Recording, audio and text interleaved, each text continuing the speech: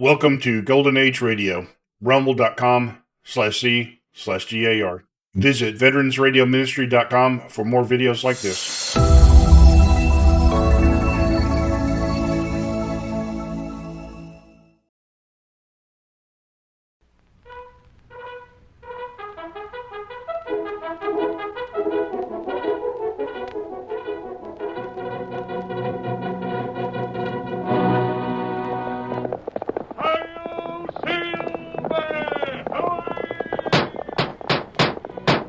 A fiery horse with the speed of light, a cloud of dust, and a hearty hi-yo silver, the Lone Ranger.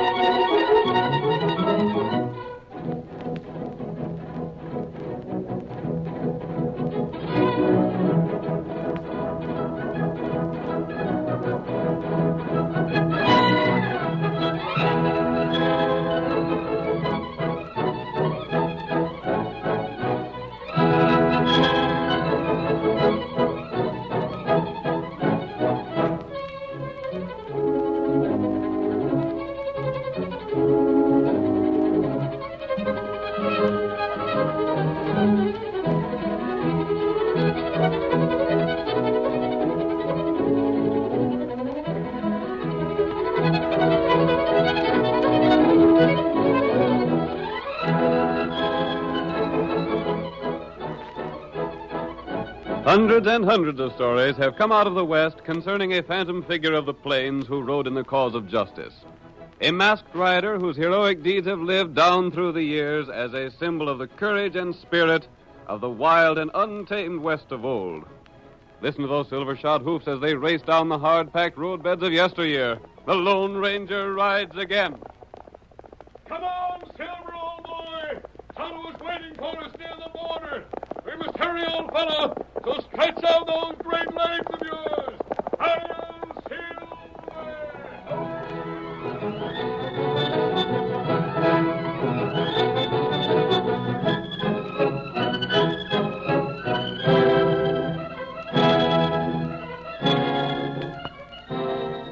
Liquor smuggling had become a serious problem to the Border Patrol. The smugglers were too cunning to be captured, and though illegal liquor was known to be sold in the States, the source of supply could not be discovered. The first act of tonight's Lone Ranger drama opens in a cafe whose owner was suspected of doing business with the smugglers. Steve Brady, a member of the Border Patrol sent to investigate, is standing against the bar. I'm told you was asking for me personally, stranger. That's right. Your name's Birkin, isn't it? Yep, You own this place? that's right. This ain't a bad grade of liquor you're selling here. Best I can get. I got something to tell you about that, Berkman. Suppose you step down to the end of the bar here where folks won't hear us talk. You're downright mysterious acting. What's it about? This way, so I can talk to you without 3 foot of bar between us. All right, start talking. Where are you from and what's on your mind? Where I'm from ain't of special interest. But if you feel something poking into your stomach hard, it's the muzzle of a 6-gun. What's the big idea? Stick up? No, 'tain't a stick-up, Flint. You're coming with me for questioning. What do you mean? Reckon you know what I mean. The liquor you're selling here has been brought over from south of the border. I don't know where it comes from. I ain't the man to tell that to, Flint. You gotta tell it to my bosses. I was ordered to come here, find out what brands of liquor you sold, and bring you in. What the... The dirty rats. Who fired that shot? Close the doors of this place and don't let no one out. The shot came from the door. We didn't see who fired it, but it's a cinch he's not here now. Yeah, it come from outside someplace, mister. Keep away from those doors. All of you. You can't order us around that way. I'm sheriff here, and if there's any orders to be given, I'll give them, stranger. I'm giving the orders, Sheriff. My name is Brady, of the Border Patrol. Brady? Border Patrol? You're another one of them critters that come up here to find out where smuggled liquor's coming from, huh? That's right, Sheriff. This makes 2 men shot before they could tell. When we find the rats that are smuggling contraband liquor from the other side of the border, There's 2 murders for them to account for. You're making a mistake, Brady, keeping folks inside here. Yes? I was with the boys right here by the door. I swear the shot come from outside. Whoever fired it is a darn good shot, then. Yeah. That was a 6-gun killed Flint Berkman, and it drilled him perfect. Whoever fired it is plenty far from here by now. All the deputies report for duty. We're organizing a posse right away. We'll get the coyote. Now, hold on. Don't interfere with the law, Brady. Read the rules and regulations of the Border Patrol, and you will find you're overstepping your authority and interfering with justice if you hinder us in searching for the killer of Flint Berkman. That's right. We're going out. But Come on, stand aside. We're leaving here, and we're hunting for the killer of our pard. Come on, boys.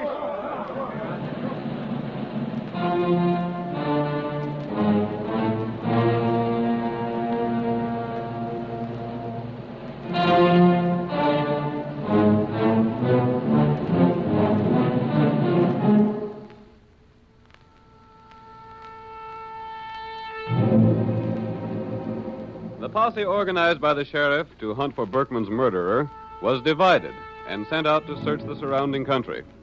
The sheriff and a few of his deputies rode out together. After a night of riding, they came upon a lone camper known as Cactus Pete. Whoa there, boy. Keep your hands above your shoulders, mister. What's this mean? It means we're hunting a killer. But doggone, mister, I ain't no killer. I'm Cactus Pete. I don't care who you are. Where you from? Shucks, I ain't from no place in particular.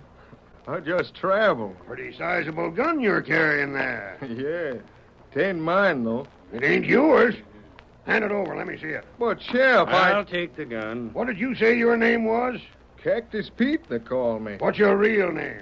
Pete Hawkins. Initials on this gun is T.W. That don't sound like Pete Hawkins to me. I told you the gun wasn't mine. Where'd you get it? Oh, drat it, if you're suspecting me of murder, you wouldn't believe me if I told you where I got it.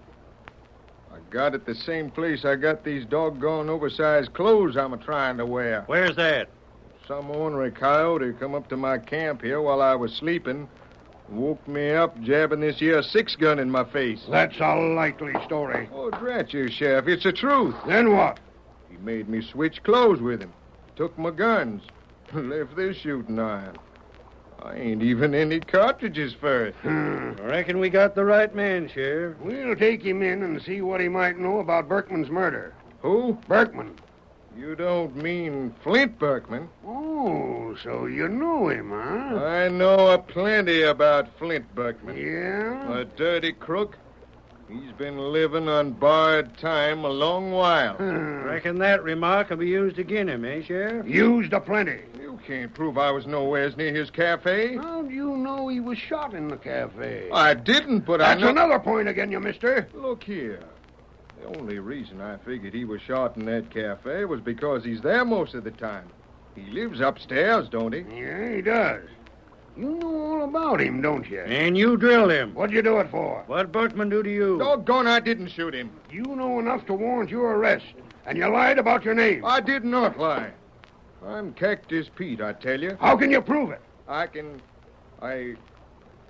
Gosh, What proof you got that your name's Pete Hawkins? Sheriff, I reckon I ain't got no proof. Maybe you better take me to the jail, see what happens.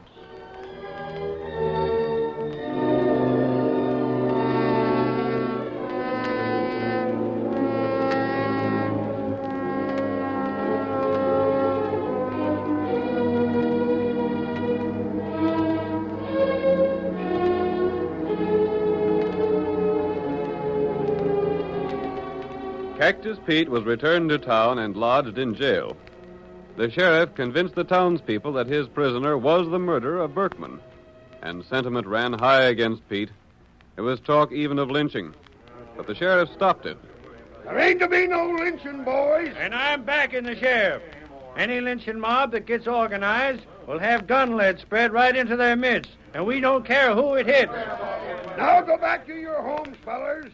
The law will take care of this matter. Sheriff's right, fellas. Come on, let's get back. Well, I reckon there won't be no more lynch talk. You reckon not, Sheriff. That's a blame good thing. We have a lynching down here. It's a black mark again you. Yeah. And we'd likely have the U.S. Marshal down here, along with a lot of them Border Patrol men. And that'd be a reflection on the way we handle law and order. Now stick on guard here. I sure will, Sheriff. I'm heading for home. It's been a busy day.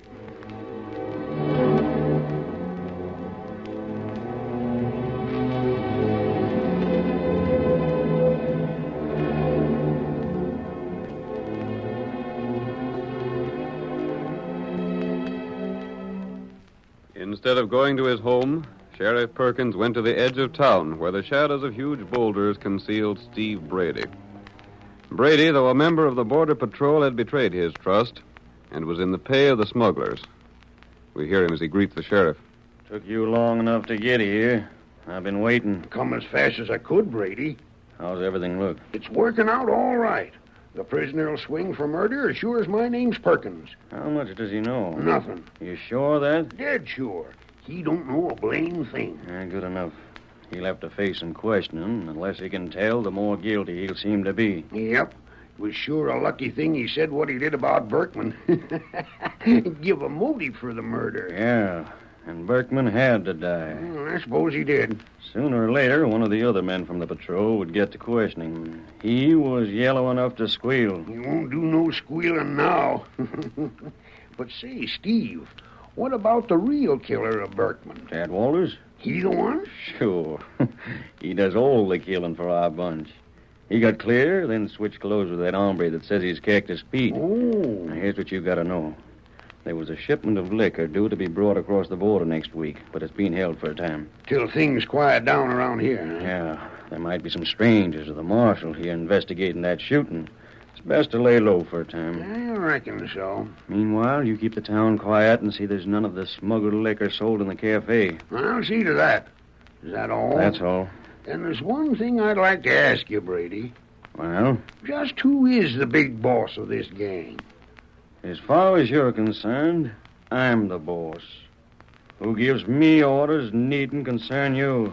I savvy. You just tend your job and see that the prisoner pays for the murder. Then the shooting's cleared up and there won't be no more heard from it. You leaving this section now? Not till after I've questioned the prisoner. I'll do that in the morning. Uh-huh. I gotta make a show of doing my duty as one of the Border Patrol. You'll be seeing me around tomorrow.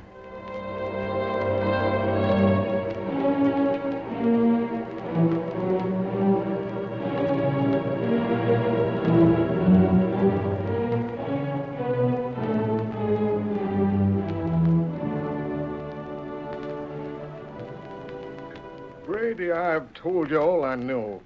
And every word I said is the truth. Your story don't hold water. It's as full of holes as a sieve. I can't help it if it don't sound true. Pete, or whatever your name is, you admit knowing there's been smuggling going on. Everyone knows it. Oh, so you admit that. Yeah. And you was afraid Berkman would tell the names of those he bought liquor from, so you drilled him. That ain't true. Then why did you hate him so? Because he sold that liquor. He and all the rats that work with him didn't give a hang about the folks around here. All they cared about was selling liquor that had been smuggled in. They didn't care how rotten that liquor was. They didn't care how many families they wrecked with it. They sold it to whoever'd buy it. It didn't matter if they was white men or Indians. You seem to know a lot about it. Look here, Brady. Don't the way I feel about it show you I wouldn't have no hand in it? Makes me think you're a pretty good actor, that's what it does. If I could give you any help, I'd do it. Even if it meant I'd hang. I'd most be willing to be proved one of the gang. If by so doing, it'd wipe the rest of him out. Pretty brave speeches, but they ain't gonna save you from the noose. There ain't but one thing that'd save your neck. Well? Name the rest of the men that are in the gang. Oh, I can't do it because I ain't in the gang. I don't know 'em. The gang's too clever for the law. There ain't but one power on earth I know of could clean them rats out. And what might that be? Well, I mean the Lone Ranger. I don't know how he'd do it, but he sure as thunder would do it. If only the Lone Ranger knowed.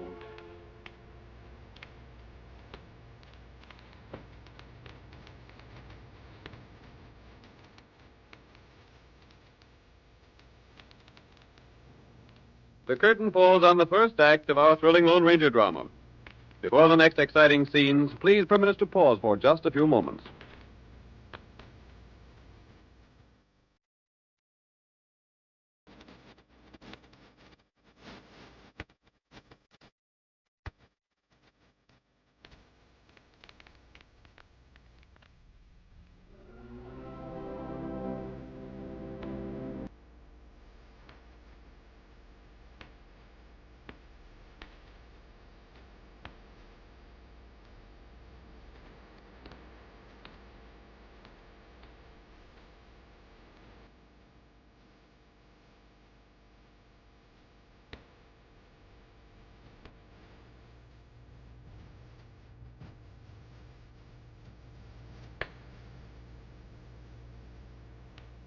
Now on with our story.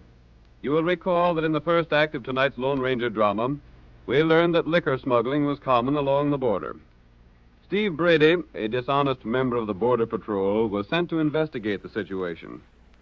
While he questioned Flint Berkman, who was suspected of selling illegal liquor, the cafe owner was shot and killed. The sheriff, another member of the smuggling gang, arrested Cactus Pete for the murder, though completely aware of his innocence.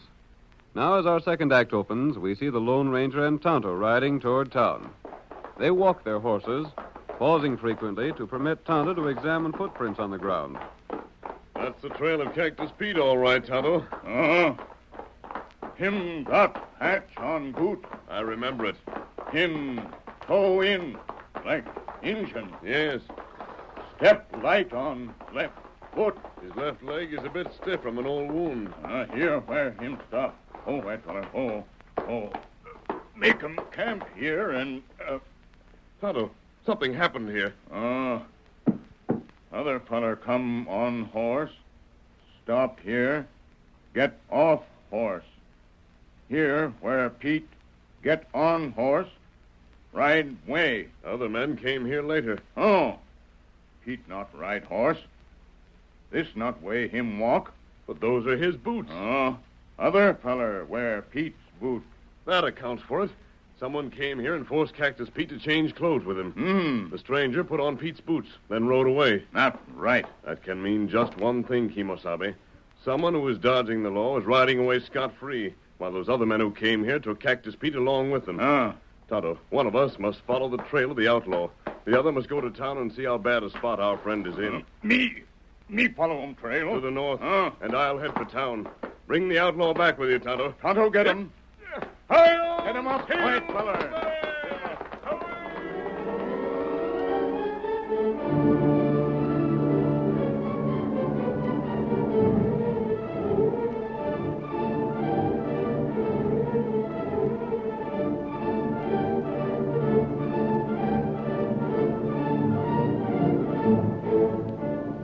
Cactus Pete, held in jail awaiting trial, could see no hope for himself. He knew that Brady and the sheriff were determined to have him convicted as the murderer of Berkman. He knew also that the townspeople believed him guilty. Throughout the long hours of darkness, Pete had heard the steady footsteps of a guard as he paced back and forth outside. Ain't but one man alive can help me. He'd know I wasn't guilty. He'd believe me. There ain't no telling where he's at. If only someone would believe my story. I might get out and hunt for the real killer, but they won't as long as they're so sure I'm guilty. Wish I could get to sleep. Rat it. I'll need all my thinking for the trial.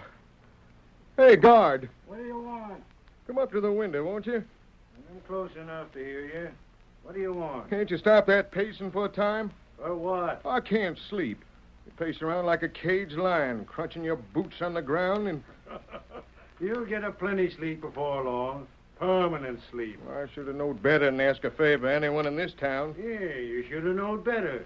Killers ain't privileged to ask no favors. Ain't there anyone alive believes my story? No. Yes, there is. What? Quiet, guard. Take that gun out of my back. I said keep quiet. It can't be. That voice. Mister, is it you? Take it easy, Pete.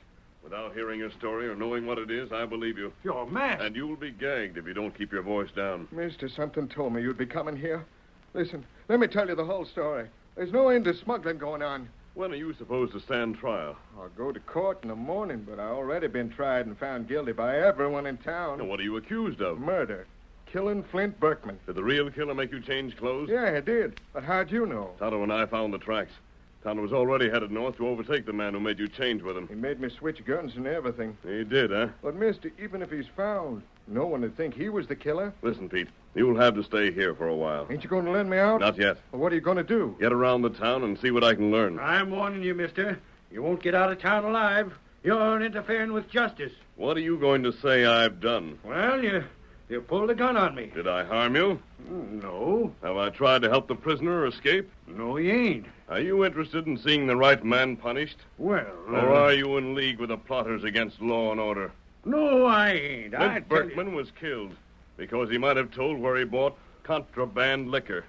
Yeah, I know. By finding the real murderer, we'll find the key to the liquor smuggling. But that man in the calaboose... You heard what I said about reading the signs of the trail? Yeah. Why didn't the lawmen see what was so obvious? Huh? Is it because the lawmen themselves are in league with the smugglers? Pete. Yeah, mister? Who found you? Well, there was Sheriff Perkins and this here guard and a couple others. You? Yeah, I was along. And you're going to tell me the truth. But I tell you... Did the sheriff bother to examine the tracks? No, they didn't seem to be no need of it. Not even when Pete Hawkins told his story? No. Mister, the sheriff and Steve Brady are the... Who is Steve Brady? Well, he's from the Border Patrol. He was about to question Flint Berkman when Flint was shot. The Border Patrol? Yeah. I met some men from the patrol. That's how I knew all about the smuggling that's been going on. Hold on, mister. Well? Look here. I'm as set again the smuggling as any man can be. If that Sheriff Perkins is in cahoots with the smugglers and framing this man... Wait. This guard, the sheriff, Steve Brady, deputies. Pete, I have an idea. Yeah? I have a long ride before morning. But, Pete, don't lose your courage. Keep your chin up. Here, Silver. With you on my side, mister, I ain't worrying a doggone bit. Yep. Hi-yo, Silver!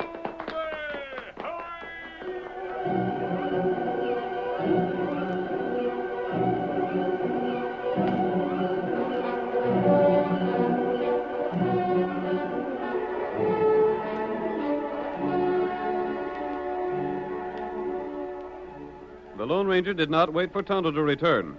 Instead, the masked man determined to act at once. He rode swiftly from the jail to the cafe. There, under cover of darkness, he spoke to two men standing outside. I'm looking for the home of Sheriff Perkins. Last house on this side of the road. I must also find each of the deputies and the border patrolman, Steve Brady.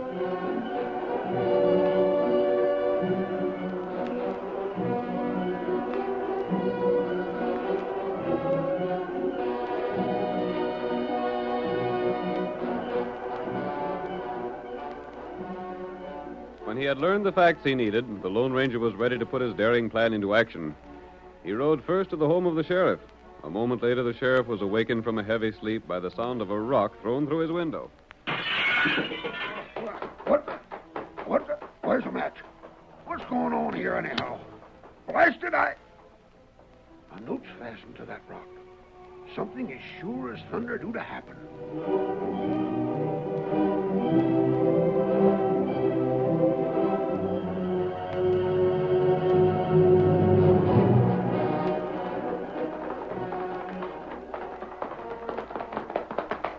Here's where one of the deputies lives, Silver, old boy.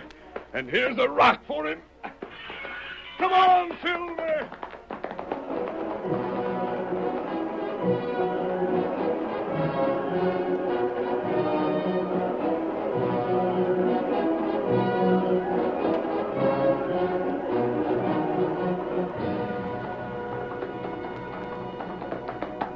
Here's the home of another of the men who arrested Cactus Pete. Hi-yo, Silver! Now for the camp of Steve Brady!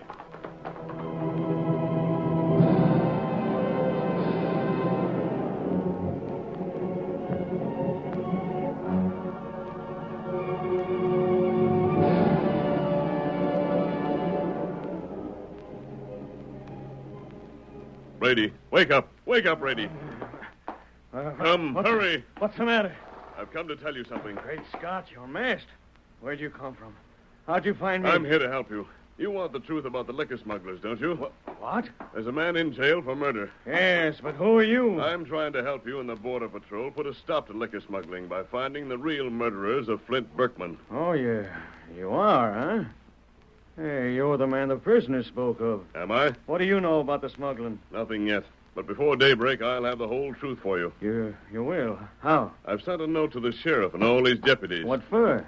Brady, now listen so you'll understand the plan. Yeah. I know the sheriff and some of his men are working hand in glove with the smugglers. You know that? Yes.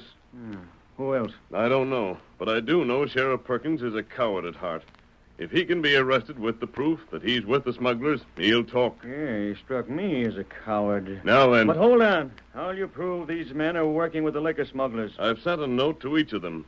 The note is worded in such a way that if they are in with the smugglers, they'll go to a meeting place at daybreak. Oh. But if they're not, they'll not know what the note means. I savvy. Those that go to the meeting place will prove themselves guilty. Yes, and the United States Marshal and your Border Patrol will be there to get them. Time to go get my parts of the patrol, huh? No, I ain't? I'll take care of them. You go directly to the meeting place. Where is it? The old arroyo, near the dead cedar. There are good places to hide on the side of the arroyo. Where'll you be between now and then? Riding. For the Border Patrol, huh?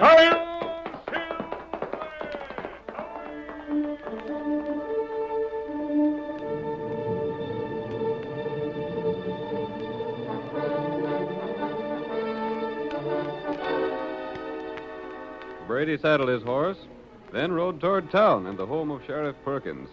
There he dismounted and shortly afterwards pounded on the lawman's door, waking the sheriff for the second time that night. Hey, Dad, rat it all. Can a man get sleep when he's got to get up before daybreak? Oh. Who's there? Perkins, open up. That you, Brady? Hey, open up quick. I gotta see you. What are you doing here? Now come in and shut the door. I'm glad you come. I wanted to see you.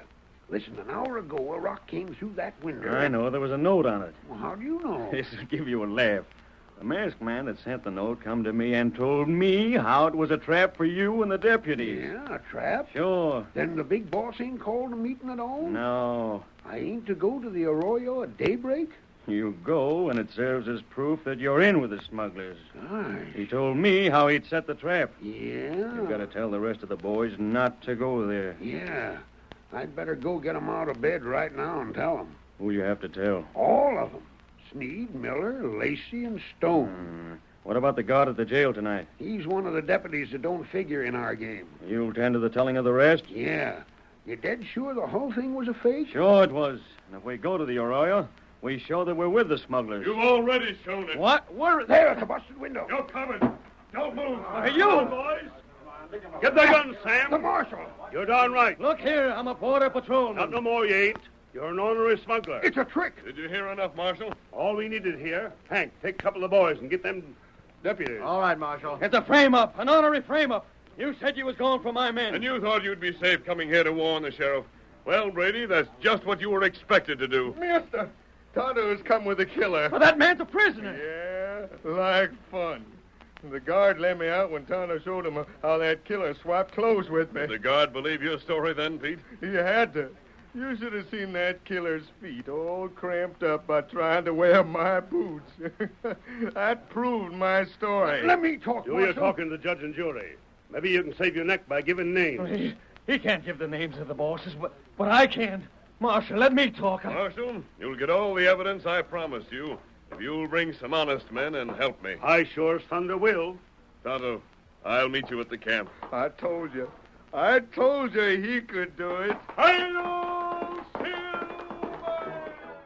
Welcome to Golden Age Radio, rumble.com/C/GAR. Visit veteransradioministry.com for more videos like this.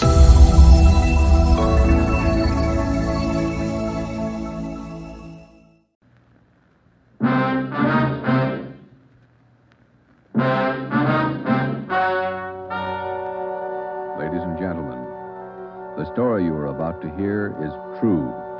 Only the names have been changed to protect the innocent. NBC brings you Dragnet.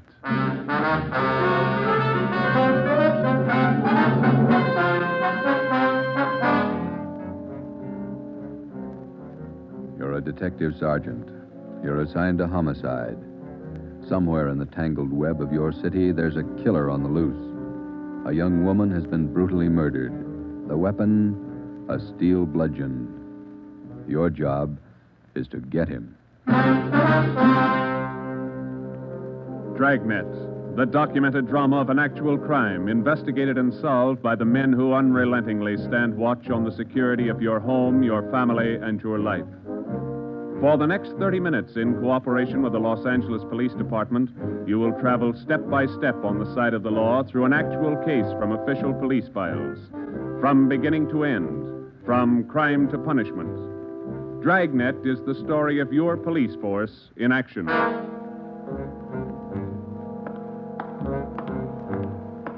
It was Thursday, March 19th.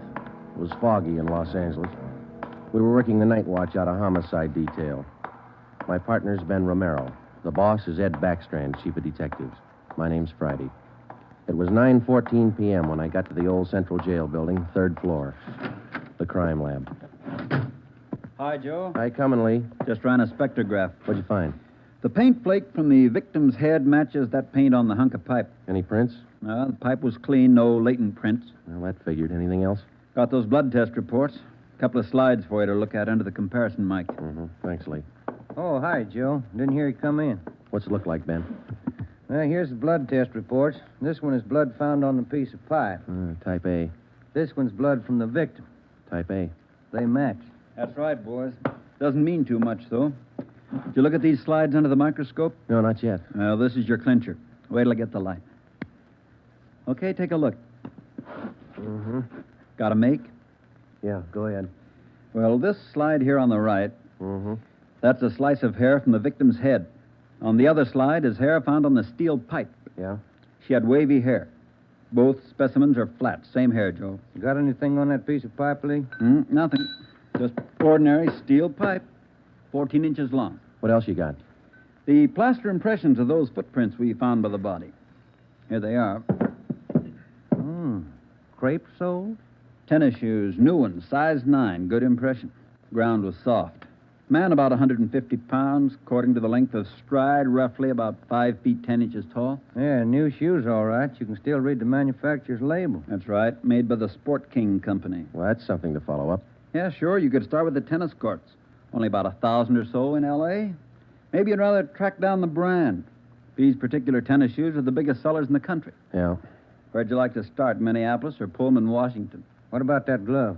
Yeah, you might look for a missing glove. Yeah. They go well with the shoes, just about as common.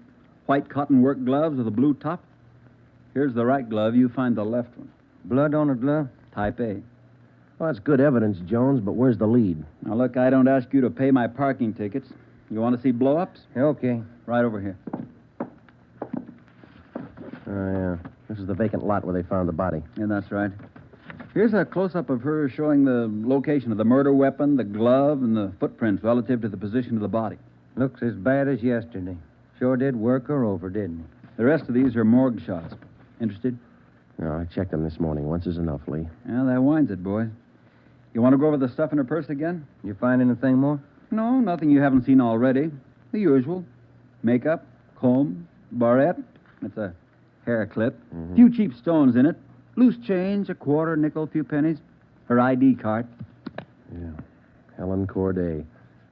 33 Naomi Place. Age 21.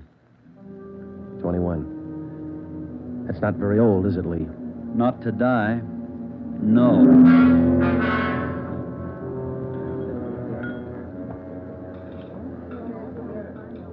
Helen Corday. Who could kill Helen Corday? Why? Why do you say that, Mr. Meyer? People kill for money. They kill for love. Helen Corday had none of these. No boyfriend? Not in here. No, she was a good worker.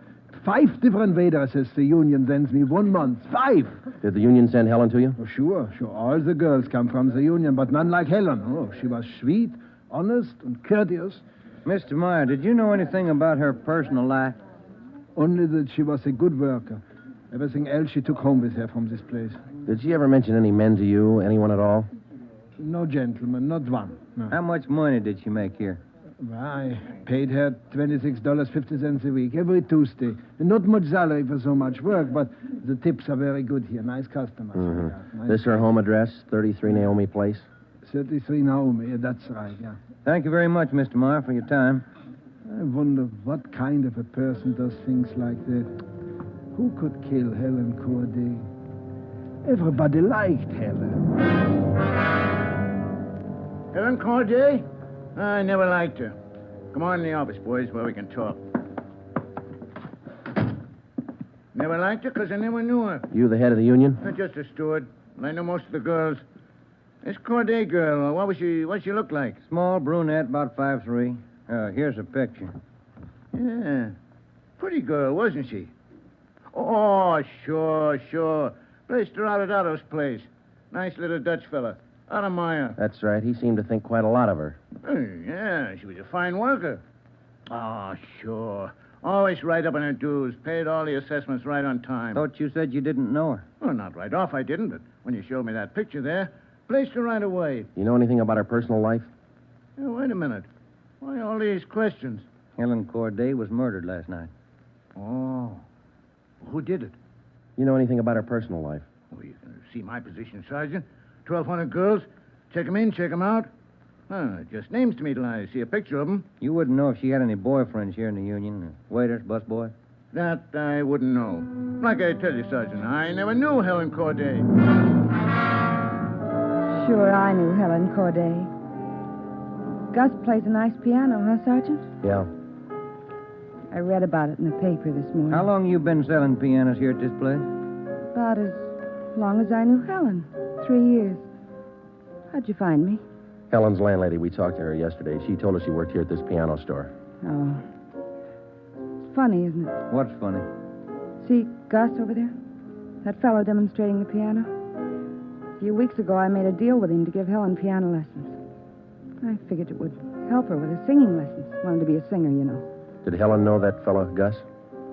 No, she never met him. Who gave her the singing lessons, Miss Olson? She took from Ostrander. Paul Ostrander out on Melrose. A lot of movie people used to take from him. What do you know about her personal life? How do you mean? Does she have any boyfriends? Well, yes. You don't seem sure, Miss Olson. Well, it's just that I don't know. I never asked Helen, but she did have a few dates with Paul Ostrander. I don't think she was serious. How about Ostrander? Gee, I don't know, Sergeant. I don't want to involve anybody. You want to help us find the killer, don't you? Yes, but if you're thinking Paul Ostrander did it, no, I'm sure he didn't kill her.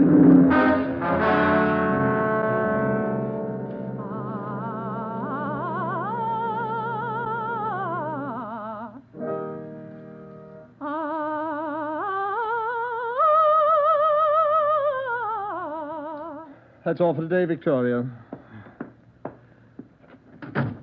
No, gentlemen. I did not kill Helen Corday.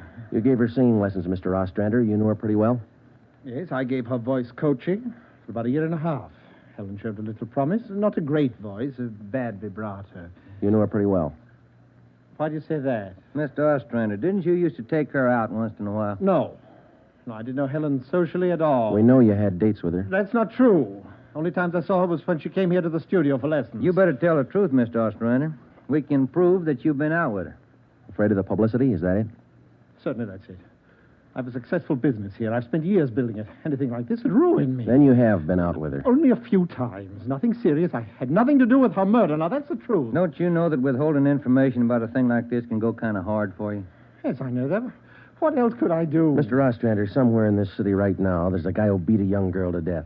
He crushed her skull with a piece of steel pipe. We need every bit of information we can get to track him down. I know that, Sergeant. You could have come to us. We wouldn't run to the newspapers with it. If the information's confidential, that's the way we treat it. Most of the time, it's the people who run to the newspapers first. Then they come to us. That's right, Mr. Ostrander. People are their own press agents. Sergeant, I'd like to know what right you have to invade my privacy and lecture me on my civic duty. All right, I'll tell you what right, Ostrander. We want the man who murdered Helen Corday. I got as much right as he had at 12:14 this morning. Come on, Joe. Yeah. Thanks, Mr. Ostrander. Sorry if I invaded your privacy.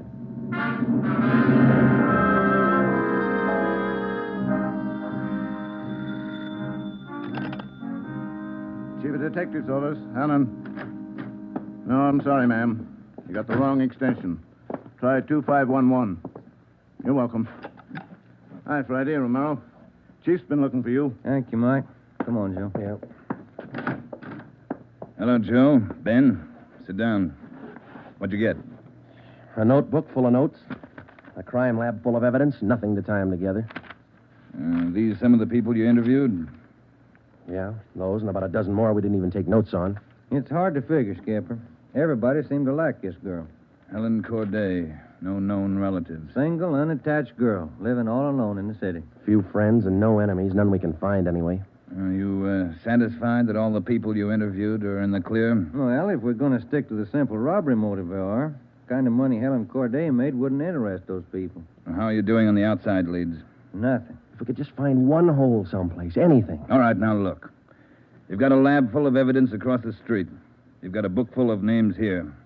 You've got the pieces. Now fit them together. They just don't add. Well, go over them and keep going over them until they do add. Anything from the informants? No, nothing so far. No tips on anybody that's been dough-heavy lately. Nobody shooting off their mouth. The guy we want won't advertise. Figures himself a pretty smooth operator. But he probably made a mistake somewhere along the line. We'll find it. Got a hot shot, Ed. Yeah? 3220 Casino. Woman, probable attack. All right, Friday. You and Ben run it down. We ran down the hot shot call for 3220 Casino. Turned out to be a typical dead-end lead. Her name was Mrs. Lillian Horn. For the past 5 years, Mr. Horn had been paid regularly on Wednesdays. He spent all day Thursday drinking up his paycheck and beating his wife. The call had no connection with the Corday murder. We made the usual call into communications. Unit 80K to Control 1, 80K to Control 1. Control 1 to 80K, go ahead. On that probable attack, 3220 Casino, code 4. 80K, roger. 80K to Control 1, KMA 367. That was the beginning. For the next 3 days, we followed up every lead and every call, but they were all blind. All units were alerted, and they had as much information on the killer of Helen Corday as we did. Ben and I cruised throughout the entire Central Division. We covered every probable call that might have some connection with the murder. Attention, Unit 41R. 1654 Swanson Terrace, a woman, victim of probable attack, code 3. Unit 41R. It didn't make any difference what the call was. If there was a possibility it might tie in with the Corday murder, we ran it down. We made it a 24-hour job. So far, if the killer made a mistake, we hadn't been able to find it. The Corday funeral was on Monday. They were all there. The girl's landlady, the voice teacher Ostrander, the girlfriend Marie Olson, the man from the union, and her boss Otto Meyer. But nobody else we hadn't checked. That was Monday afternoon. Monday night, we went back to the old routine, tracking calls during the night in the squad car, picking up small threads that led nowhere. 3 more days of the same thing. Thursday morning, 1 week after we found Helen Corday's body, we got an anonymous phone tip. I know who killed Helen Corday. His name's George Barlow. He lives at 418 White Oak Avenue. He used to date her up all the time. Get him and you've got the murderer. We checked George Barlow and about 10 others just like him. None of them knew Helen Corday. Saturday night, Ben and I were back in the squad car cruising the Central Division. Saturday night's a good night for robbery. By 10 p.m., we'd run down 4 various calls. 123, code 1. 123, roger. 12G, call your station. Unit 13R, 1254 Tower Road. A woman screaming. Investigate the trouble. Code 2. Let's handle that one, Ben. Yeah, okay. I'll notify communications. Unit 80K to Control 1. 80K to Control 1. Control 1 to Unit 80K, go ahead. On your 1254 Tower Road call, we're in the vicinity. We will handle. 80K, roger. 80K to Control 1, KMA 367. Let's go, Ben. Control 1 to 13R. Disregard your last call. Handled by 80K. Yeah, it should be right about here. Oh, here it is. 1254. That man who tried to kill me is running down the street there. Where? He's getting to that corner street. He tried to kill me. Come on. Where'd he go, Joe? Turn right at the next corner. That's him up ahead. He's got a good lead on us. Hit the siren. He's gaining, Joe. Took a left at the next corner. he isn't going to stop. Close in as tight as you can, Ben. Down to the floor now. Swing out to the left a little. I'm going for his tires. Right. All right, that'll slow him down. Pull up on him. Yeah. All right, you. Keep both hands on that wheel and get over to the curb. Cover me, Joe. Right. Out of that car, mister. Shake him down. Hey, take it easy, will you? I haven't got a gun. Put the cuffs on him. Hey, well, you boys work fast. What am I do with the gas chamber? Just save that, mister. It's pretty rough treatment for speeding. All right, come on, you. Look, I got a right to know where you're taking me. What's the charge? We'll let the girl tell you. What girl? You just sit there and be quiet, huh? Oh, I know where you're going. The place back on Tower Road. Well, I asked to use the phone. The girl slammed the door in my face. I don't know what you cops are trying to prove. I just wanted to use the phone, that's all. I even tried to scare her a little. I told her I'd hit her over the head if she didn't let me use the phone. It's a laugh, huh? All right, you, get out. Yeah, I suppose so. Get out. Hey. I got nothing to hide. That little girl's gonna lie. You know that, don't you? Who's there? Police officers. It's the man. That's him. He tried to kill me. His full name's Frank Philip Larson, Ed. No previous record. This the girl's report? Yeah, that's it, Skipper. Judy Scott. How old is she? He's 19. She's a babysitter. Real tough boy, isn't he? Forced his way into the house, beat her about the neck and arms. A tire iron. We found it in his car. Jones is running it through the crime lab. Asked her if she had any money. She told him no. Struck her again.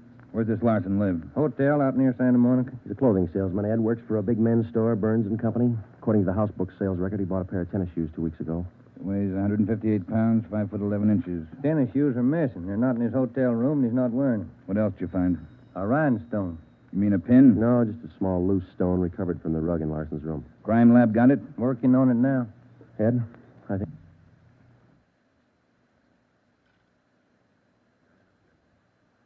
We got the man who killed Helen Corday. A few scraps of circumstantial evidence and a hunch. That's not much to go on. Larson had gone after the little Scott girl with a tire iron. Wasn't much of a tie-in, but we had to be sure. All that day, we checked Frank Larson's alibi for the night of Helen Corday's murder. We interviewed the personnel manager at Burns and Company where he worked.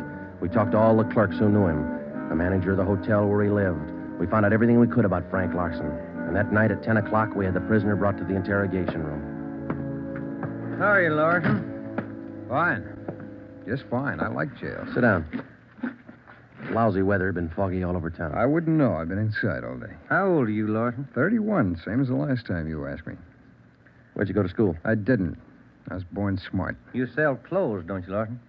We know you work for Burns and Company. Remember, you told us. What is all this? What are you guys trying to build? Just want to know if you like selling clothes. That's all. What do you coppers know about clothes? One blue serge a year is your speed. You know quite a bit about clothes, don't you? I've been selling them for 5 years. Can you tell me something I've been wondering about? What's that? Are your socks and tie always supposed to match? That's what the style books say. Bet you always know the right things to wear, don't you? You wouldn't wear black shoes with a brown suit, would you? Is that what you're keeping me here for? Style, isn't it? Oh, would you? Would you wear black shoes with a brown suit? Most people wouldn't. Bet you wouldn't wear brown shoes with a tuxedo either. I've been smoking too much. You got a glass of water? Oh, yeah, sure.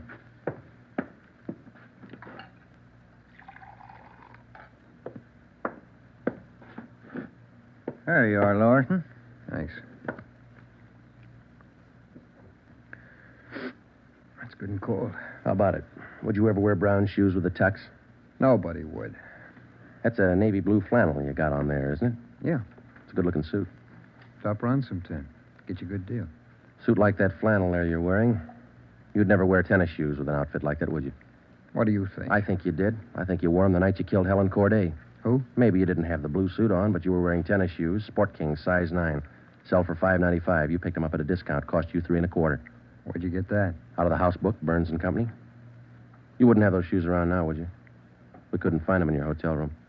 Your boss, Mr. Craig, used to think a lot of you, Larson. Before you started drinking on the job, your commissions used to run pretty high up the last couple of months. What happened? That cheap rye get to you? Well, you two really nosed around, didn't you? When are you going to tell me what I eat for breakfast? Cornflakes, cup of coffee, donut, sometimes 2 donuts when you're hungry. Elsie waits on you at the Royal Cafe. She gets a dime tip. Can I have some more of that water? Help yourself, there's a cooler. They're good and cold. How about it, Larson? Where are the tennis shoes? They wore out. In 3 weeks? Can't be very good tennis shoes. Oh, they didn't wear out. What'd you do with them? You know all the answers. You figure it out. We know you bought the tennis shoes. We don't know where they are now. We know you had them, size 9. 3 feet from the body of Helen Corday, we found 2 size 9 footprints made by a pair of Sport King tennis shoes. We figured the man weighed about 150 pounds. You weigh 158. Figured he's about 5'10". You're 5'11". You come awful close to being the same build as the man who killed Helen Corday, don't you, Larson? And you wear the same size tennis shoes, same brand name. A lot of people wear 9s. It's the average size. They sell a lot of Sport Kings, too. Everybody wears them. If we could find your pair, might make a difference. Doesn't mean your tennis shoes made the prints by the body. Doesn't prove it didn't, neither. What'd you do with them, Larson? I threw them away. That's too bad. Might make a difference. No, what difference could it make? I threw them away, that's all. Now, how about the mate to this glove? I never saw it before. Found this right-hand glove by the body of Helen Corday. Just an ordinary cotton work glove. Everybody wears them. If we could find the missing left glove, why, it might make a difference. Size medium. That's average, too, isn't it, Larson? I never saw work gloves. I wouldn't know. No, but you bought work gloves, haven't you? Not a pair of those. I mean like this, don't you? We only got one. What kind of work gloves did you buy? I didn't buy any. You just said you did. I never said I bought any work gloves. You bought tennis shoes, though, didn't you? I told you I bought the tennis shoes. Didn't I tell you I bought them? No, you didn't tell us. We told you. Found out from Burns & Company where you work. All right, you told me. I bought them. You know that. Same kind of tennis shoes that made footprints by Helen Corday's butt. It wasn't me. Then why won't you tell us what you did with these I've shoes? already told you I threw them away. They were only 3 weeks old. Must have worn out awful fast. I didn't say they wore out. They got too dirty. No, you told us they wore out. Remember, Larson? I don't remember what I told you, but I don't have them now. We know you don't have them now. Where are they? He told us. They got too dirty. Right, Larson? Yes. Yes, that's what I said. Anyhow, you haven't got them now. No, I haven't got them now. All right, now, just for the record, Larson, which was it? Did they get too dirty or did they wear out? Whatever I said before. You said both before, Larson. All right, I said both. You haven't got anything on me. We got that little Scott girl statement from last night. She says you tried to kill her. She's lying. I told you she'd lie, didn't I? I only wanted to use the phone. She says you hit her with a tire iron. Did you hit her with that iron? No, I only tried to scare her. I didn't hit her with anything. Then how'd you get those marks around her neck and arm? Police doctor says they were made by that tire iron. I don't care what your doctor says. I didn't hurt her. Now, what do you mean, Larson? You didn't hurt her or you didn't hit her with that tire Neither iron? one. I just wanted to use her phone. How'd you know she had a phone? I didn't know if she had a phone. I just went up to find out. To find out what? To find out if I could use her phone. Thought you said you didn't know if she had a phone. I don't know anything the way you twist everything around. Sorry, Larson. We only want the truth. How about a cigarette? Yeah, I could use one. Here's the light. Larson, where were you Wednesday night, March 18th? How many times you going to ask me that same question? Just want to make sure we got it right. I told you this morning. I went to a show. I got out about 11, had a beer, and I went home. What time did you get home? About 11:30. Did you stay home? I went to bed. What'd you see at the show? I never remember the names. You ought to try to remember this, and it's pretty important. Oh, it was a deluxe theater. It was Spencer Tracy and something. What was on when you walked in? The news. I never go in the middle of a picture. Neither do I. Spoils them for me. Yeah, that's right. The girl in the box office doesn't remember seeing you go in. What'd she know? It was Keno night. There was a big crowd. Did you win anything? I never do. Anybody hit the jackpot? I don't remember. They give away a lot of money at those neighborhood theaters. I always remember who hits the jackpot. Well, all right, you do. I don't. Do you remember if anybody won the jackpot? I told you, no. Did they have a jackpot at that show? I guess they do. I don't know. You knew it was Keno night. You should know if they had a jackpot. Maybe they had a jackpot. I don't know. I went out for a smoke. You said the cartoon was on when you walked in. Why do you always twist what I say? I told you the news was on when I went in. You remember anything about the newsreel? It was 10 days ago. How do I know it was in it? I only know it was a newsreel, that's all. You're lying, Larson. We checked your alibi. The manager of the theater had to cut the newsreel Wednesday night because the show was running long with Keno night. You didn't go to the show Wednesday night, did you? All right, maybe I didn't. I don't remember. What's the difference? The difference is you could have been in that vacant lot the same night, the night Helen Corday was murdered. I didn't kill her. You can't prove I did. Interrogation room, Friday. Hiya, Jones. It did, huh? You're positive.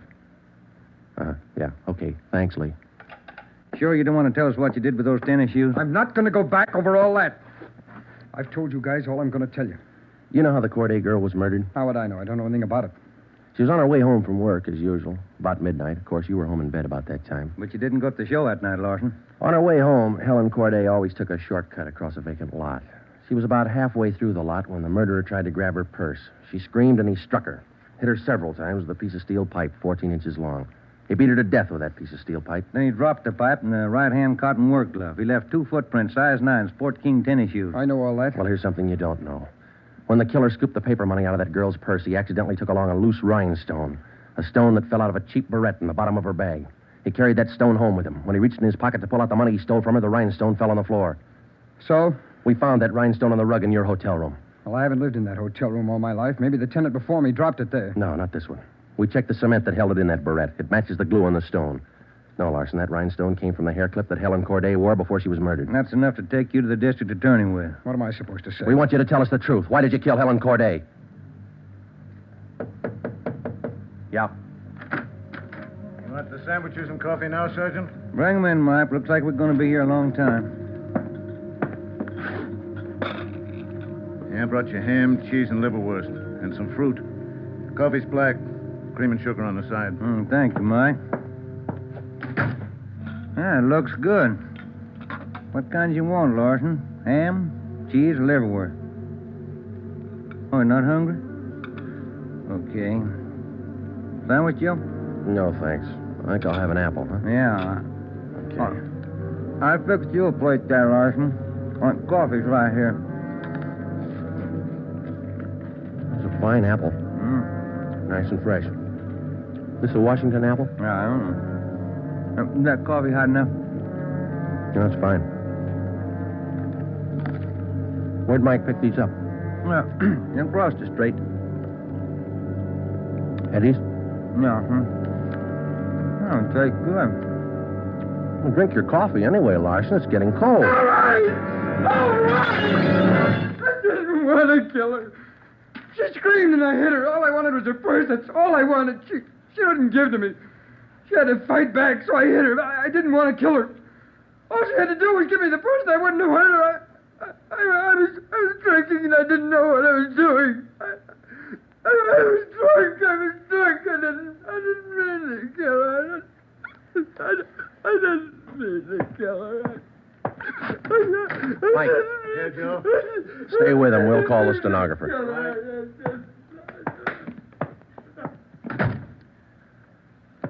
See you tomorrow, Joe. Good night. Yeah. Sour racket, huh?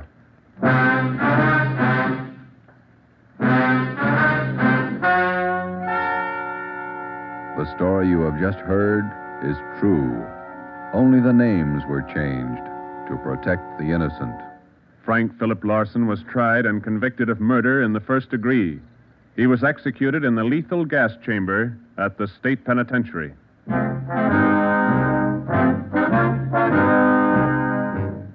You have just heard the fifth in a new series of authentic cases from official files.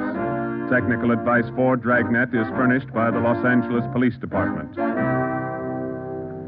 Tonight's program is dedicated to Police Officer Charles A. Brady of the Chicago, Illinois Police Department, who on the night of September 2nd, 1945, gave his life so that yours might be more secure.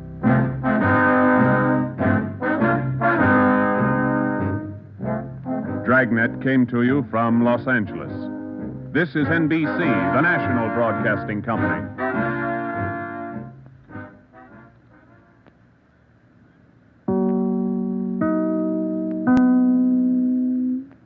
Welcome to Golden Age Radio, rumble.com/C/GAR. Visit veteransradioministry.com for more videos like this.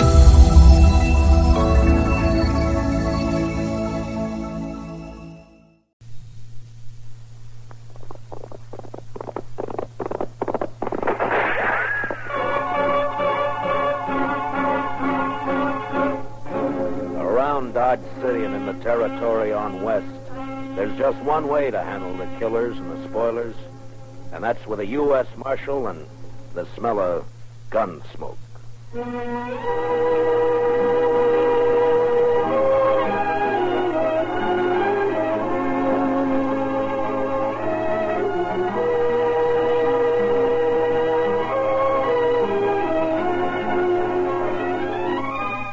Gunsmoke, starring William Conrad. The story of the violence that moved west with young America. The story of a man who moved with it.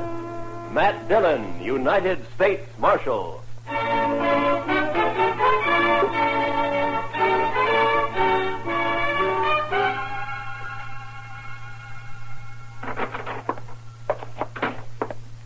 Well, Chester? It's another one, Mr. Dillon. Laying near his wagon. The horse was still hitched and was grazing. Another stabbing? Yes, sir, Mr. Dillon. 2 buffalo hunters found him early this morning on the road leading out to Cimarron Crossing. We just brought him back. Who was he? His name was Jones. Les Jones. Been in town a couple of days buying supplies and food. Where'd he come from? Well, some of the boys told me he's got a little farm on up the Arkansas piece. Got a wife, too. Pretty little thing, they tell me. Yeah. You know anything more about him? He was at Tab Slade's saloon last night playing faro. Drunk? Oh, we'd had a belt or two, but not drunk. Did all right at the faro table. He pretty much had $2,000. $3,000 and a widow woman on the Arkansas River. Beg pardon, Mr. Dillon? Yeah, nothing, Chester. The money's gone, of course. Yes, sir. Ask Doc to come down when he can, will you, Chester? Right. Doc, come down a minute. Mr. Dillon wants you. Coming. I'm coming. Did Jones have a gun on him, Chester? We found a sharp special in his spring wagon. He wasn't carrying anything on him. It's outside. You want to see it? Had it been fired? No, sir. Well, good morning, Marshal. Wanted to see me? I wanted to ask you a question, Doc. Yeah? There have been 2 stabbings in 2 months. Jones makes the 3rd. Do you think the same person killed the other 2? Well, there's no way to be sure, but from the position of the wound in the body and from the angle of the knife thrust, I'd say that the killer or killers used the same... Doc, I just wanted a simple answer. Yes, I think the same person murdered all 3 men. Yeah. Any way of telling how long Jones has been dead? Well, I'm not a Pinkerton man, but I'd say sometime after midnight. Between 3 or 4 in the morning, maybe. And I'd also say from the amount of bleeding... Okay, Doc. Chester? Yes, Mr. Get Dillon? my horse. I'm going to ride out to the Jones place. I figure Miss Jones will want to know.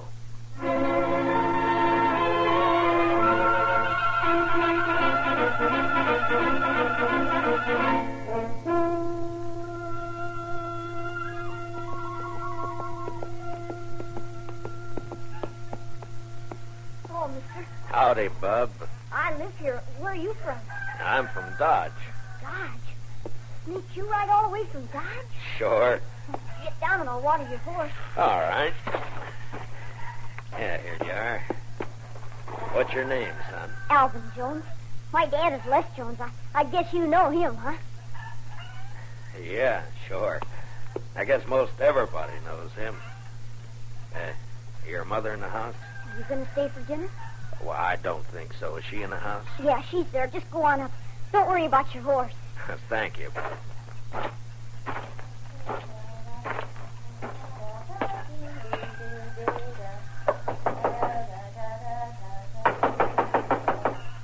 Alvin, stop that. Don't be It's not Alvin, Miss Jones. Oh, I am sorry. I thought it was my son. My name is Dillon, Miss Jones. Marshal Dillon at Dodge. Come in, Marshal. Thank you, ma'am. You care for some buttermilk? Or maybe out here men don't drink buttermilk like they do at home. Well, thank you, but nothing for me. Miss Jones, I got some unpleasantness for you. Yes?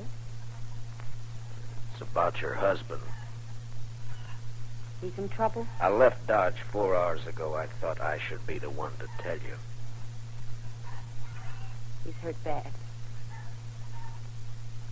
More than bad, Miss Jones.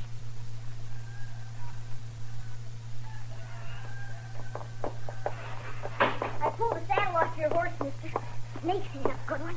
Well, thank you, son. Alvin, this is Marshal Dillon from Dodge. The marshal? Alvin, your pa won't be home for a while, the marshal says. Well, not for how long? Well, Well, not for how long, Ma? Not for quite a time, son, so you'll have to run things a while longer. Snakes, I can take care of them all, right? sure you can, Alfred. Would you stay to eat? No, thank you, ma'am. I gotta get back to Dodge. Miss Jones, could I Yes, Mr. Dillon. talk to the boy, Miss Jones? Explain it so he won't be bitter. Too many gunfighters got their start from a killing like this. I'll try, Mr. Dillon. I'll try. Good afternoon, ma'am.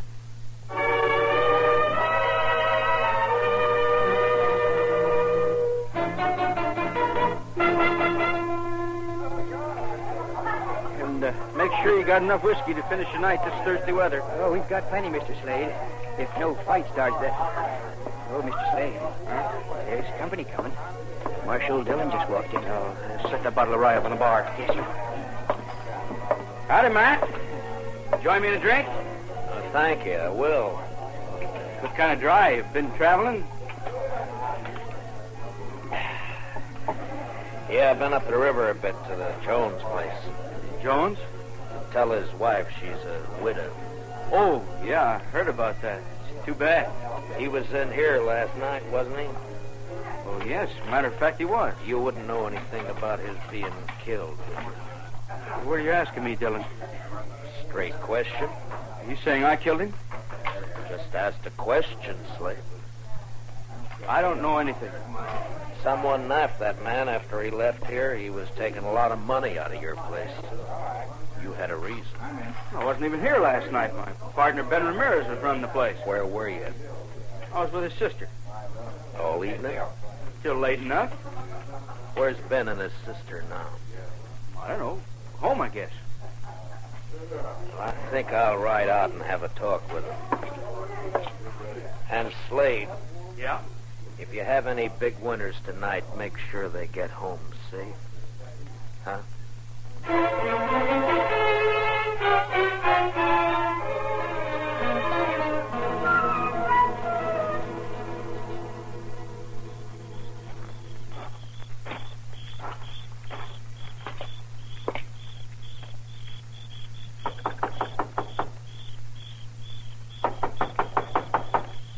There's no one there. Huh?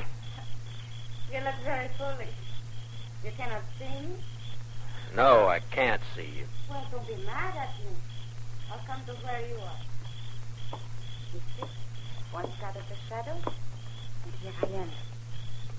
What do you want? I'm looking for Ben Ramirez. He is not at home. Or his sister. I am his sister. What's the matter? You don't believe me? Well, yes, but I thought... You thought I would be in the house? Why, when the night is so beautiful? You want to talk with me? I want to talk with your brother. But he's not here. So why not talk with me? My name's Matt Dillon. I'm Marshal of Dodge. I know. I've been wanting to meet you. Yeah, I've come on business. I like business. Talk with me. Last night, maybe after midnight, a man was killed on the river road. Killed? By a knife, stabbed in the chest. Why do you tell me this? He was carrying $3,000 he won at Slade's. And so? Tab Slade told me he spent last evening with you. He came for dinner. He often does. He thinks he loves me. Your brother, was he here? Tab Slade and Ben own the saloon together. They're partners. They think at least one should be there all the time. Ben went down after we ate. Did Slade, was he here long? Yes. He's my fiancé. So it's all right. Isn't it, Marshal? Well, that's your business, Miss Ramirez. My name is Evelita. You could call me Eve. When do you expect your brother? I don't know what my brother does. He may be home soon. He may be late. I don't know. I've seen you when I've been in town, Matt Dillon. Yeah? I don't ride in often. Slade's such a fool. He and my brother don't like me to come to town. Well, Dodge is rough, Miss Ramirez. Always he has to protect me. Men are such fools. But Matt Dillon is not so. Are you? You wouldn't keep me out of town? Well, that's not my affair, Miss Ramirez. It'd be for your brother and Tab Slade to say. Tab Slade thinks we will marry. Well, we won't. Because I don't love him. I don't love anybody. But I could. Maybe. Miss Ramirez. Don't you find me attractive? Well, yes, I'm... Oh, why don't you kiss me? Well, no, I didn't mean No.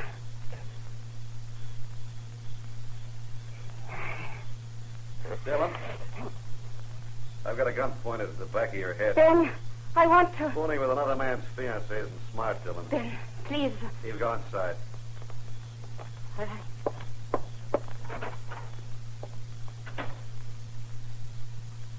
Aren't you going to say anything, Dillon? What do you want me to say, Ben? Oh, by this time, most men will be crawling. You're a hard one, Dillon. I can't fight a man who's behind me in the dark with his gun drawn.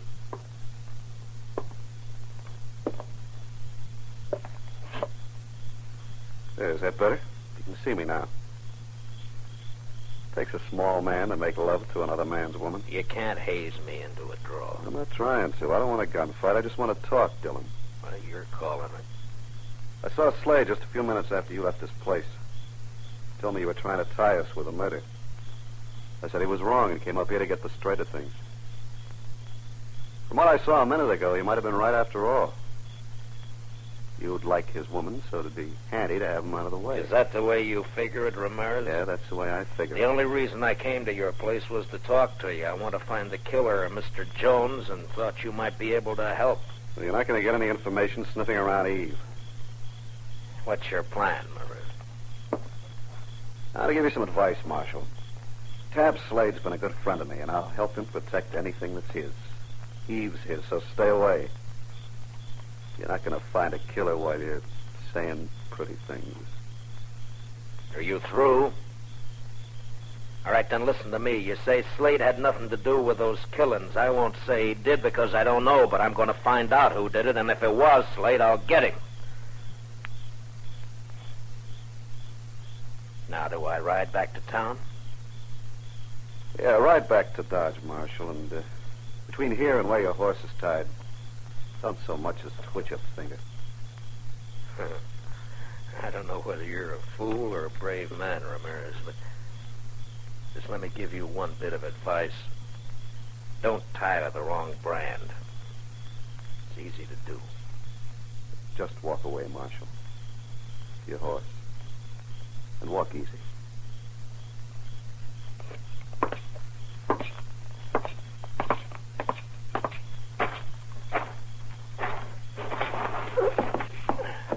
Marshal. Yeah? If you find out who killed Jones, let me know. I'll do that, Ben. I sure will.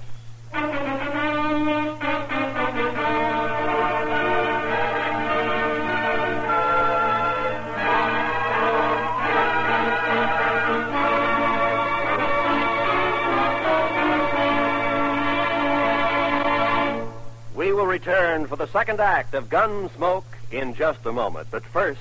Hello, I'm Kathy Lewis, the girl who plays Jane on My Friend Irma. Irma, tie this string around your finger to remind you that starting Sunday we go on the air at 9:30 p.m. instead of 6 p.m. Eastern Daylight Savings Time. All right, Jane. Good girl. Now, what's that string to remind you of? To buy some more string? That's My Friend Irma, whom you can now hear on Sundays, 9:30 p.m. Eastern Daylight Savings Time. Remember, My Friend Irma is now heard at a new later time on Sundays. Check your local schedules. Now, the second act of Gunsmoke.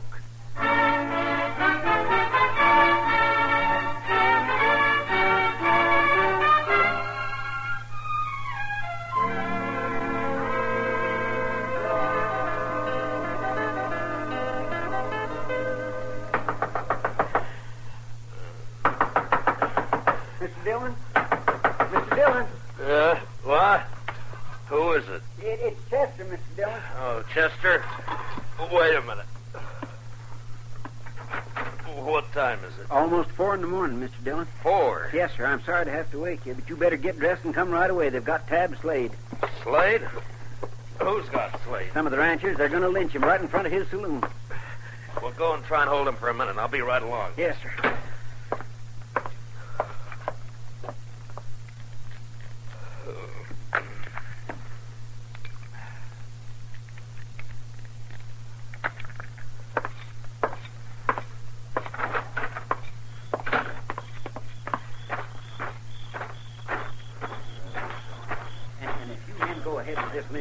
Mr. Dillon's going to have every one of you up for trial. No reason for you to get hurt. All right, Chester. I'll take over. Marshal, we don't want to have trouble with you, but we're going to hang Tab Slade. Harrison, you're too smart a man to be the head of a mob like this, and I'll tell your men to break it up and go home. I'm sorry, Marshal. I can't do that. Slade killed another man tonight, and he's going to pay for it. All right, now listen to me. All of you. If Tab Slade killed a man tonight, I'm going to... He did. If you can prove Tab Slade killed a man tonight, I'll take him to jail and hold him there for trial. Marshal, Tab ain't going to be alive to stand trial. Do you know Slade killed anybody? If one of these men lays a hand on Tab Slade, I'll start shooting. There'll be a lot of men dead. How about you, Marshal? Might be you could get hurt, too. That's right, John. You could kill me, all right. But which of you is going to shoot first? And die first? Huh? Well, which one? Chester? Yes, sir. Go pull Slade off that horse, cut the ropes, and take a gag out of his mouth. Yes, sir, Mr. Dillon. And you men, don't anybody make a mistake. Don't you move a shadow. All right, just a minute. All right, Slade, get on off there. All right, Chester. Now you and Slade walk back to the far side of the street, slow. Yes, sir. Come on, the rest of you just stand where you are, looking right here at me. First man so much as moves his eyes will be in real trouble. We're across the street, Mr. Dillon. Good, Chester. Now walk Slade down to the jail and put him in a cell for safekeeping. Now, Harrison, you and your boys head for home, and if you got any sense at all, forget to tell your families what you were almost a party to. Now, good night, gentlemen.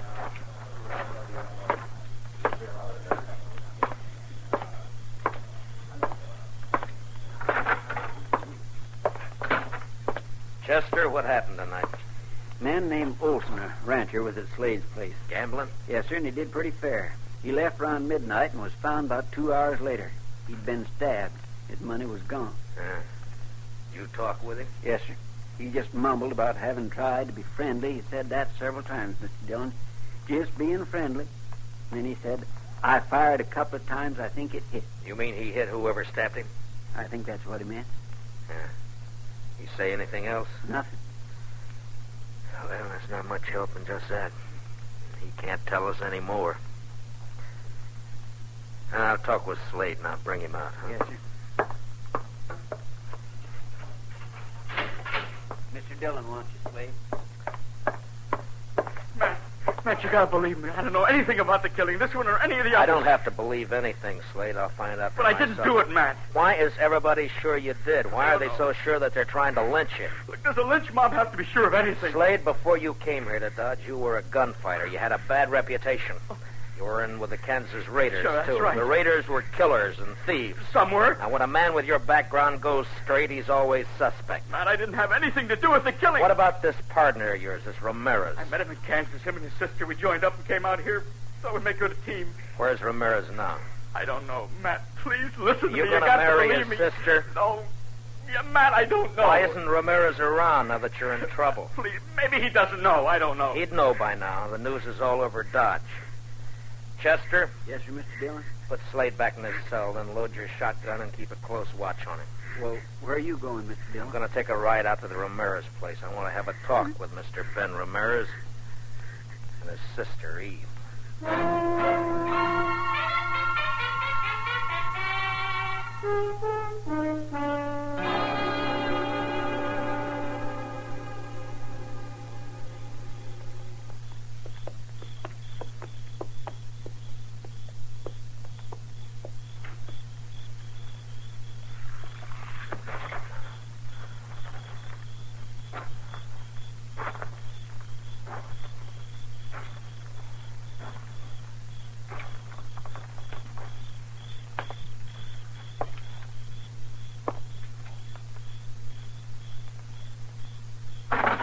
Don't move. Just stay where you are, Ramirez. It's late for a social call, Dillon. Why? You're still dressed? I was just going to turn in. The last time we talked, you had a gun in my back. Now your gun's on your hip, and it'd be smart to keep it there. I'm not going to try a shootout with you, Dillon. I wouldn't chance it, especially in this lamplight. There'll be no reason for anyone to draw. I just want the answer to some questions. What questions? Where's Eve? What do you want her for? I ask you a question, Ramirez. I want an answer. Where's Eve? She's in bed. Where was she around 3 this morning? Here, I suppose, asleep. I think you better get her out here, Ramirez. What's so important about Eve? A man was killed this morning, and I think she might have done it. You know what you're saying? Yeah, I know. You're calling my sister a murderer. That's right. And if you're going for your gun, Ramirez, make sure you're ready to die. I told you before, I'm not a fool. But if I can trick you, I'll kill you. Don't try, Ramirez. Why do you say my sister killed a man? No hand around these parts would stop for anyone on the road at night. Not unless it was someone they knew or someone they didn't have to fear, like a woman. Like your sister. You don't know anything, Dillon, and you're guessing wrong. I didn't know when I got here, but now I'm sure. What do you mean? The man who died tonight shot at and hit the person who stabbed him. There's no blood on you, but there's blood on the floor over there by the door. Blood that could have come from a gunshot wound. That doesn't prove anything. And there's blood on the table by you there. It's not blood, it's just a shadow from the lamp.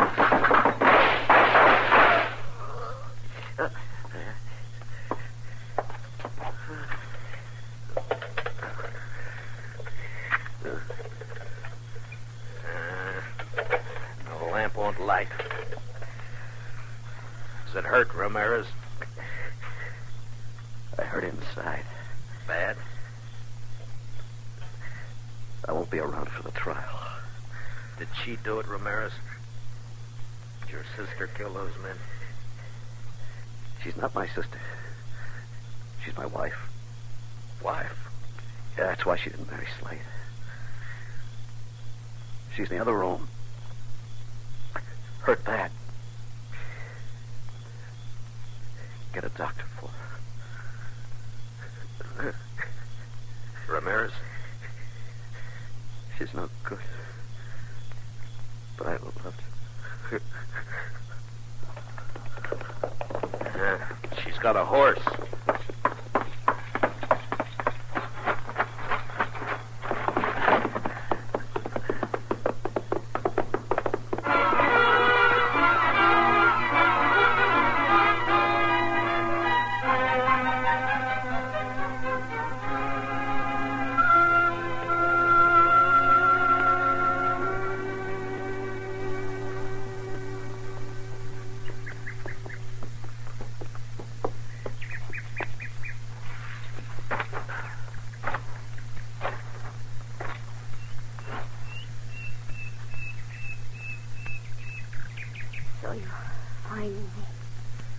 I saw your horse grazing when I topped that slope.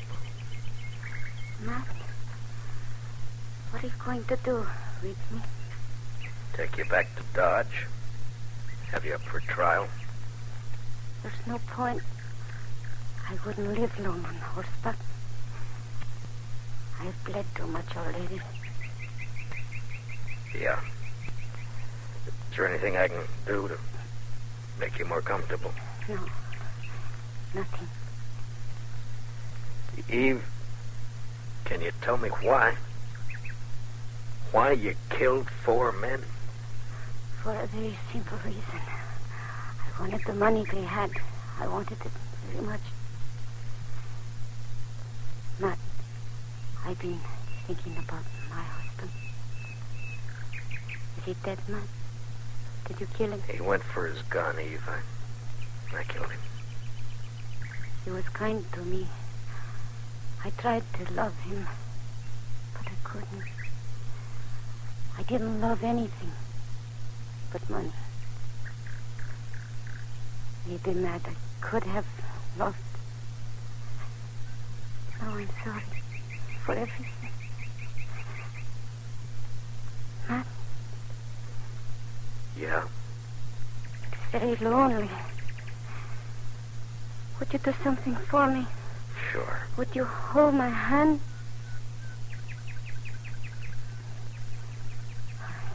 Good. That's good. Very good. I'll just rest here a minute longer. Then perhaps I can...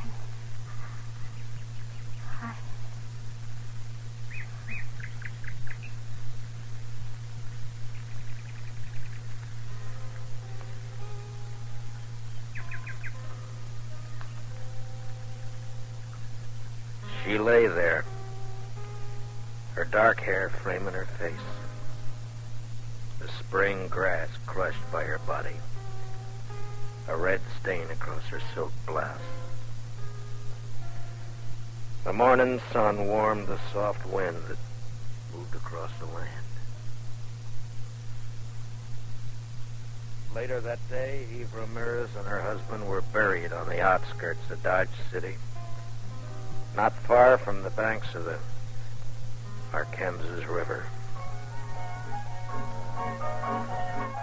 And later that night, Dodge City was alive with saddle bums, ranchers, cattlemen, searching the dark of the Kansas night for excitement and life.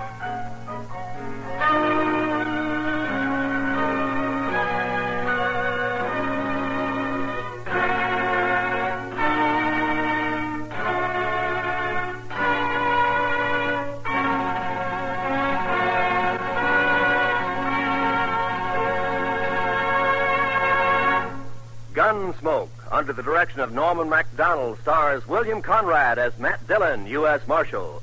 Special music for tonight's story was composed and conducted by Rex Corey. Featured in our cast were Georgia Ellis, Hy Averback, and Jack Crucian, with Richard Beals, Ann Morrison, and Herb Ellis.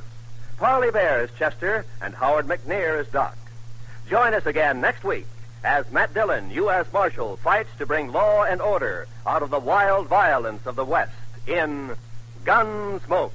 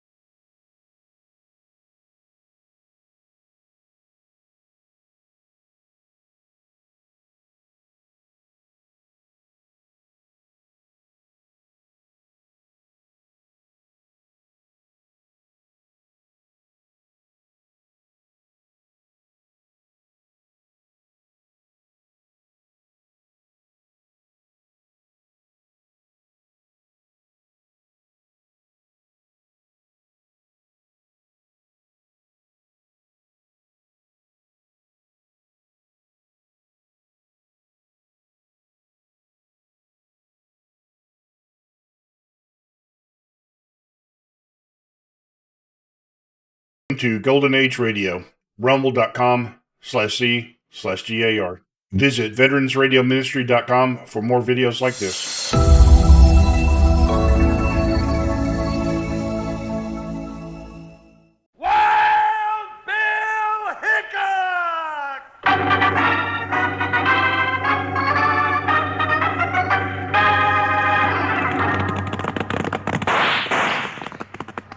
Hiya, folks.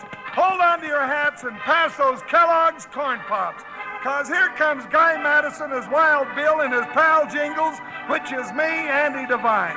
We got another rootin', tootin' Wild Bill Hickok adventure story for you from that great new cereal with the sweetening already on it, Kellogg's Corn Pops!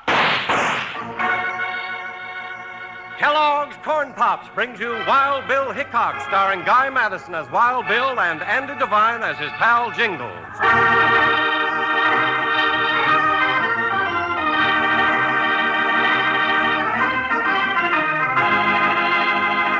In the early days, great wagon trains carried emigrants into the West, many in search of peaceful homes along a new frontier. But always with them came the tin horns, gamblers, and hardened criminals escaping justice. So there was a constant battle for law and order. And riding into this warfare came the greatest fighter of them all, scout, sharpshooter, United States Marshal, Wild Bill Hickok. Rainbow Falls is a peaceful community since Wild Bill brought order to it. And now, since it's time for him to ride on, the grateful settlers are throwing a big dance in his honor at the Skinner Ranch. It's night as Bill, with his faithful deputy Jingles, ties up at the Skinner Ranch house. Do-si-do and around you go. I'm going to swing them pretty gals right off their feet. You are, Jingles? Of course I am. Well, except for one thing. What's that? Well, Bill, how do you get up nerve enough to ask a pretty gal to dance with you? I guess you'll have to figure that one out for yourself. Come on in, Mr. Hickok, Jingles. We've been waiting for you. Evening, Mrs. Skinner. We're sure here now, Mrs. Skinner. Hey, what are we waiting for? Let's get the dance started. That's my plan, if I can get that fiddler going. Well, howdy to you, gents. Howdy. Well, if it ain't old Pop Carter. How are you, Pop? First rate. So you're finally going to leave the law to me again, huh? Sure, Pop. You know, there ain't a better deputy than you anywhere. Been a deputy around Rainbow Falls the past 30 years. Slowed down, maybe, but I can still hold a gun. Yeah, Pop, we're leaving things in good hands. Well, thank you. I'll be down to the office bright and early. Oh, there's Ed Flagg, foreman of the Lazy Y. Howdy, Mr. Flagg. Howdy, Pop. Well, Hickok, I'm kind of surprised to see you here tonight. We wouldn't have missed it for anything, Mr. Flagg. Maybe you ain't seen this item in the paper. Well, what about it? Dated a week ago. Better have a look. Oh, Bill, this ain't no time to be reading a newspaper. Wait, Jingles. It's about Jimmy Cloud. He's been released from prison. Jimmy Cloud? Oh, he's the young fellow you sent to prison for that payroll robbery a couple of years ago. He's the one. Cloud swore he'd get even with you, Hickok, once he got out. It seems I remember it saying something like that. What do you reckon he'll be up to now? Think he'll try coming back to Rainbow Falls? Mr. Flagg, if you're talking about Jimmy Cloud, you can just bet he's coming back. Huh? How do you know that, Miss Skinner? 'Cause it just so happens I wrote him, offering him a job right here on this ranch. What? You bringing that no-good thief back into this community? Yes, and why not? He's paid for what he did. Jimmy's just a young boy. He's got a right to a new start, and I'm giving it to him. Well, there's other folks got something to say about that. Let 'em say it. I'm saying Jimmy Cloud's entitled to another chance. Well, Hickok, what are you going to do about it? About what, Flagg? You know what I mean. You going to let that outlaw come in? Unless somebody can give me a good reason not to. He's got a grudge against you. He said himself that he'd gun you down. Jimmy Cloud's had plenty of time to change his mind. Now, Mrs. Skinner, if it's all the same to you, let's get on with the dance.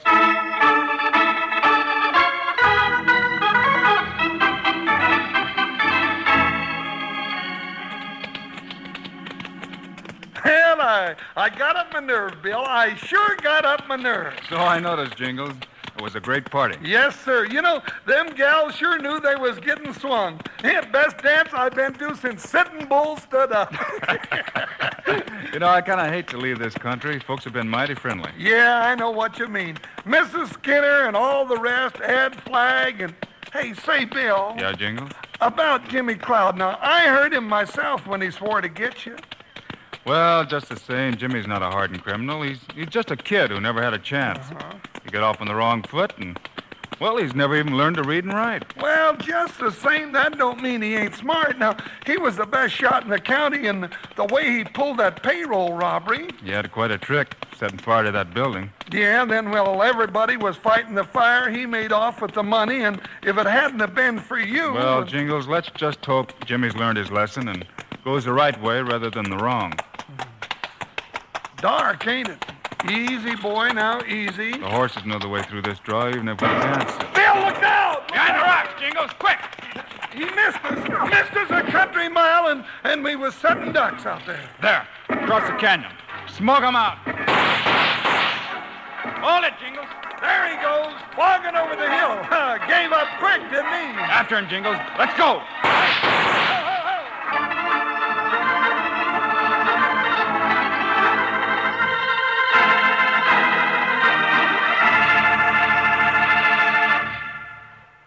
cowpokes. This is your old saddlemate, Panhandle Jim. Now, those boys are walking into plenty of trouble here, you betcha. Say, you know how the old-time ranchers used to eat when they were riding herd across the plains? Well, they took their grub right along with them in the chuck wagon. And that's what you do with Kellogg's Corn Pops when you're riding the trail. Take 'em right along with you and eat 'em right out of the box. 'Cause Kellogg's Corn Pops are already sweetened for you. But come breakfast time, pour 'em out in a bowl and add a little milk. Now, don't go pouring sugar on 'em. No, sir. 'Cause like I just said, they've already got the sweetening right on 'em. Every single corn pop. Now, if you're eating 'em right now, look at the bag inside the box. It's pure aluminum. Keeps Kellogg's Corn Pops fresh up to 10 times longer. And your ma'll want to hear this. That bag's wonderful for storing things in the refrigerator or for carrying sandwiches in and keeping 'em fresh and crisp as a Colorado morning. Now, don't go messing around with one box of Corn Pops. Get your ma to load up big. Enough for everybody in the family. Then out of the box or out of the bowl, you can have all the Kellogg's Corn Pops you want, and you'll want plenty. Remember, kids love Pops, moms love Pops, and Pops love Pops. Now, tie up close here and let's listen to more of this exciting story.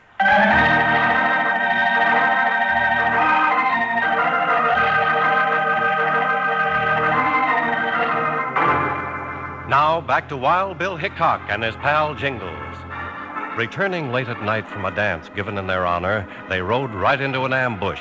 Neither was hit, and as the gunman broke for the hills, they went after him.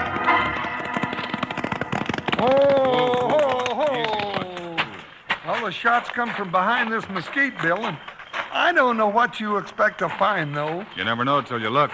Got a match, Jingles? Yeah, here you are. Plenty of tracks around.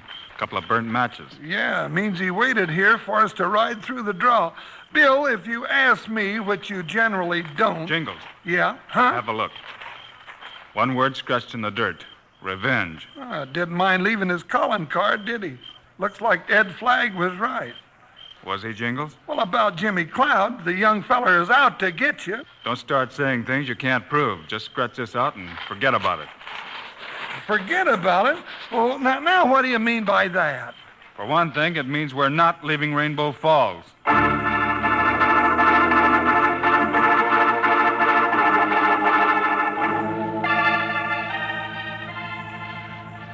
I sure can't figure you two out. You said you was pulling last night, but you've been hanging around the marshal's office all day. We decided there was no rush, Pop. No, me and Bill kind of like it around Rainbow Falls. Or maybe you just figured I wasn't a good enough deputy. That it? No, nothing like that, Pop. Oh, come in, Mr. Flagg. I see you're still around, Hickok. You know Pete Driscoll, one of my hands. Howdy, Hickok. Yeah. Hello. What's on your mind this evening, Mr. Flagg? Well, us and the boys just finished loading a big bunch of cattle over to Sidon. The buyer paid us off in cash. Yeah, over $10,000. Too much money to carry around, considering. I'll tell it, Pete. By the time we got the money, the bank was closed. Of course, I'm only the foreman of the Lazy Y, but I sure hate to see the boss have this much money laying around the ranch house all night. Well, don't you trust folks around here, Flagg? Not with that no-good Jimmy Cloud around, I don't. So you want us to take care of the money for you, that it? Yeah, if you don't mind, Hickok. It ought to be safe here. Guess you know Jimmy Cloud's here in town. No, I hadn't heard. Well, he is. Making plenty of big talk about what he's going to do to you, Hickok. And carrying his gun ready. You mean you saw him? Just a minute ago. He's over at the eating house. We'll keep the money here for you, Mr. Flagg, if that's what you want. It's all here in this envelope. I'll feel better when you lock it up. Just don't tell anybody about it. Thanks, Hickok. We ain't telling nobody. Come on, Pete. So Cloud did come back. Now, Bill, you gotta be careful. Pop, I've got a little job for you. Why, sure, Bill. Anything you say. Stay here in the office till we get back and keep your eyes open. Oh, got my gun right across my knees. Nobody can outfox old Pop Carter. Good. Right now, Jingles and I are going over to the cafe and welcome Jimmy Cloud home.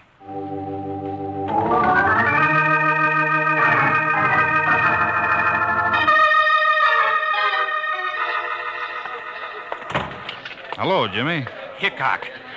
Wild Bill Hickok. Surprised to see us, Jimmy? Why, no, of course not. Well, what do you want? Oh, just wanted to say hello and see how things are with you. I'll bet you did. Well, I'm all right, so stop worrying.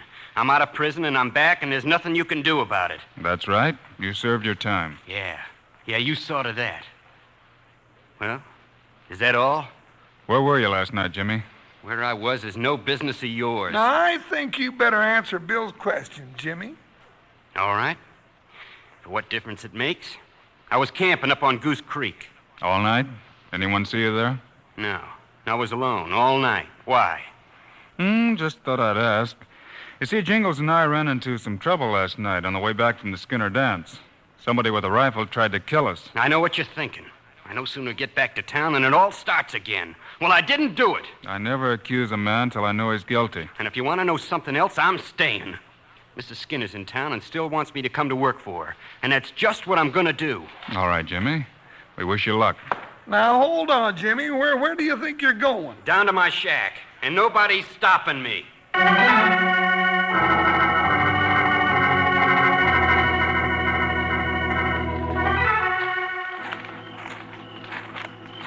Well, Jingles, let's get back and relieve Pop Carter. Oh, that shotgun of his will keep him company. Hey, I wonder if he ever used it. He might if he had to. Jingles, that light down the street. Yeah, what do you reckon? Those flames shooting out of the window down there. Holy cow, it's the marshal's office. It's on fire. Come on, Jingles. Fire! Fire! Everybody out! Bring the water bucket!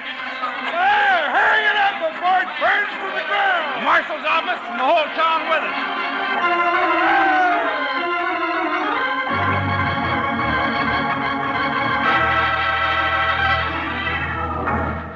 There's a little spot going over there. Fire's about out. Nothing much left but smoke, Bill. Let me to the door now. I'm going in. Careful, Bill. Stay behind.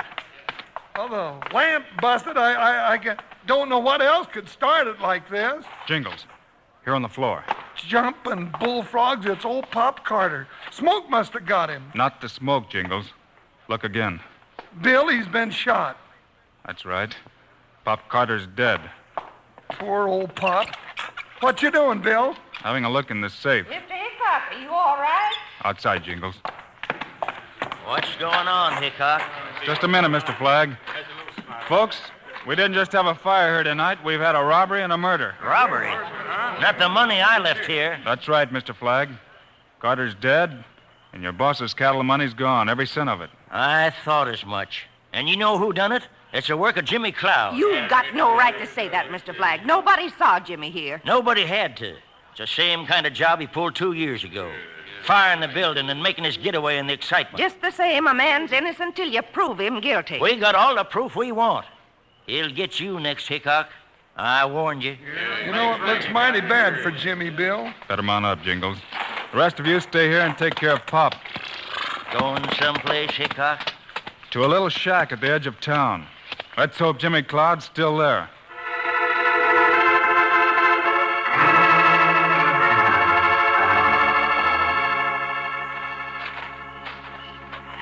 Well, there's his horse outside the shack, Bill. Yeah, Jingles. Means Jimmy's inside. He must be locoed, staying around at a time like this. Shh. We won't bother to knock. Hickok, what's the idea? Freeze, Jimmy. I ain't drawn. Why should I? Packing to go somewhere, Jimmy? Well, what if I am? It's no business of yours. It could be, Jimmy. Or didn't you know?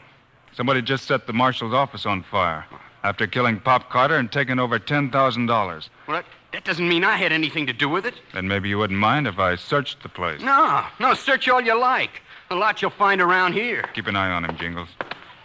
Yeah, go on. Keep looking. I got nothing to hide. Then why are you packing your war bag? Why are you fixing to pull out when the ruckus starts? That ought to be easy to guess. I thought folks in Rainbow Fall would give me a chance. Well, Mrs. Skinner wanted to. And I was going to take her up on it, till I realized it wouldn't be fair to her.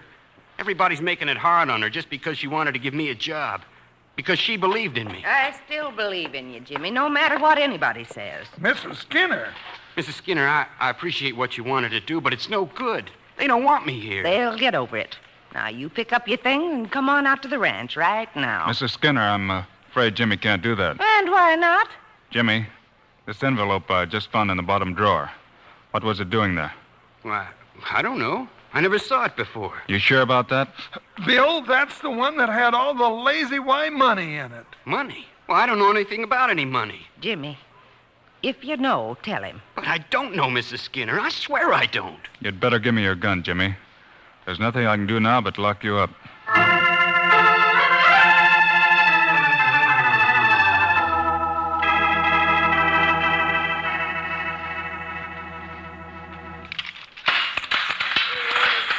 Guess that'll hold you, Jimmy. Yeah, nice and safe. With a bunch of woolly ranchers out there already tying a rope. You're not giving the boy a chance, Mr. Hickok. Locking him up in this busted-down jail. I had to lock him up, Mrs. Skinner. The evidence is all against him so far. But do you think he's guilty? That's what I want to know. Bill! Keep that door locked, Jingles. Bill, it got around town plenty quick about your bringing Cloud here. And you know what they're up to.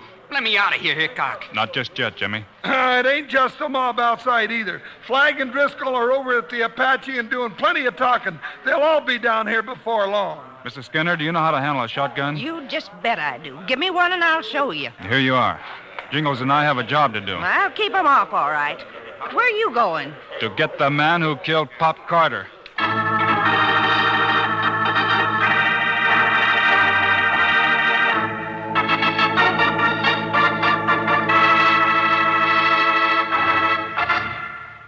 Say, I'll bet my 10-gallon hat you buckaroos believe all I do while the Wild Bill show's on is think up things to say about Kellogg's Corn Pops. Well, it just isn't so, 'cause I'm too busy eating Pops and listening. And thinking up nice things to say about Corn Pops don't take a bit of effort at all. It's as simple as this. Kellogg's Corn Pops are the two-way cereal. You eat 'em out of the box or out of the bowl with milk. Now, no sugar, mind you. The sweetening's already on Corn Pops, and plenty of it. They're sweet, crisp, and crunchy, and mighty good for growing young ranch hands. Tell your ma that Corn Pops give you B vitamins, vitamin D, with important minerals and food energy, too. That means you can eat all you want, which is going to be plenty. Say, and that pure aluminum bag inside keeps Corn Pops fresh up to 10 times longer. And it's wonderful for packing sandwiches in or for storing foods in the icebox. So if you aren't already settled back enjoying Kellogg's Corn Pops right now, you better saddle up and ride down to the store tomorrow and get a load of them. You'll need plenty, because the whole family's going to be getting into them and maybe leave you without enough. Now, let's say our little saying together. Kids love Pops, moms love Pops, and Pops love Pops. Good for you. Right now, I'm almost busting to get back to the show. Let's listen.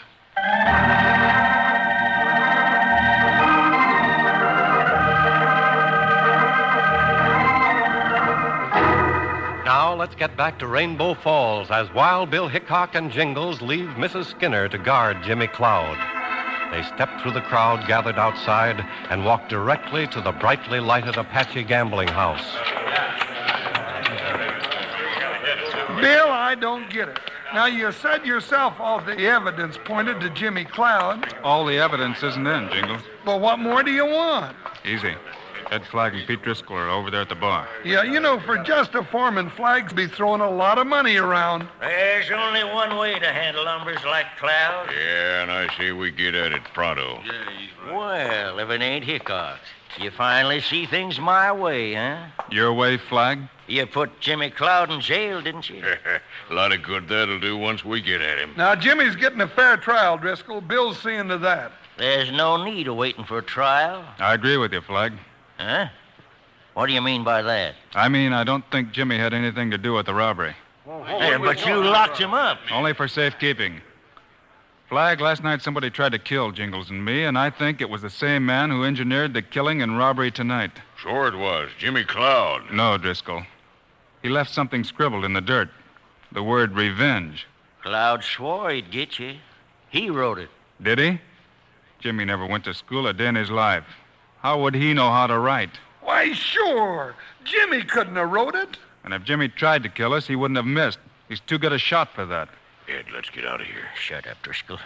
Hickok don't know what he's talking about. Anyhow, that don't mean Cloud didn't do the killing tonight. It makes a lot of difference. I think somebody set up that ambush last night just to make Jimmy look guilty. And then plan the robbery knowing Jimmy's the one we'd go after. You're guessing, Hickok. You don't know nothing. Only one thing more. Besides Pop, Jingles, and myself, only 2 other men knew the money belonging to the Lazy Y was at the marshal's office. Why? That was Ed Flagg and Pete Driscoll. Ed. Bill, watch out! Well, Driscoll won't have no more to say. But Flagg will. Better tell it all, Flagg, while you can. Hickok, you mean I'm That's going... right. That's right. Whatever you say won't make any difference now. Where's the money? It's under the bunkhouse floor at the Lazy Y. We'll see that your boss gets it. You fired the shots last night. Yeah. Cloud didn't have nothing to do with it. I planted the empty money envelope in his shack. Help him up, boys. Flagg's only hit in the shoulder. He'll live. Hickok, you double-crossed me. You knew all the time I was going to live. Anyhow, long enough for the trial and what generally follows.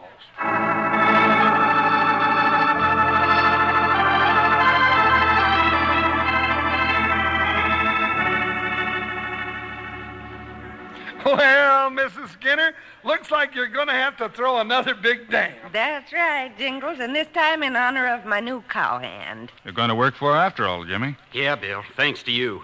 I guess I had you all wrong. But believe me, I didn't come back to get you. I know that. I think folks around here will think differently toward you from now on. Well, it's about time. Folks gotta learn to have some faith in humanity. You're right, Mrs. Skinner. Showing a little kindness does a lot more for a boy than a prison could ever do. You really mean that about showing kindness, Mrs. Skinner? Well, of course I do, Jingles. Why? Well, I was just thinking, if we all went with you to the ranch right now, we'd just get there in time for breakfast. Well, then, come along. I'll fry you up enough bacon and eggs and potatoes to hold you till Christmas. Did you ever notice, Bill, things always seem to look brighter after breakfast?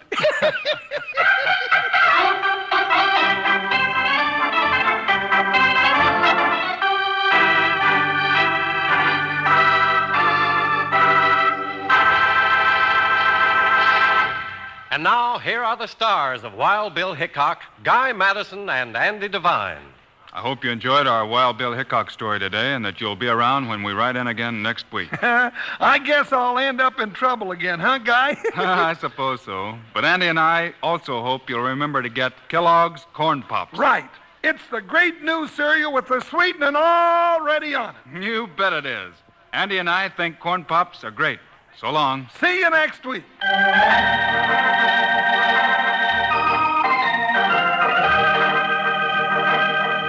Yes, sir. Be sure to listen next week at this same time on this same station when Kellogg's Corn Pops brings you another exciting story of Wild Bill Hickok, starring Guy Madison and Andy Devine in person. Today's cast included Virginia Gregg, Fred Howard, Fred Shields, and Irvin Lee.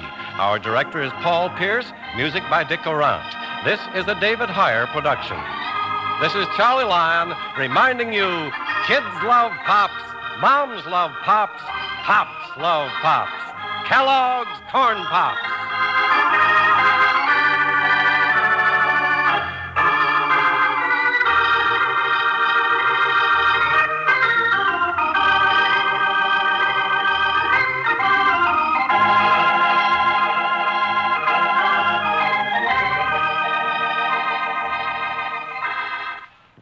Welcome to Golden Age Radio, rumble.com/C/GAR. Visit veteransradioministry.com for more videos like this.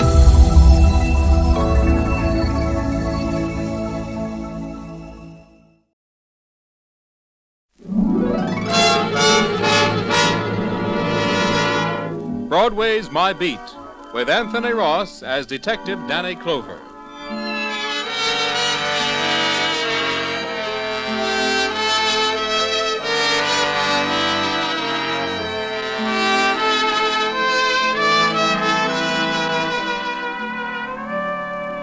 Broadway's my beat, from Times Square to Columbus Circle. The gaudiest, the most violent, the lonesomest mile in the world. That's the street I'm walking. I was heading for the courthouse one day, thinking of a phone call I got from Judge Summers. Said he could use a cop with the wisdom of Solomon. I met the judge in his chambers, wondering why he had picked me. Why you, Lieutenant Clover? Huh? Because I have a problem for a cop who can think like a judge, Danny. For a cop's pay or a judge's, Your Honor? A young woman is in New York looking for her father, Danny. He disappeared 10 years ago. She's applied to Missing Persons Bureau, and she doesn't know it yet, but they've located him. They don't know what to do about it, so they've asked my advice, and I'm asking yours. Oh, I don't get it, Judge. If they found him, what's the problem? Human relations. Her father was located a prisoner in Sing Sing. Served 10 years. Tomorrow he comes out on parole. He insists that his identity be kept from his daughter, that she be told her father is dead. But, Judge, how does this... where do you or I... Where do we come in, Danny? Mm-hmm. Well, let's say through sheer sentiment. You see, I was the judge who sentenced him, and you were the arresting officer. Oh. Who's the prisoner, Judge? Nelson Jennings. Remember the case? Nelson Jennings? 10 years ago? Yes. A writer. Manslaughter. Got in a fight with a drunk at a nightclub. The drunk died of a heart attack as the result of the fight. Yeah, it comes back. He was night clubbing with his wife. A no-good stew at the next table passes an insulting remark to Mrs. Jennings. Yeah. Well, what guy wouldn't haul off, Judge? I always did think you gave Jennings a pretty hard ride. His victim died a pretty long death, Danny. Yeah. I'll admit, though, I may have been a bit severe then. But today, Danny, in a similar case, I suppose I would be inclined to temper justice with mercy. This daughter, Judge, who's looking for him now, you mean she actually hasn't known her father's been in the big house for 10 years? That's right. From what I'm told, she grew up believing her father dead. That's the way that Jennings wanted it. And that's the way he insisted his wife play it. Oh, what happened to the wife? Ruth's mother died recently, and on her deathbed changed the story, Danny. Said Jennings was alive and somewhere in New York. But she still kept the real truth from the girl. How old is the girl now? She's 20. She was 10 when all this happened. Judge, what is it you want me to do? Danny, I want you to talk to them both. Now, a daughter wants her father. The father prefers to be dead, his past unrevealed, so his child won't be stigmatized. He's paid his debt and feels that the law owes him this one request. Now, where is our responsibility, Danny? It's a hard decision. You visit them both and decide. Do what you think best. I'm leaving it up to you. Judge Summers, you told me you wanted a cop with the wisdom of Solomon. That's right. Well, I'll sure need it. You say Jennings is due out tomorrow, Yes. And I hope he never violates his parole and that he's learned to control his temper. And where can I find the daughter? On your beat. Cleveland Hotel. Ruth Jennings. Judge. Yeah? What was it Solomon finally did decide?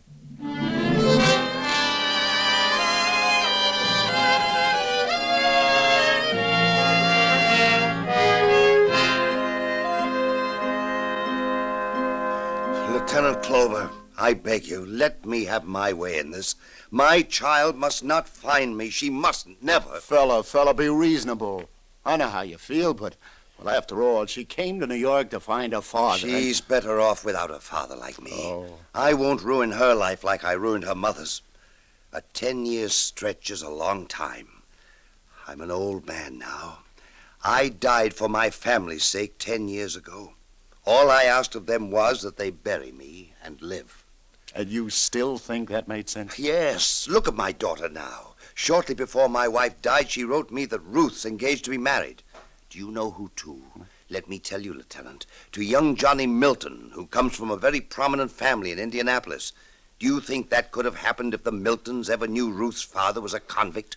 Do you think Ruth would go through with it if she knew? You win, Jennings. Lieutenant. Yes?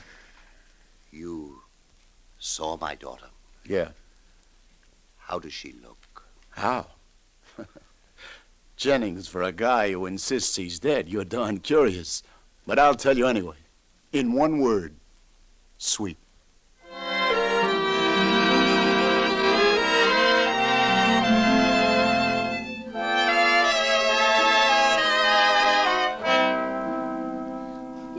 Lieutenant Clover.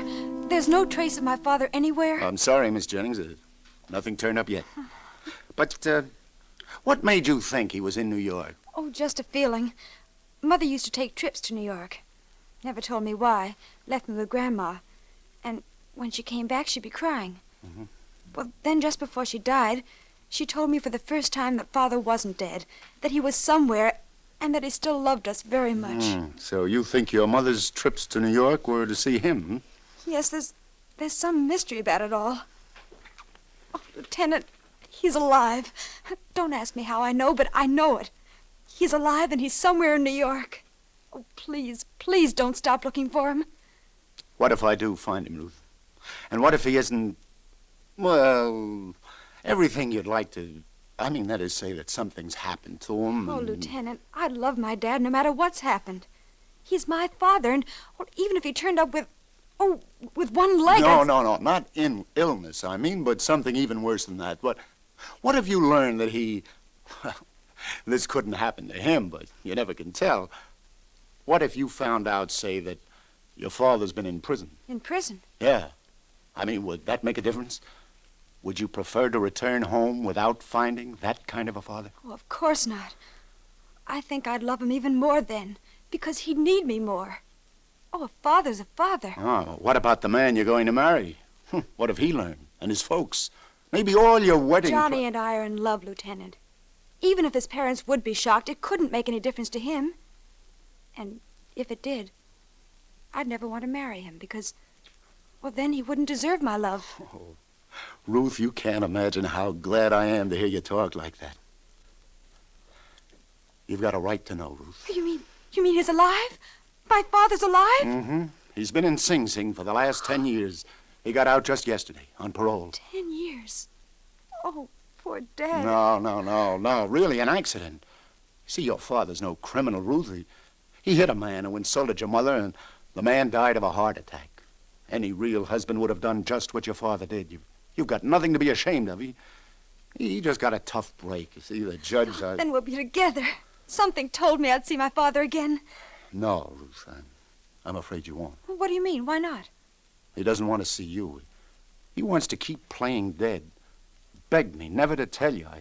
I promised I wouldn't. But after all these years, how can you even think of it? No, I'm going right to him. Wait. It's his life. And that's the way he wants to live it, for your welfare. But now that I'm about to get married, all the while I thought I had no mother or father to advise me.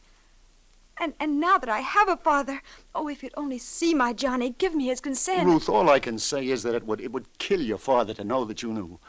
After these 10 years, he's built it up in his mind. And you've got to humor his wish. Well, maybe someday he'll come to you on his own, but till then... How does he look, Lieutenant? Gray. Daddy, gray? Do you remember him at all? Oh, yes. How? How do you remember him? Young. Oh, if I could only see him again, if just for a moment. Lieutenant, isn't there a way somehow I can just get a glimpse of him without him knowing? Well, I don't see exactly. Oh, please, it would mean so much to me. Can't you arrange it somehow? Could be. I know the rooming house he's staying in. It's off Broadway. Please. I can look you... I've got an idea. Listen, Ruth. Now, look. If you'll just do what I say, I think I can fix something up.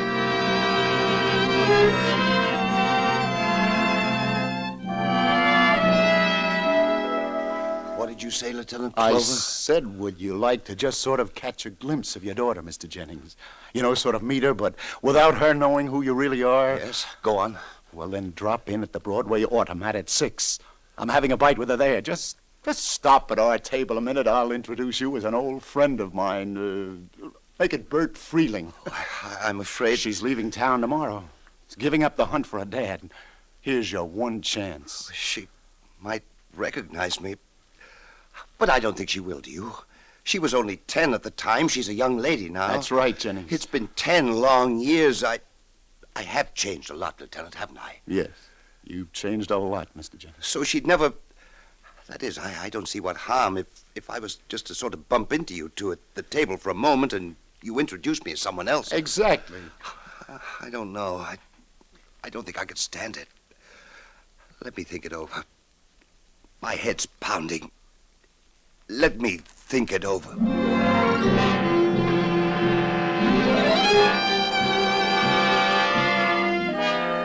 Why doesn't he come? Are you sure he said he'd come, Lieutenant? Yes, Ruth. He should be here any minute. Shh, now, easy. Now, do you think you'd recognize him? Yes, and I think I'm going to faint. Oh, that must be him right now, that man coming this way. Easy now, Ruth. Which man? Oh, this. He didn't stop. No, Ruth, that wasn't him. Oh, I surely thought it Well, was. Ruth, what sort of a picture do you have of your dad? That fella just went by. He's still young. You still remember him. Still young? Mm-hmm. Yes, that's right. I couldn't imagine him as anything. There he is, Ruth, your dad. He's coming this way. Shh, now take hold of yourself now and play it like I said. Shh. Well, if it ain't Bert Freeling. Say hiya, Bert. Hello. Oh, come on over and join us, Bert. Well, if you two don't mind. Not at all, sir.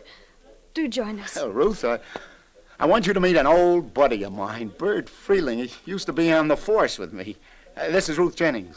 How do you do? How do you do? Little lady's from Indiana, Bert. Yeah, that's so? Here on a pleasure visit, miss? No, not exactly, Mr. Freeling. A visit, but...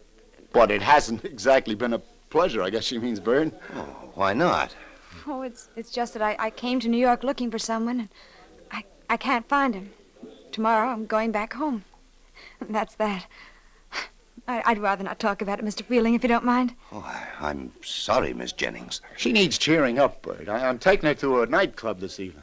Nothing fancy. Hey, wait, what are you doing tonight? Why not come along? Oh, I'm sorry, Danny, Oh, yes, Mr. Freeling, why don't you? Why not the three of us? What exactly is troubling you, Miss Jennings? Who are you looking for? Well, come along tonight, and maybe I'll tell you. Oh, why do you want me along? Well, because you're a friend of the lieutenant's, and he's been so kind to me. Because you've seen the type of gentleman that I'd like to talk to on my last night in New York. You can't back out after that now, can you, Bert? It's a date then, tonight. The three of us.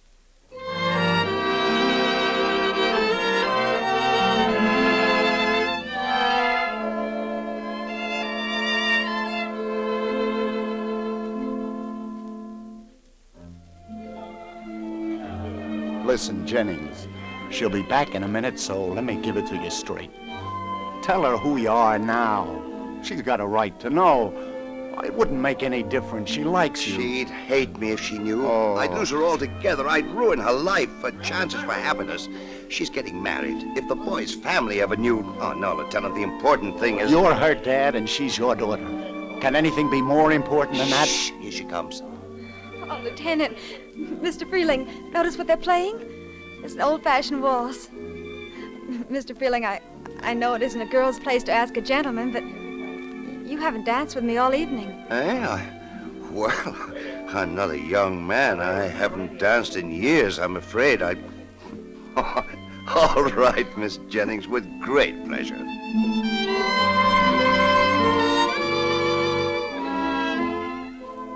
I'm so happy you came along with Lieutenant Clover tonight. Why, Ruth? Because somehow it's been so good to be with you. I somehow felt that I'd known you all my life. Ruth, Yes? I'd like to kiss you. I'd like that very much. Please do. I hope you didn't mind. I'm an old man. I could have had a daughter your age. I had a father your age. I'm sorry about your father, Ruth. I mean that story you just told me about your reason for coming to New York. What do you think my chances are of finding him someday, Mr. Freeling? From what you've told me, pretty slim. I don't think you ever will. I feel a bit faint, Mr. Freeling. I'm sorry. Please take me back to the table.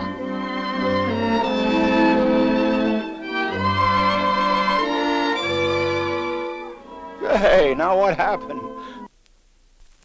You didn't finish that waltz. Well, Danny, Ruth suddenly felt a bit faint. Well, it was silly of me.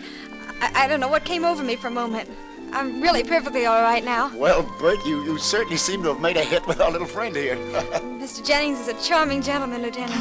Oh, say, excuse me, folks, I clean forgot. I got a phone in at the station house. Should have done it long ago. There goes the kindest man I've ever met. He certainly is. Mr. Freeling, I wonder if I could ask a favor of you. What is it, Ruth?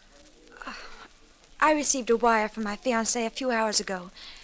He's decided to fly to New York and join me here for a few days. That means that I'll be staying on a while after all. Mr. Freeling? Yes, Ruth? I'd like you to meet my Johnny and tell me what you think of him. Me? But why me? Because I've taken such a liking to you. You see, I have no parents to advise me.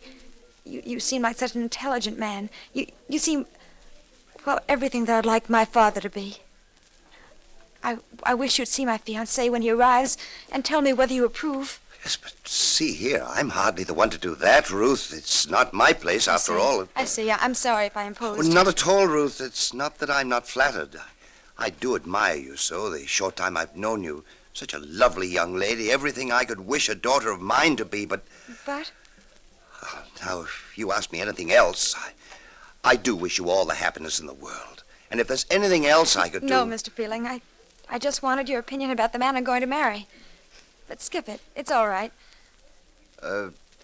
Is he, this young man of yours, coming alone? That is, his folks won't be with him? Oh, he's coming alone. Oh, I see. Well, now, I'll tell you what, Ruth. Since, as you say, you have no mother or father to consult, and since it's only natural for you to want some friend whose judgment you rely on to... Then you will? Yes, I will.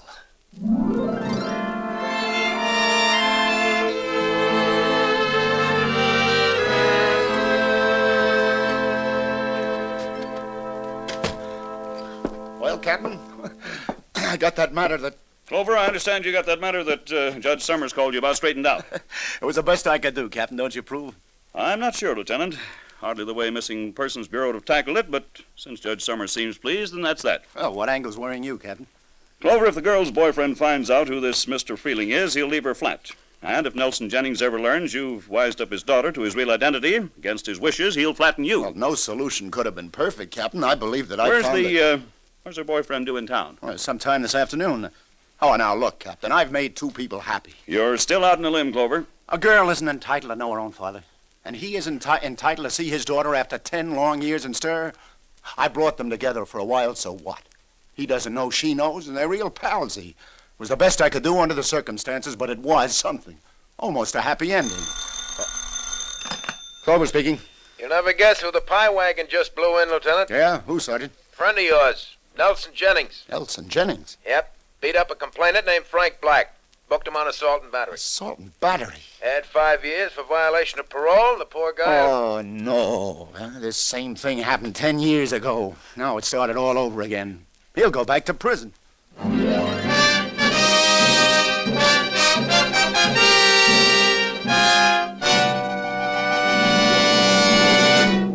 Tonight on CBS, you can hear about a man who believes you should never run to work when you can walk.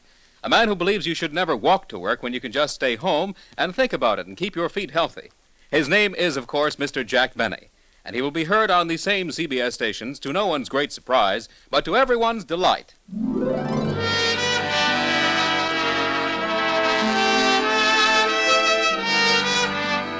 And now back to Broadway's My Beat and Lieutenant Danny Clover.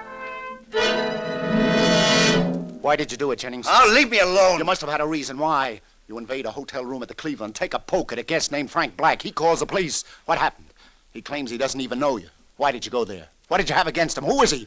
What did he ever do to you? Oh, leave me alone. Leave me alone, Lieutenant. Do you realize what a jam you're in? It'll mean 5 more years for parole violations. Come on, talk, Jennings. Tell me for the love of heaven, and maybe somehow I can help you. Oh, everyone's at me. Everyone wants to know, but it's no use. Talking won't help. Send me back. Send me back.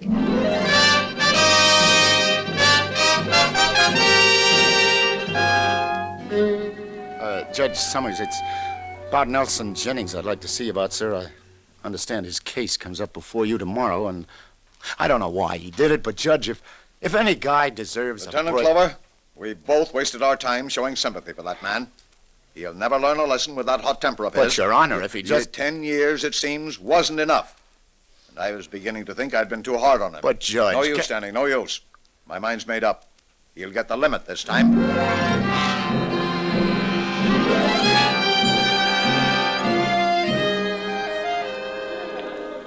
Couple of those perfectos, Sally. Right, Lieutenant Clover. What's up? You look low. No mood for conversation, lover. Get that gratitude. And just when I was just about to throw you a little dirt on that Nelson Jennings case, too. Well, then I love you very madly. Come on, give. Well, remember you were in here a little while ago asking me what do I know about a guy stopping here named Frank Black? Yeah, sure, I remember that. The guy who had Jennings arrested? Yeah? And I answered you, I didn't know anything about him. Didn't even know what he looked like. Go on. Well, when you described him to me, nothing clicked. Yeah, go on. Well, now something clicks. What? A man of that description bought a cigar off of me here yesterday, and he was very inquisitive. So? Well, I don't know whether this will help you any, Danny, or how it fits in, but, well, this guy asks me questions like, is Miss Ruth Jennings registered at this hotel? What? He did? Well, go on, Sally, I'm listening. Well, I tell him, yeah, she is. And then he says, is her father named Nelson Jennings? Naturally, I says, search me. Oh, and then he lover, I says, think I'm beginning to do a slow 2 and 2. hey, where you off to, Danny? What's up? I'll see you, lover, thanks. I gotta add it up at the station house, see if it comes out 4.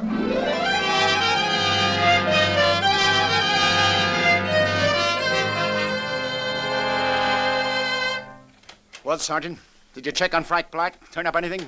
Your hunch was right, Lieutenant Clover. He ain't Frank Black. He's Frank Blakey, an ex-con released from Sing Sing at about the same time Nelson Jennings was. Yeah? Well, how about that now? And the pieces fit all right. I think I'll drop in again on friend Jennings. Yeah, I think he'll be about ready to talk to me now.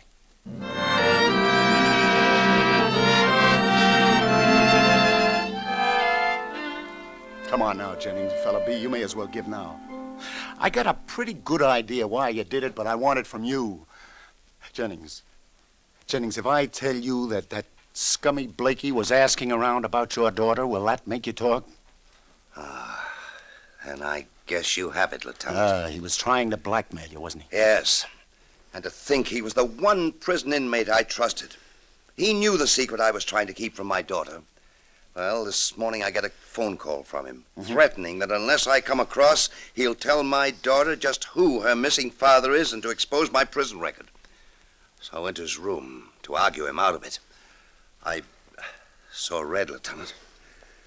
Will I be sent up again? I don't know, Jennings. I'm not the judge. You should have reported to the police, but I'm with you 100%. I'll see that all your evidence gets in. Who knows? Maybe the judge will temper justice with mercy anyway. Keep your fingers crossed.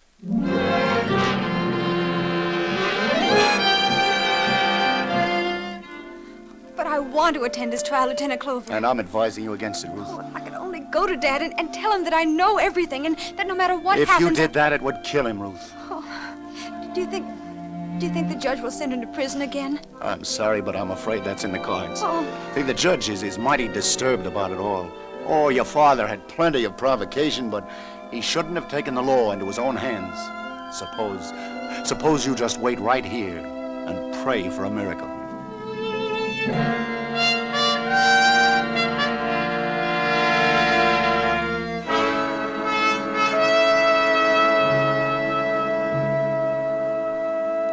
And so, to sum up, Your Honor, in view of this felonious assault by Defendant Jennings against the person of this innocent complaining witness, the state of New York feels confident that Your Honor will remand the defendant to state prison, there to serve his remaining 5-year sentence as fitting punishment for this vicious, this reprehensible violation of his parole.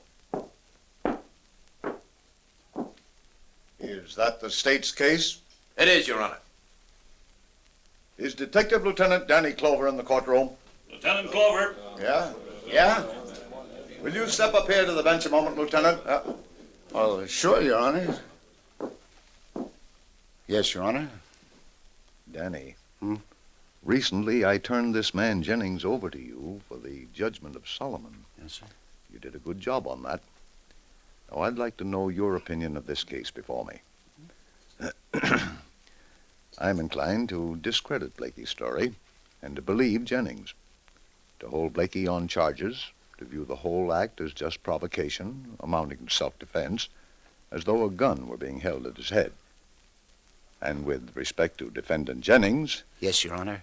To temper justice with mercy.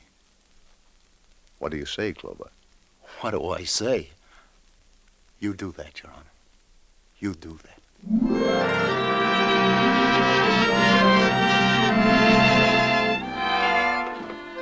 This is where he lives, Ruth. He's a free man now, like I said. He asked me to bring you here. He wants to tell you something. Lieutenant Clover, what shall I say? I mean... Shh, now just let nature take its course. Shh.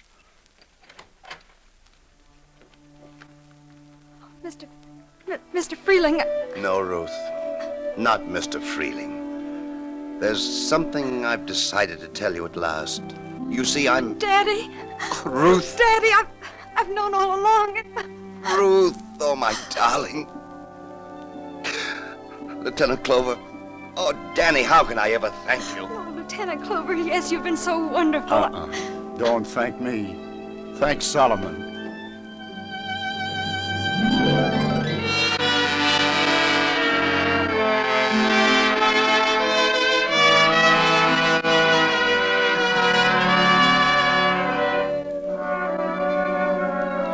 Like I said, I was betting on nature to take its course. It always has, and it always will. A warm May breeze now filtering down the side streets. Nah, you won't see May flowers growing anywhere along Broadway, but somehow other things do bloom once in a while, even here. Like, well, kindness where you least expect it. Yeah, even here along the gaudiest, the most violent, the lonesomest mile in the world. Broadway, my beat.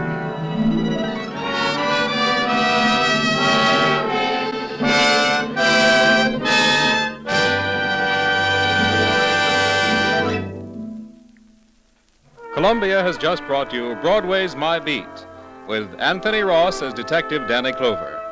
Jean Carson was Sally, Nancy Franklin was Ruth, Charles Penman was Jennings, and Julian Noah was Judge Summers. Others in the cast were Paul Luther and Art Carney.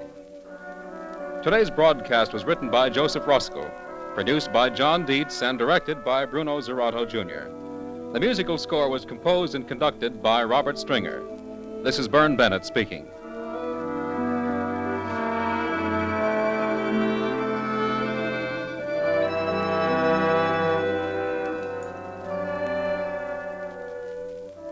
He may be a close neighbor of yours, or at least he lives quite near you. You go to the polls, you elect him, you bid him farewell, trusting him to represent you in Washington. From then on, what happens to your congressman in the nation's capital? What pressures are brought to bear on him? In how many hundreds of fields must he rapidly become an expert? Why does he vote as he does? Tonight on CBS, you'll hear Ralph Bellamy, star of radio, stage, and screen, playing a typical freshman congressman in the 81st Congress. His story will be a drama taken from interviews and talks with many regular congressmen, with Washington experts, with politicians, with voters like yourselves. This CBS documentary unit drama, The People's Choice, starring Ralph Bellamy, will come to you tonight over most of these same CBS network stations. Now stay tuned for the Family Hour starring Miss Ginger Rogers, which follows immediately over most of these stations. This is CBS, the Columbia Broadcasting System. Welcome to Golden Age Radio, rumble.com/C/GAR. Visit veteransradioministry.com for more videos like this.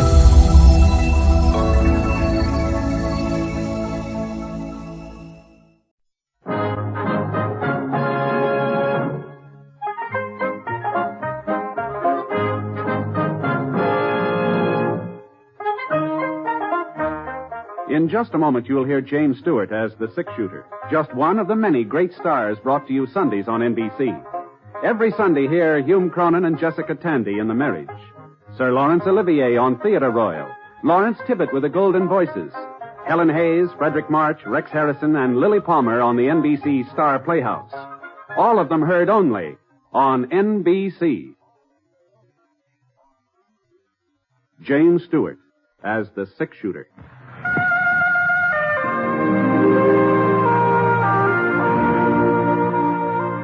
The man in the saddle is angular and long-legged. His skin is sun-dyed brown.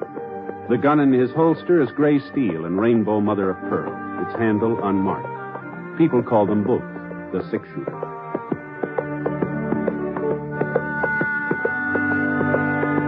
Coleman, America's leader in modern automatic home heating equipment, and the National Broadcasting Company present James Stewart as the six-shooter, a transcribed series of dramas based on the life of Britt Ponset, the Texas plainsman who wandered through the Western Territories, leaving behind a trail of still-remembered legends.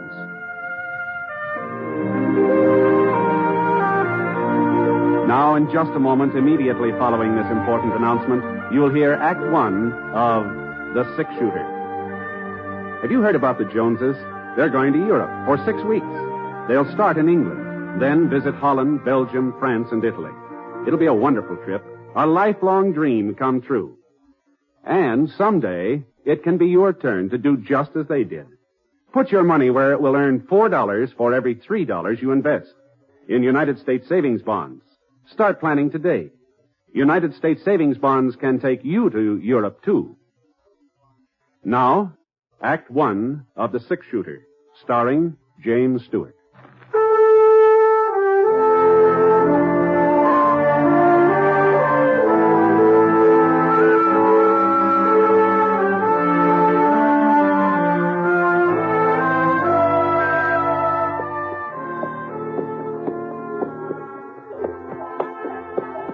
There were over 400 head in the McAdams herd, 400 white-faced Texas cattle, and only 3 of us to shove them along the trail to Abilene. But the McAdams boys had promised me a tenth of whatever the herd brought, so I signed on for the drive. And it looked like I was going to earn the money, too. There'd been a cloudburst the second night out. Well, it sounded like we might be heading into some more bad weather. The sky was all black and purple, and the wind began blowing up little balloons of dust. Thunder made the steers restless. They still remember that first storm. They didn't like the idea of going through another one. All right, come on now. Come on, cattle. Hi-ya. Hi, cattle. I can see the rain now. It hadn't hit us yet. It's still a couple of miles ahead, but I could see it real plain. Streaking down across the sky like little silver lines on a gray blackboard. In the canyon where we were, the sun was still shining. It gave me a sort of funny feeling. Rain and sunshine all at once, sort of like being 2 places at the same time. Rice McAdams, he came pounding up from behind and reined up alongside of me and Scar. Oh, boy. What do you think, Britt? Well, if that wind don't change, we'll be getting wet inside of 15 minutes. Don't look like it'll change. No, afraid not. And I guess we might as well keep on going. It'll be easier to handle if we're out of this canyon when the storm hits. Yeah. I'll ride up until north. Okay. Norm! Hey! Yeah? Get the lead out. Keep moving. What's the hurry? Weak enough for you? Do as I tell you. Stop beeping. Okay. Come on, move it. Norm will speed him up, Britt. I'm going back and see that there ain't no stragglers. Want me to give Norm a hand? No, I can handle it myself. It's about time he learned how. All right, you're the boss. Yeah. Just keep an eye on him, Britt. Sure. That lightning had hit a pine tree about 50 yards up the side of the canyon. And when it toppled over, it started a couple of boulders rolling down the side of the ravine toward us.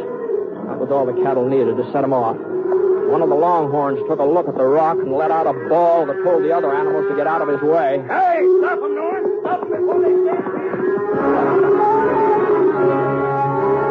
Life circled around and galloped over toward his brother. But Norm wasn't waiting for him. No. I saw him head up the slope of the canyon, and it looked to me like he didn't intend to stop anything. All he cared about was getting out of the way. So I dug my heels into Scar's flanks. We rode right into the middle of the herd. If I could split them in half, only part of them would tear loose, even in a stampede. Rife was in front of the herd now. The lead steer turned off. A couple of more shots, and the rest of them followed. There we are. I knew there wasn't going to be any stampede. Not now, anyway. Rife had stopped him just in time. It's nice going, Rife. Somebody had to do it. Yeah. What happened to you? Horse pulled us. Almost threw me. Yeah? Guess he was scared. The horse? That's what I said. Yeah. Well, here comes the rain. It looks like this is the tail end of it, though. Probably would have been more in a shower. We better keep moving anyhow. You take over up here, Britt. Norm will riding back with me. Sure. Your horse all right now? I guess so. Okay, let's go.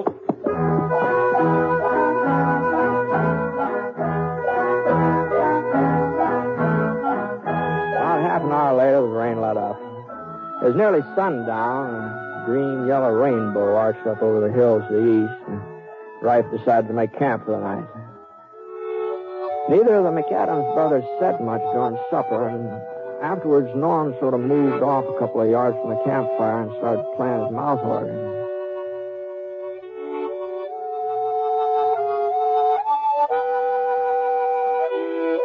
What you staring at, Rife? Huh? You heard me. I don't know what you mean. You've been watching me ever since this afternoon when my horse bolted. You've been looking at me the way you used to look when I was a kid and done something you thought was wrong. We almost had a stampede today, Norm. Almost? You was riding front, man. You was the one to stop it. I suppose you've never been on a horse that ran away with you. You was always able to handle that Palomino before. Why do you have to keep nagging? I'm no cattleman. I didn't want to come on this drive in the first place. It's our herd. It's your herd. It was up to me would have sold the ranch years ago. Yeah, maybe you're right.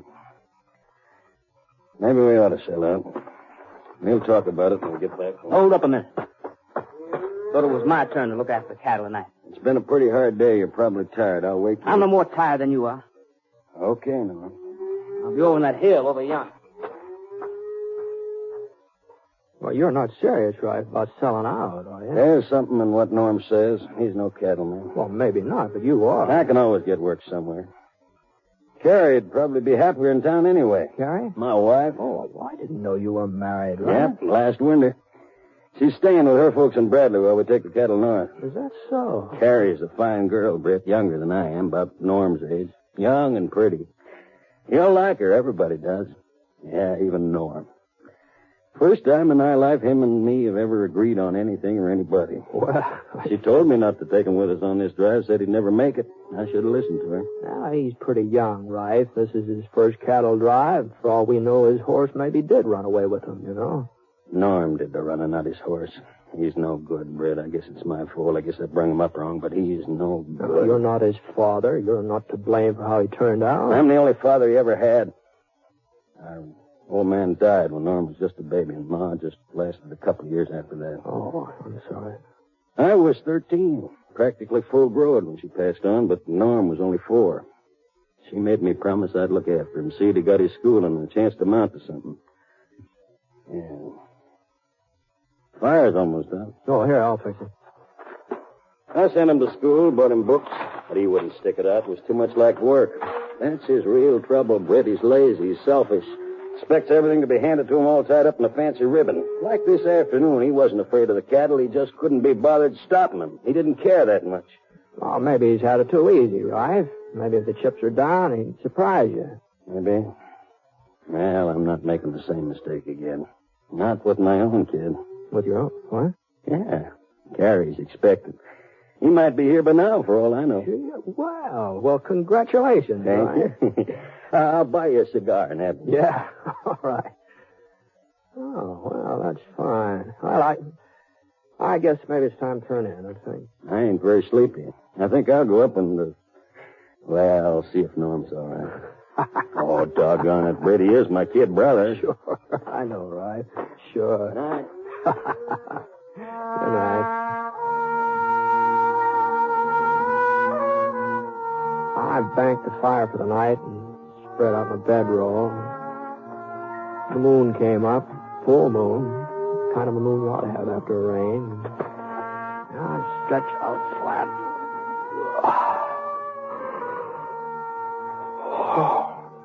Well, except for a couple of rocks right in the small of my back. Well, I felt about as comfortable as a man has a right to feel.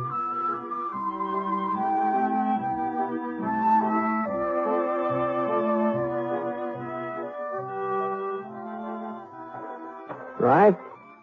No. It's me. Oh. I thought you were looking after the herd. Rife come nosing around. Guess he don't trust me. So if he wants to stay up all night, that's his business. Sorry. Yeah, we got nothing but heroes on this drive. How do you figure that? Well, you're the six-shooter, ain't you? Supposed to be the fastest man with a gun west of Kansas City. East of there, too, from the way folks tell it. No, you shouldn't believe everything you hear, Norm. I don't. I don't believe you're any faster with a gun than the next man. Probably not. I don't believe you're any faster than me. See that white rock over there? Well? You're good. Go ahead. It's your turn. Well, I'm afraid I'm sort of out of practice of shooting at rocks. I used to do it, but I haven't tried it recently. What do you mean by that? I'm still a kid? I didn't mean anything. You're a good shot. Now, good night. Maybe you think it was an accident I hit it. I hit it. I can do it again. There. See that? Good night. Oh.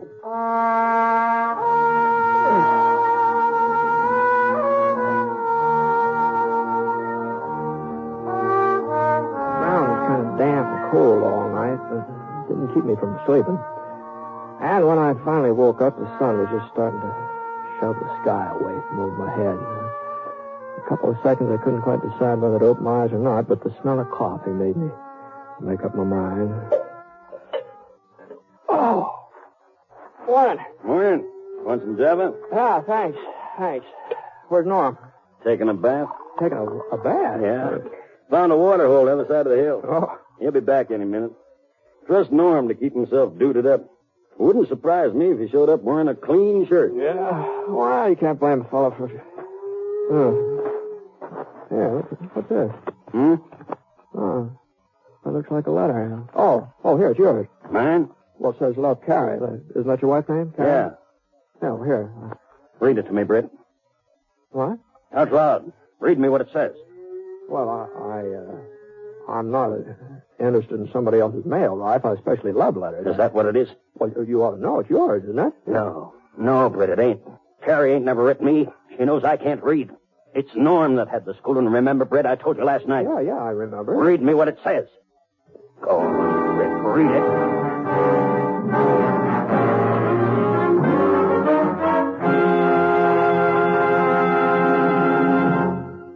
We'll return to James Stewart as the six-shooter in a moment. First, a word from Coleman, America's leader in modern automatic home heating equipment. You'll be glad this winter you bought a Coleman heater this fall. Yes, as you sit back in your easy chair, snug and comfortable, you'll be glad you bought a Coleman heater. You'll enjoy floor-to-ceiling warmth in those rooms you could never heat before. Get your Coleman oil or gas heater now during Coleman's big bonus sale. Here's what you get. First bonus, a new low price. Yes, now you can get a dependable Coleman automatic heater at a new low price. Second bonus, a new low operating cost. Coleman saves you up to 25% on heating bills because Coleman gives you maximum heat from your fuel. Third bonus, a 32-piece set of Libby's Safe Edge glassware worth $14. It's free with your new Coleman heater. Get 3 big bonuses. Get your Coleman oil or gas heater now during Coleman's big bonus sale. This sale is for a limited time only. So see your Coleman dealer tomorrow. You'll find his name and address in your telephone directory.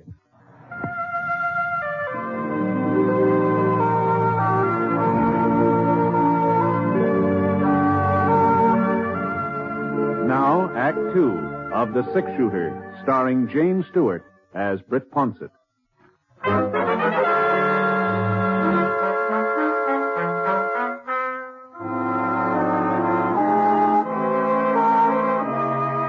sun was warming the back of my neck as I stood there facing life, holding that piece of lavender paper in my hand.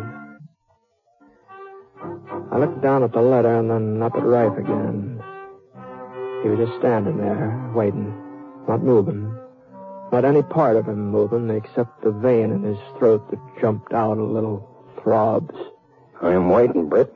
Now, it's not my letter, Rife, and I guess it isn't yours. It concerns me, don't it? It's from Carrie. It's from my wife. Well, that's between you and her. I want to know what it says, what she's been writing to Norm about. Go ahead, Britt.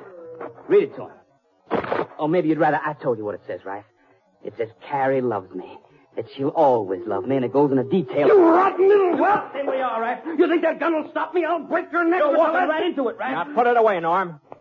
You wanted a sample of my shooting last night. You put that gun away and you'll get it. What am I supposed to do, take you both on? This isn't my argument. It'll take 3 of us to get that herd to Abilene. I just want to be sure there'll be 3 of us to do it. There ain't going to be 3, Britt. You've taken everything from me. All your life you've taken everything, but you're not taking Gary. All right, that's enough, right? Come on now. I meant what I said about finishing that drive. 2 men may not make it, and I'm going to be sure I'm not going to lose that money you promised me. Now, come on. Now, straighten up here. What's the matter with you? You both able to ride now? Yeah. All right. Norm, what about you? Sure. All right, now, come on. Let's get started. I dumped out the coffee and covered up the fire while Norm got the horses. We saddled up and got the herd underway. Norm moved out to the front, and I stayed in the middle.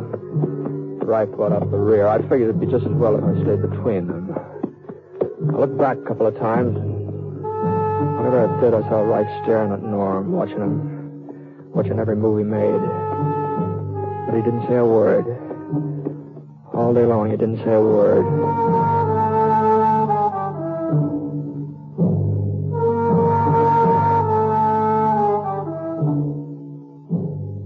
And then at supper time, Rife, he sat off one side, just pecking at his food. I noticed there's nothing wrong with Norm's appetite, though. Any more beans? Yeah, it looks like you finished them up, Norm. Oh? You're kind of hungry tonight, huh? Why not? Just a kid still doing my growing. At least that's what some people think. Uh-huh. Well, as long as you're so full of energy, maybe you wouldn't mind looking after the cattle, huh? Huh? Well, you missed your turn last night, didn't you? Say, you taking over this outfit, Ponce? No. Just a suggestion. I guess somebody's got to run things. Don't look like my brother's holding a very tight rein. See you in the morning. Yeah. Come on, Rife. How about some shut-eye? Okay. Good night. Night. I waited till Rife dropped off, and I closed my eyes. I didn't sleep very long, though. But an hour later, something woke me up. At first, I thought it was a coyote. And then I saw Rife edging off through the brush. You going somewhere, Rife? Huh? Coyote woke you up, too, huh? Yeah. That gun ain't gonna do much good if you're figuring on killing it, Rife. What do you mean? It's empty, Rife. You ain't got no right to interfere. Oh? I'm just thinking about that 10% of the herd. I'm gonna kill him, Britt. You can't stop me. Nobody can. He's your brother. No, he ain't. Not anymore. Would a brother do what he did to me? I ain't never had anything I could really call my own. If he wanted something, he took it. I never stopped him. But Carrie is my wife. She belongs to me, and this time I'm going to stop him. Hadn't you better wait and talk it over with her? I waited too long already. Why do you think she didn't want Norm to go with us on this drive? It wasn't because she was afraid he'd never make it. She wanted him there, with her. And at a time like this, she's... Easy now, Rife. Probably want to take over the baby, too, when it comes along. No, come on now. You've got to get some sleep now. You'll feel better in the morning. Come on now. No, I won't feel better in the morning, Britt. I won't feel no better until I'm even with him.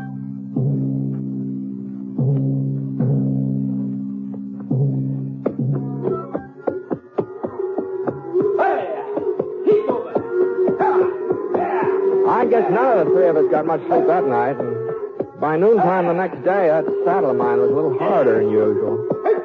I'd been sort of keeping my eye on Rife. He was still riding behind me. But the sun was getting hot, and I was kind of drowsy, so I just sort of jogged along for the next few miles, not paying much attention to anything or anybody. If Scar hadn't given me a jolt, easy, boy, easy now. I wouldn't have looked around, and I wouldn't have seen that we were coming into a gorge. It was very narrow, barely wide enough for the herd, and the rock walls jutted up at a sharp angle, too steep for a horse to climb. By the time I got my bearings, it was too late. This was just the kind of a place Rife was looking for. I couldn't see him now, but I knew he was doing the firing, and I knew why. He was trying to stampede the cattle. And there in the gorge, Norm wouldn't be able to get out of the way. There was no chance of getting back to stop Rife. All I could do was just jam right into the middle of the herd. Come on, boy. Now, come on. Come on. past a couple of steers. I tried to keep them under control, but the ones from the rear started pressing forward in earnest, and there just wasn't no holding the rest of them. And we was right in it now, a real stampede. This was Wright's way of killing his brother, and I wasn't so sure I was going to fare any better than Norm. A couple of the cows shoved against us, almost toppled us over. Scar was pretty certain to lose his footing before we could get much further, and I jerked out my gun. I cleared us a little path, but the cattle plugged up before we get through. All of my shooting was just making things worse. There was nothing to do now but just give Scar his hit, let him run with it. I hadn't had time to worry about Norm. I didn't know what had happened to him. I didn't even think about him until it... Hey, that wasn't Wright firing. That wasn't Wright firing. That was from up ahead. Well, the herd was half crazy now. They'd been shot at from all directions. They didn't know where to turn now. I rose up in my stirrups and looked forward. Norm was holding his ground at the mouth of the gorge. He could have gotten away, all right, but he was holding his ground. I hadn't lifted myself up. Maybe I would have been able to hang on when the cattle twisted around and started changing direction. As it was, Scar held his ground, flattened out behind a rock. That was the only thing that saved my neck. I rolled under him. The cattle, as they swung around, started heading back to the water.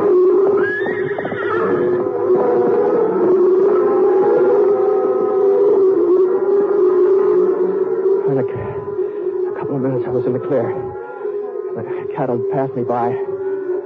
I pulled myself up to my feet, and I looked around. The herd was still out of control. They're charging out the other end of the gorge. And then I got a flash of Wright. Norm must have heard it too. Right! Right! Norm came pounding past me, firing at all the way like a crazy man, trying to get through to his brother. Right! Right!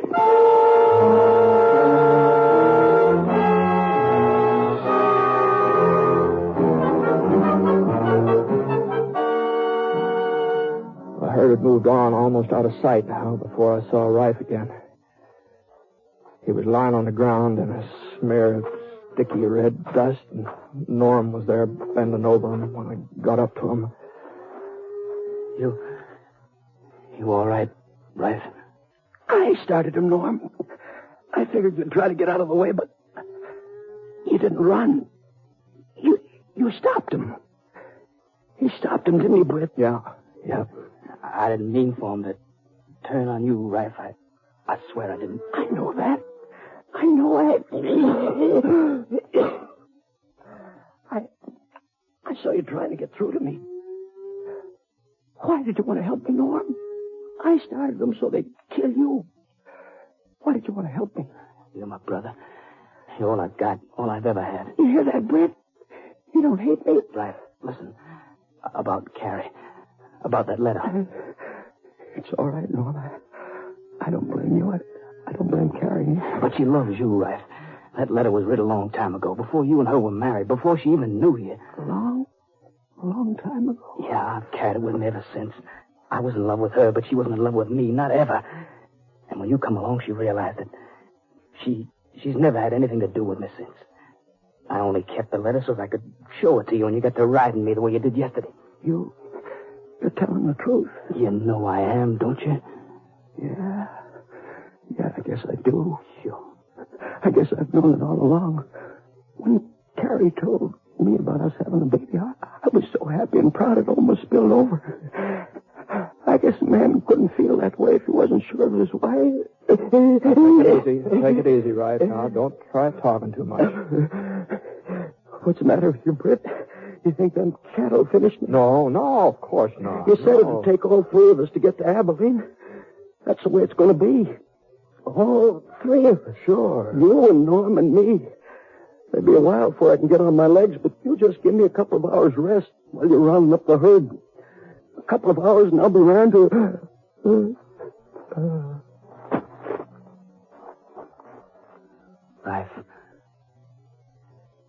Rife. He's dead, Norm. But it can't be. He was feeling better. You heard him. Well, a man don't always know when he's dying, Norm. sometimes a man's lucky. Britt, Yeah. It's only kids that cry, ain't it? I guess this makes me a kid. Oh, I wouldn't say that, Norm. I'd say you've done a lot of growing up today.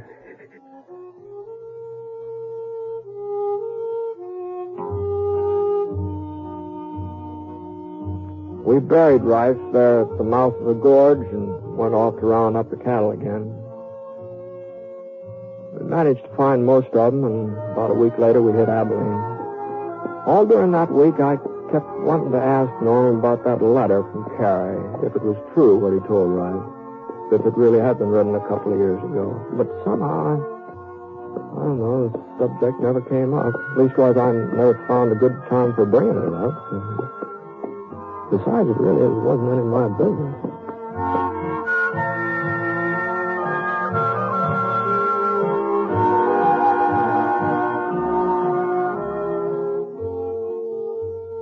Beginning tomorrow night, Fibber McGee and Molly return to the air in a new series of programs. Yes, beginning tomorrow night, you'll hear those wonderful folks from 79 Wistful Vista, Fibber McGee and Molly, every night, Monday through Friday on NBC. As a matter of fact, this is the week that will see 28 new programs beginning on the NBC radio network. And you'll find that an evening with NBC radio is an evening sure to entertain. So make a date to keep your dial set where you hear the familiar NBC chimes. Your invitation to the best in radio programming.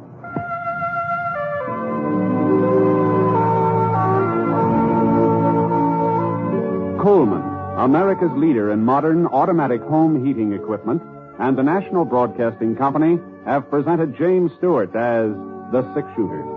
Mr. Stewart may currently be seen in the Universal International picture Thunder Bay. Others in the cast were Lou Merrill and James McCallion. The Six-Shooter is an NBC Radio Network production in association with Review Productions and is based on a character created by Frank Burt, and today's transcribed story was written by him. Special music was by Basil Adlam, and the entire production is under the direction of Jack Johnstone. All characters and incidents were fictitious, and any resemblance to actual characters or incidents is purely coincidental. This is Hal Gibney speaking. Listen to Last Man Out, one of the Magic 28, next on the NBC Radio Network. Welcome to Golden Age Radio, rumble.com/C/GAR. Visit veteransradioministry.com for more videos like this.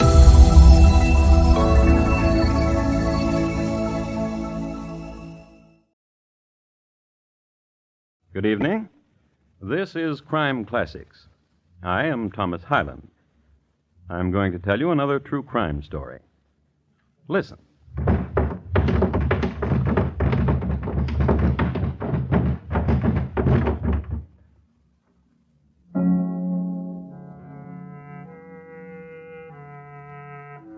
The man who just fell down the stairs is Colonel James Fisk, Jr.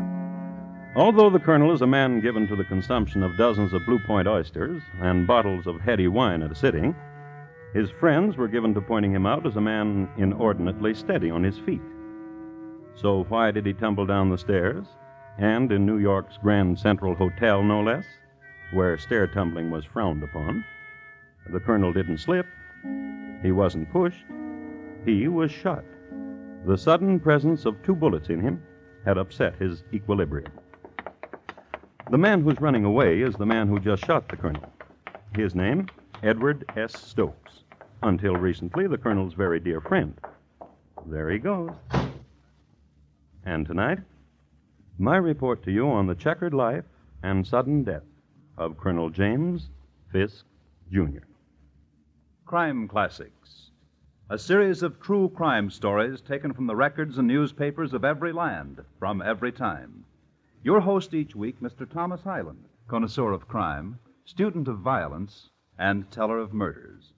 And now, once again, Thomas Hyland.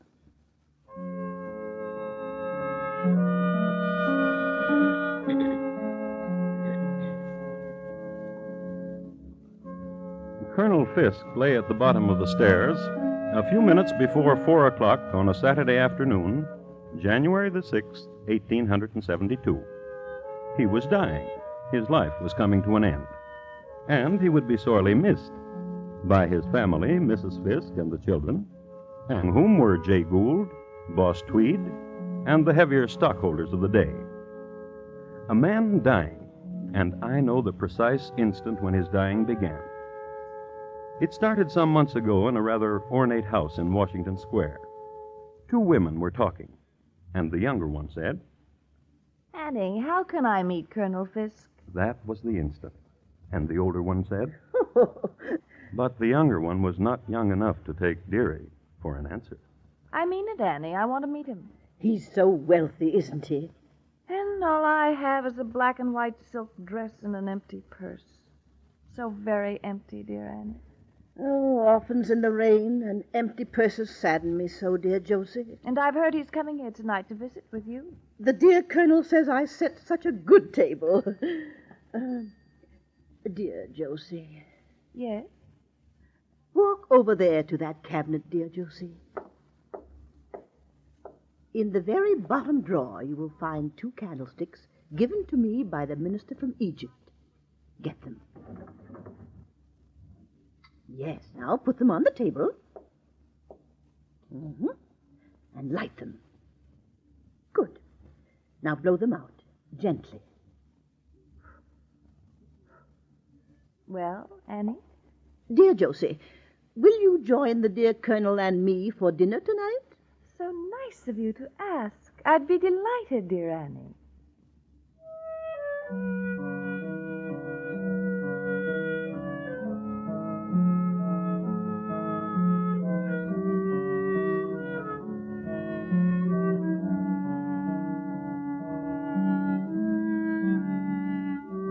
And so it was that Colonel Fisk and Josie Mansfield met. I kiss your hand, Josie. You're a very sweet man. Isn't she a dear? So lovely. And so poor. So sad. The Colonel was a man easily touched, and this was the era for young widows, beautiful and penniless. It was the era for weeping at the mere thought of such a situation. It was a decade of compassion and champagne. And this night, the meeting night, was one of the most poignant of the decade. Tomorrow, Josie, a jewel to lie against the throat. Oh, Colonel. My carriage will call for you at noon and bring you to me. The necklace counter? Of course, my dear. More wine?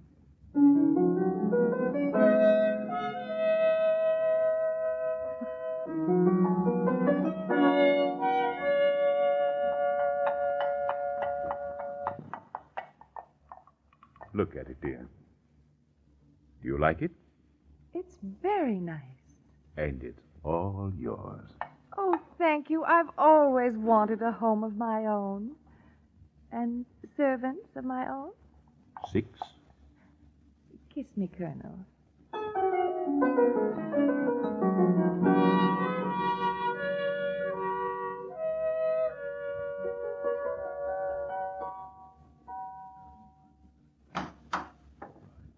Good evening, Colonel. Evening, Quimby. This is Mr. Stokes. May I take your cane, sir? Thank you, Quimby. This is in the drawing room. She's waiting for you. This way, Stokes. Hello, Colonel. And you must be the Colonel's best friend, Mr. Stokes. I hope this is no imposition, ma'am. Preparing dinner? Certainly not. I just sat here all day, listening to the new present the Colonel sent me, while the servants made ready. Do you like the new music box, my dear? It reminds me of you when you're away from me. Such a pretty speech. How fortunate you are, Colonel. Oh, wait till you taste her pheasant a la Esther. I can hardly wait. Excuse me for a moment. Where are you going, Colonel? I left a small package for you out in the carriage, my dear. And of course, we'll excuse you. So, you're Mr. Stokes. I must say he was right. You are elegant. He was right. You are very lovely. And you're... What? You are. help me light the candles? Josie. Will you help me with the fireplace? Josie. The music box is run down. Will you... Josie. You won't help me with anything. You're wicked. You're very wicked.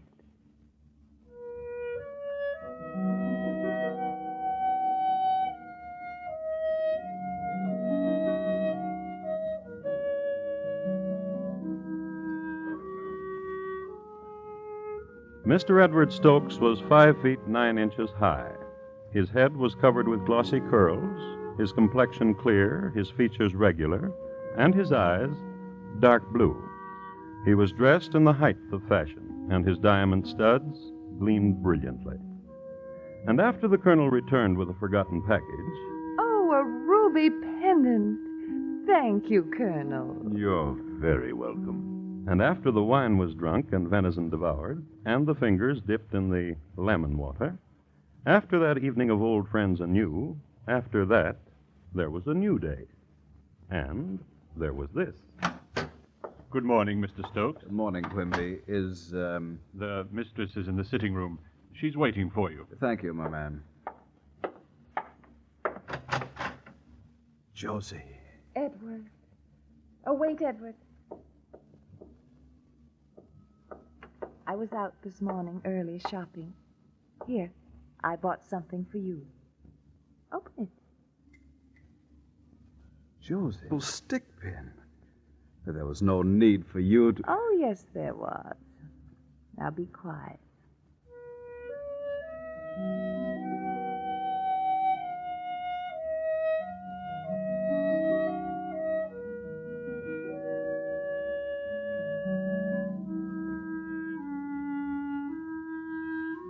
Wild, storm-tossed lovers you might care to eavesdrop upon, since they'll give you a better understanding of the currents sweeping these two upon violent shores, like this one. The best champagne in New York. Now take off your little shoe.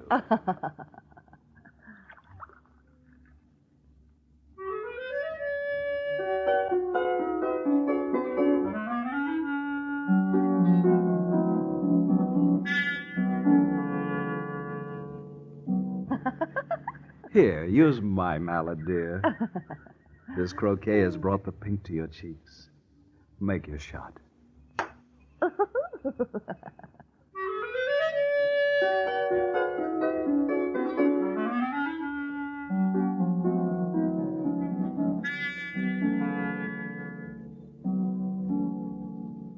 As is always the case in skullduggery of this sort, there is an in the meanwhile, in the Park Avenue home of Colonel James Fisk, Jr., the colonel and his lady.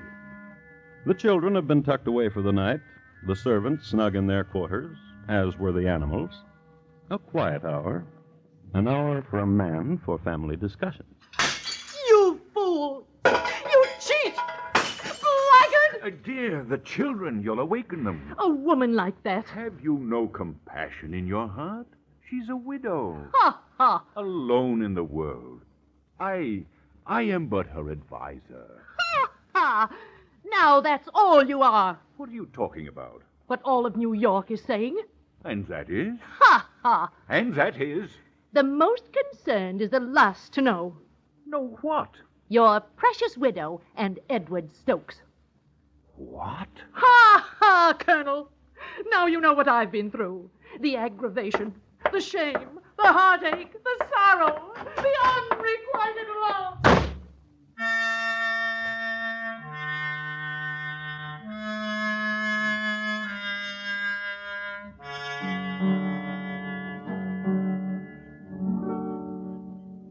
Where is, The mistress is in her boudoir. Go awaken Who her. is it, Quimby?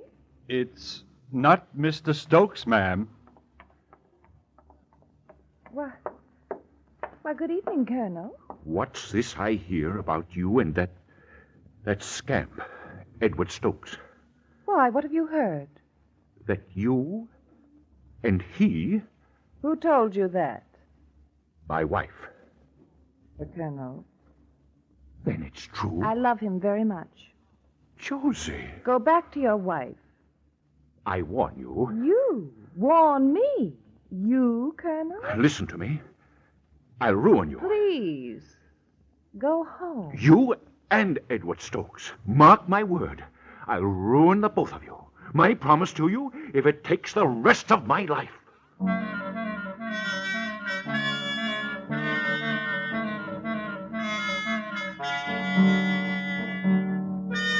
The colonel left. The colonel was driven to his club, where the colonel spent the night. And the next morning, early, the colonel began the final week of his life.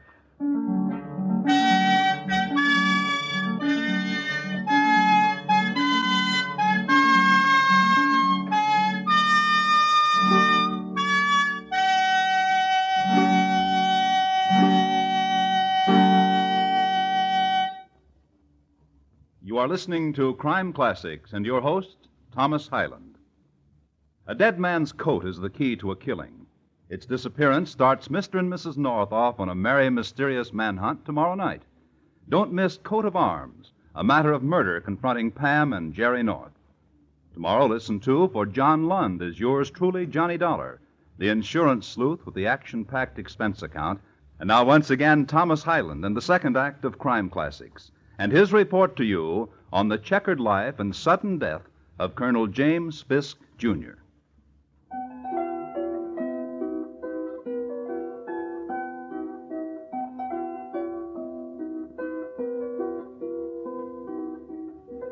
I'd like to set the coordinates for you again. Take a reading of exactly where we are in time. The year is 1872. The place is New York City. Now, 1872 was a vintage year for pearls in the bottom of champagne glasses, of fatted railroad stocks, and the diamond harvest was spectacular. The term rags to riches was coined on a day in this year, when a raggedy sewing machine girl was summoned from her chores, taken by the hand, dressed in silk, then released into a gilded cage. New York City at this time was a center for many similar dramas, one of which we're concerning ourselves with. Colonel James Fisk, Jr. had compassion for a widow named Josie Mansfield. Josie Mansfield had compassion for the colonel's friend, Edward Stokes. The colonel, upon hearing of this arrangement, immediately went into action, in a colonel-like manner. Your Honor, I want to swear out a warrant for the arrest of Edward S. Stokes for embezzlement. Why, certainly, Colonel. We'll have the culprit in jail in no time at all.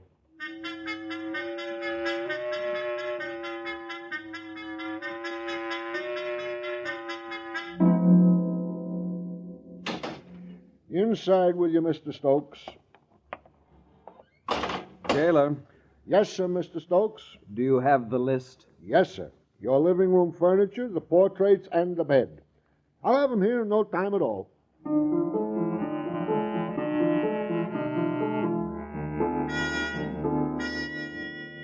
Edward Stokes was a model prisoner for 2 days. He was then released when the charge against him was dropped. Not to be outdone, he went into action in a manner which gained the plaudits of his cronies. Your Honor, I want to swear out a warrant for the arrest of Colonel James Fisk, Jr. for false imprisonment. Why, certainly, Mr. Stokes. We'll have the culprit in jail in no time at all.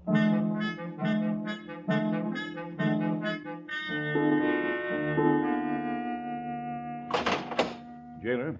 Yes, sir, Colonel. The living room furniture, your easy chair in the library, and the bed. I'll have them here in no time at all.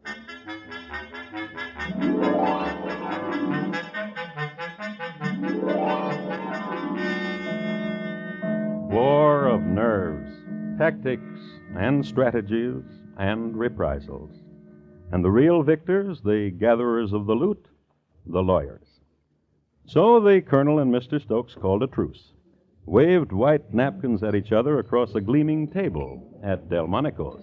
Stokes, I think we both acted like children. I agree with you, Colonel. Let me fill your glass. Yeah. A toast. To a friendship. Our friendship, Colonel. Enough of jails and lawyers and arguments. Life is too short. I'll drink to that, too. Colonel? And we can settle our affairs like men. I'll drink to that, too. No, wait. Let's settle our affairs first. Delighted. There is only one thing which stands in our way. Obviously. Josie Mansfield. You're right. Stokes, you're not ever to see her again. Colonel? You agree? Colonel, you're a fat, stupid fool. I accept that. But you're never to see Josie Mansfield again. Josie told me that if I saw you, I was to tell you you are a fat, stupid fool. And you are. I warned you once, Stokes. I'm not going to warn you again. Then I'll warn you. If you make any trouble, Colonel, you won't live to enjoy it. My promise to you.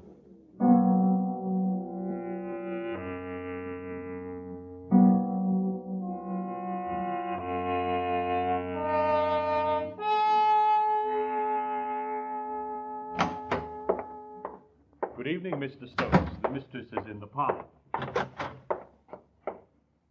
Josie. Josie. Josie, wake up. Oh, Edward. How nice, Edward. Dearest, listen. It's important. Are you awake? Well, of course, I just drowsed off. I was reading, waiting for you, and now you're here. Josie, listen. It's about Colonel Fisk. Oh, please don't talk about him. Not now. He's ruined me. What are you talking about? I'm a pauper. You? Why, you're one of the wealthiest young men in No, the... not now. I don't have a penny. What happened? The stocks I had, all my assets. Well? The Colonel forced down the value of the Erie Railroad stocks, wiped me out. Oh, Edward, I'm so sorry. Josie, Yes? I'm poor now. Do you want me to leave? Never come back? Darling Edward. Darling, dearest Edward. Josie. We'll beat him. We'll destroy the Colonel, you and I together. That's impossible. He's too powerful. He's a weakling. What? I can prove he's a weakling. He writes letters. Letters? I saved them. And that's not all. What do you mean? Dealings he's had. Dishonest business dealings. Would you like to look at them? Dearest Josie, I love you so much.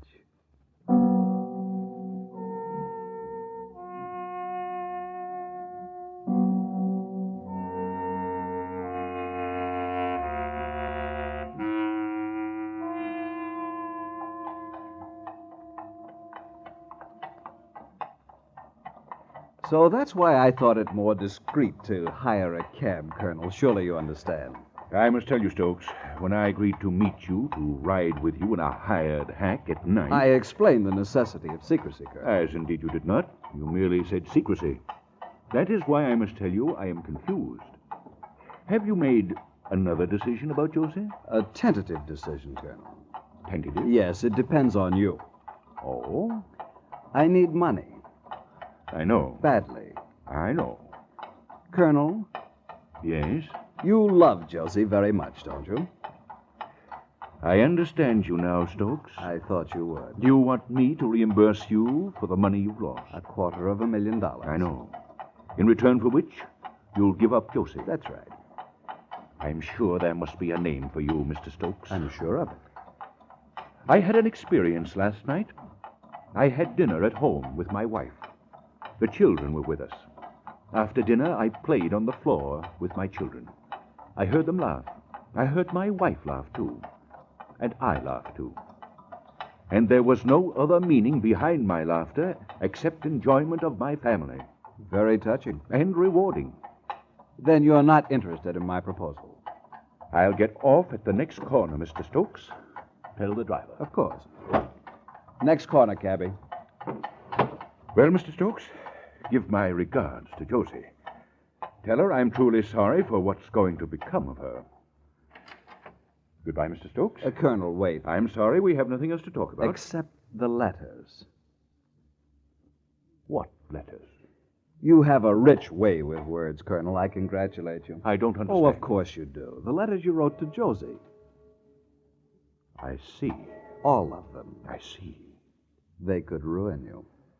Perhaps. I remember one of the letters opened with, Dearest Josie, my poor little widow, your sad tears still on my shoulder. $10,000. And another, Dear Josie, this morning I was at Tammany Hall, and with Boss Tweed arrangements were made to relieve the city... $10,000. $250,000 for the letters, Colonel. 10,000, or you may publish them or do what you want with them. Surely you're not serious. Good night, Mr. Stokes. 10,000.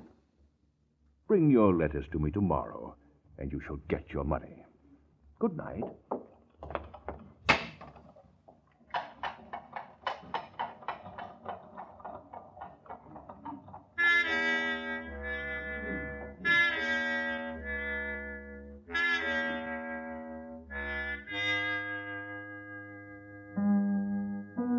An old almanac I have occasion to call on now and then says that Saturday, the 6th of January, in the year 1872, is the 66th anniversary of the Volunteer Fire Department of Roanoke, Virginia. Also, it predicts the day will be cold and clear with high westerly winds. So, we'll make an assumption. On a cold, clear Saturday morning, buffeted by the high westerly winds, Mr. Edward Stokes made his way to the Wall Street office of Colonel Fisk. Here he received more coldness and $10,000. Here he deposited with the colonel a stack of letters, wrapped in blue ribbon and sachet. Then Edward Stokes called on Josie Mansfield. He told her of the transaction. We must imagine that Josie's reaction went something like this. You idiot! You bumbling, spineless idiot! But, Josie... I should have known better than to trust you with those letters. But $10,000 is better than nothing. If you'd had the courage... He told me 10,000 or nothing. If you'd had the courage, he would have given you everything he owned. Why, the mere possession of the letter dated June 16th, 1871 would have been a fortune 10 times the amount you got. But... But what? You have your jewels, this house. Surely you must be worth nearly $1 million yourself. I love you, dear Edward, but that's my money. You'll just have... What is it, Quimby? Miss Annie Wood wishes to speak with you. Tell her I'm busy. She said it's extremely urgent. Extremely urgent. Hello, Annie. Josie, dear Josie, and dear Mr. Stokes. Hello. The judge came to see me for lunch a little while ago. Judge? What are you talking about? Judge Tripler. Well, I don't see... He just come from court. He just signed a warrant. Yes? For the arrest of dear Mr. Stokes on the charge of blackmail. Colonel Fisk? Yes.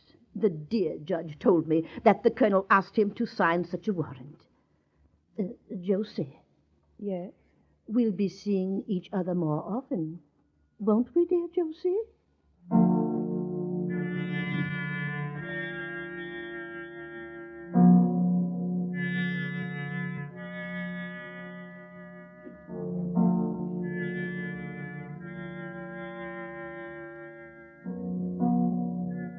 Publication of the time. I quote, "The next that was seen of Edward Stokes, as far as is known, was at a few minutes before 4 o'clock, when he was walking carelessly up and down the main corridor of the Grand Central Hotel on the parlor floor. This corridor is 1 story above the street, is parallel with Broadway, and at its northern end is reached by a staircase from the street. Passing and repassing the head of the staircase, Stokes glanced furtively down the stairs. It was nearly 4 o'clock when Colonel James Fisk, Jr., drove up in a carriage to the door. Stepping out of his carriage and walking briskly across the pavement, he passed through the outer door of the hotel. When he had done so, he was heard to inquire for a certain Annette Latour. He was told she was in and started up the stairs.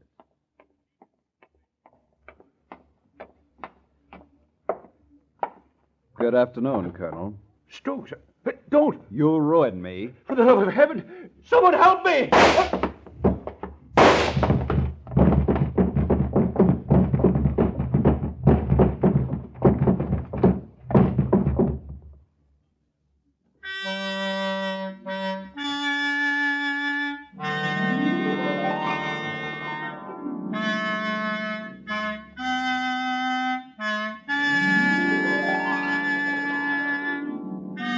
Edward Stokes was restrained a block away. The colonel didn't die immediately. He was lifted by 3 bellhops and taken to chambers supplied by the management. Doctors were called, and the colonel joked with them, as he joked with his many friends who came to visit him. He joked with everybody. Next day, in the middle of a joke, he died. Thomas Stokes pleaded self-defense. He was convicted of manslaughter in the 3rd degree. Josie Mansfield spent her remaining days with her aunt, Miss Annie Wood.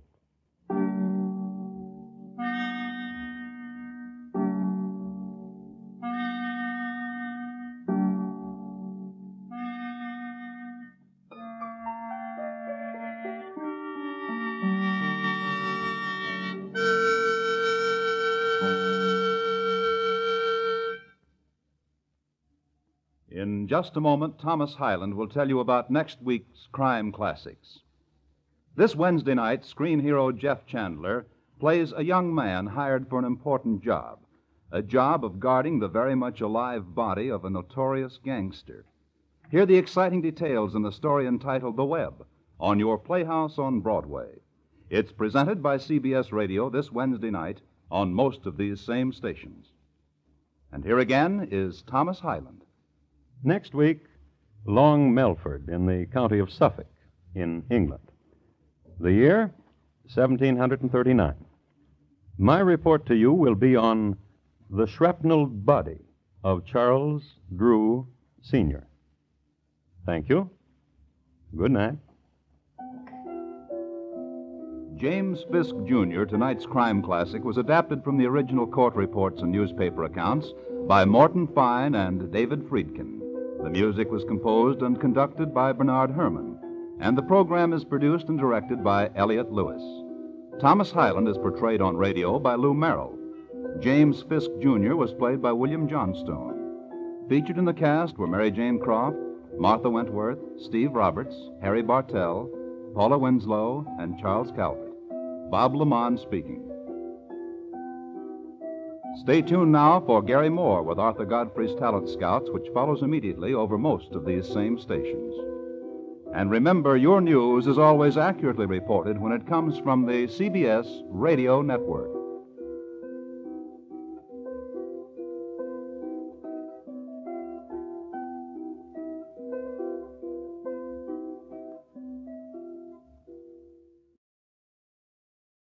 Welcome to Golden Age Radio, rumble.com/C/GAR. Visit veteransradioministry.com for more videos like this.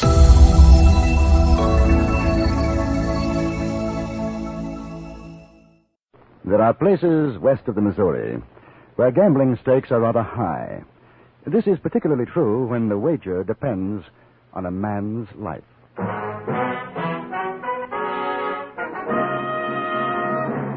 Frontier Gentlemen.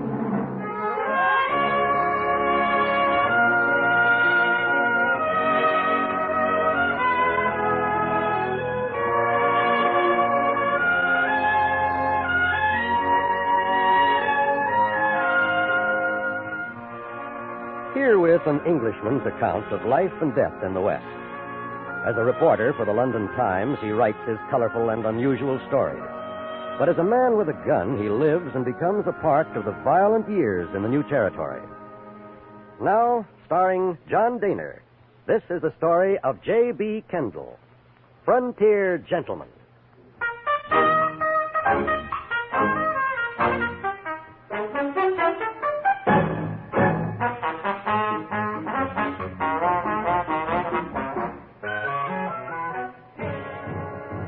I had stayed in Montana Territory hoping for an interview with Sitting Bull or even Crazy Horse.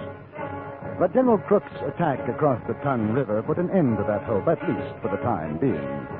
And so, with a full-fledged Indian war exploding around me, I had no choice but to remain where I was. The settlement, with a normal population of perhaps 100, had swollen to 4 times that number. The saloon keeper, gambler, and others were doing a thriving business, and the most popular spot in town was undoubtedly a place bearing the rather, sanguinary legend, Jug of Blood. It was what is known as a honky-tonk. I was passing outside when the trouble began. The doors flew open and half a dozen brawling men erupted in the street. In sheer self-defense, I became a combatant.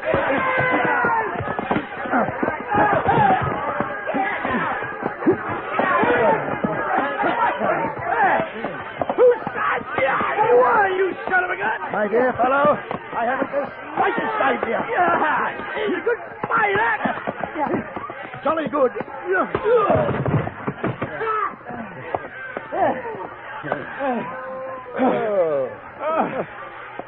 Just some no-good son of a gun was cheating at poker.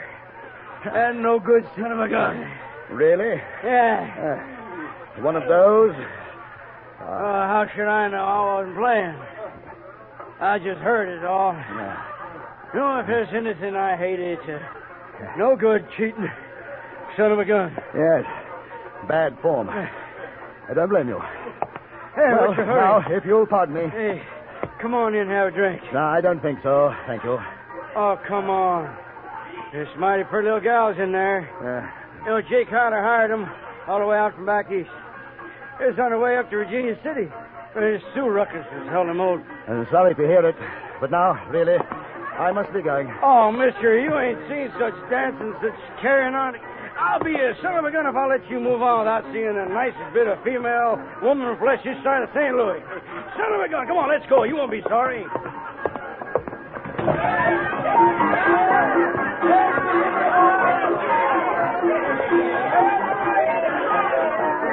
There's a table over there. Right.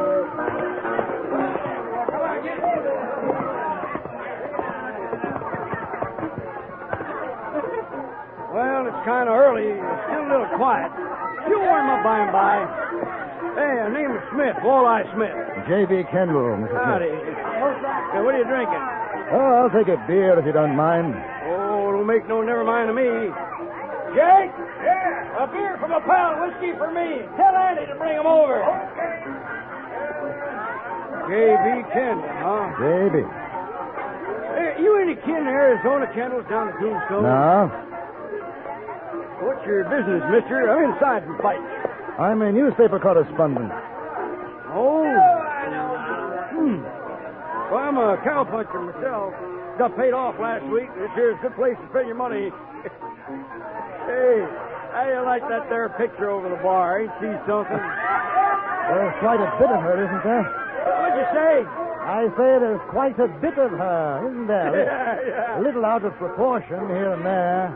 Ample. Well, son of a gun, I like you, Kendall. I like you. Son of a gun. Hey, what paper you write for? London Times. Well, son of a gun.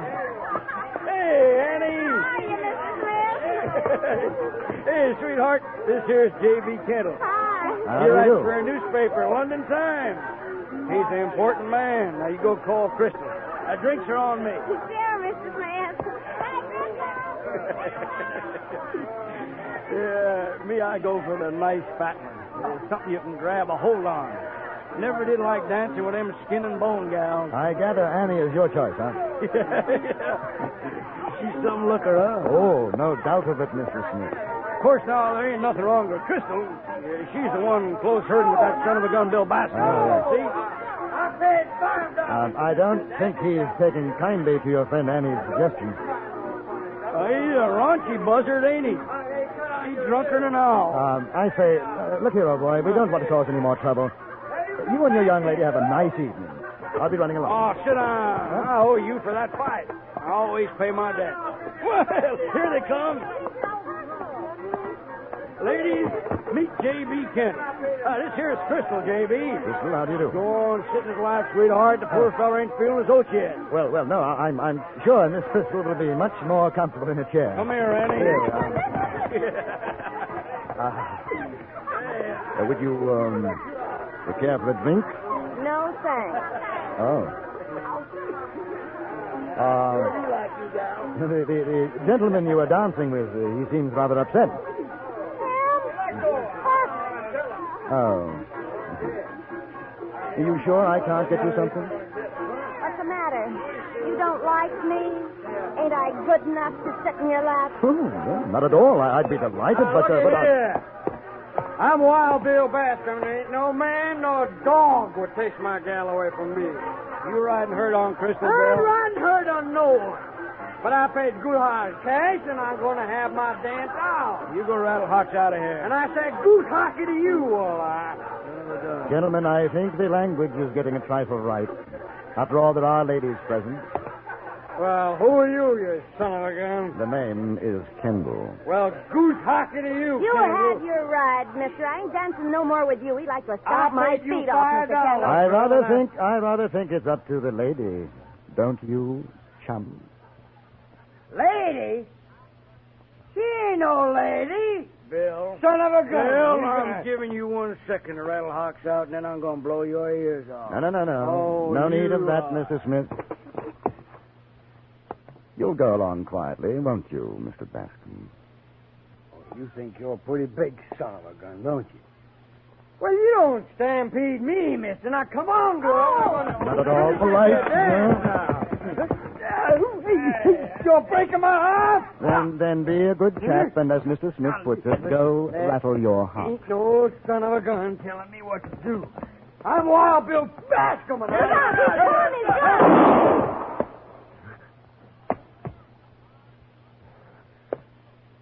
Son of a gun. You killed me. What's he mean you killed him? He shot himself. You didn't even draw on him. I don't allow no gun shooting in here. Jake, it's Bill Bascom. He aimed to salivate Mr. Kendall here, and he killed himself instead. Oh, that silly son of a gun. Now, you boys, you get him up out of there. That rug cost me $300. Will somebody get a doctor? He's not dead. I bet he is. How much you bet, mister? He ain't dead. I seen him move. Look. Why don't you shut your mouth? Now, get him off my rug. Take him in back. You can put him on the faro table. Give me a hand. Yeah, sure. Somebody find a doctor, please. Ain't no doctor except an army surgeon. He's getting himself scalped by the Sioux. Well, that's true. Ain't no doctor around here. I never knew Carefully he was now. this heavy. Carefully. Hey, what are you doing? All right, break up the game, boys. There's a goner here. Needs a table. Come on, brother. I tell you. All right, boys. Put him down. I'm dying, boy. Give me a drink. I'll get it. Put him down, I said. Put him down. He's there. My old Martha. See me now. Annie, see if you can find some bandages. Clean rag, hot water. Sure. And don't you fret, Bill. Right. You're going to be just fine. Well, I got to get back to the bar. Anything you boys need, you let me know. Whiskey's on the house, Baston. You're a good man, Jay. I'll put in a word for you when I get where I'm going. Yeah, well, you do that. So long. All right, now. Let's get that jacket off, Baston. Oh. Mister, you're treating me like I don't deserve. Don't talk now. Smith, get the other arm. Sure. Hey, no, I know. Now, wait a minute. Now, look, I ain't kidding you. These are my dying words. I tried to kill you. In my drink, I tried to, and it's heavy on my conscience. Well, I sure wish I had me a preacher to make my peace with. Bill, will you shut your son of a gun mouth and let us get this here jacket off of you? I ain't... Careful now. There we are. Now I have to tear the shirt. No, boy. This here's my bare shirt. I want to be buried in it. Here's your whiskey, Bill. Let me chop his head up. Crystal, you angel of mercy. That's what you are, Crystal. You.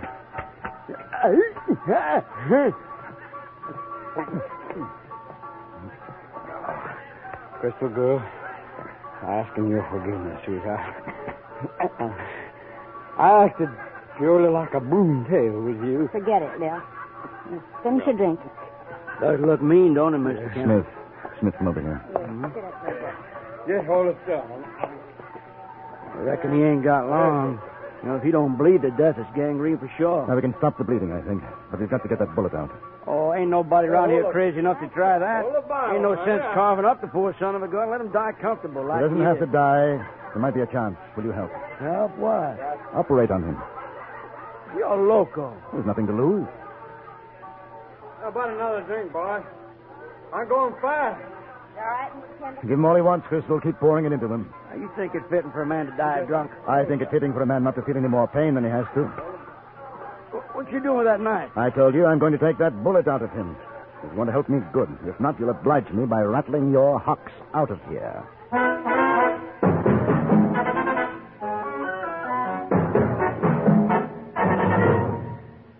In a moment, we return to Frontier Gentlemen.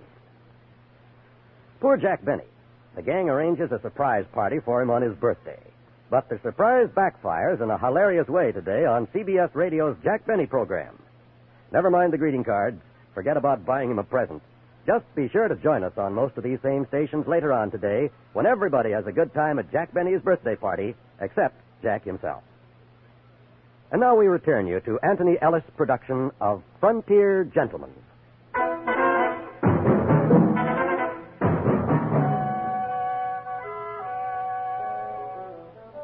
There are some men who possess a rather odd sentimentality about pain and death. They don't hesitate to empty a gun into a living body. With clear and shining conscience, they do this deed. But for those same men to retrieve a life, to cut into flesh to do so, that is a different matter. Walleye Smith was of this type. The thought of operating on Bill Bascom offended his sense of delicacy. Oh, you ain't no doc. You can't do that. I can bloody well try. I couldn't find no bandages, so I tore feet up. And here's your water. Good girl. Put it down on the table. Now, which one of you ladies will help? I will. Oh, sure, me too. All right, we'll try to stop the bleeding first. How do you feel, Bill? I'm dying, partner. How about another drink? Annie, Sure. Crystal, take some sheeting. Press it over the wound. Keep holding it there. Now, come on. The son of a gun, Kendall. I say you can't do it. My dear fellow, will you step over here for a moment? Now, Smith, look here. The fact that Bascom might die is partially my fault. How come? He shot himself. Circumstances. Kismet. Well, you ain't no doc. So you said. You'll kill him. If we're lucky, I won't. If a man's luck runs out, that's the end. It don't pay to go again nature. At a less pressing moment, I should be delighted to enter into a philosophical discussion with you, Smith, but not just now. Now, be a good chap and don't argue. But I ain't arguing, you son of a gun. I'm telling you, you ain't going to cut Bill up. Smith, I took you for something more than a thick-headed clodhopper. I see I was mistaken. Oh, mister, you go on talking like that, there's going to be another dying man in here. Oh, dear. Awfully sorry. Son of a gun. What's the matter with you boys? You stop, you hear?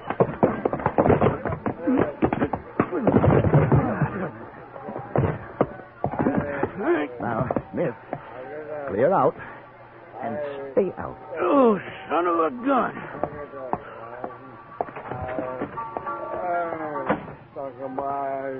Now, how's our patient? It's half the bottle. There's enough rot got in him to melt that bullet. Wishful thinking, my dear. Bill, I'm going to take the bullet out.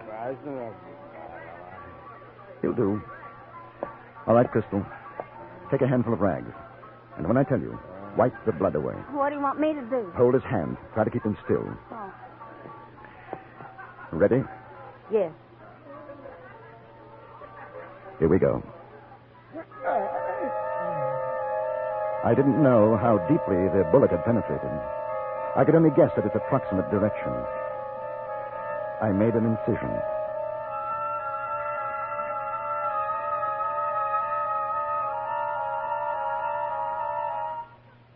Wipe.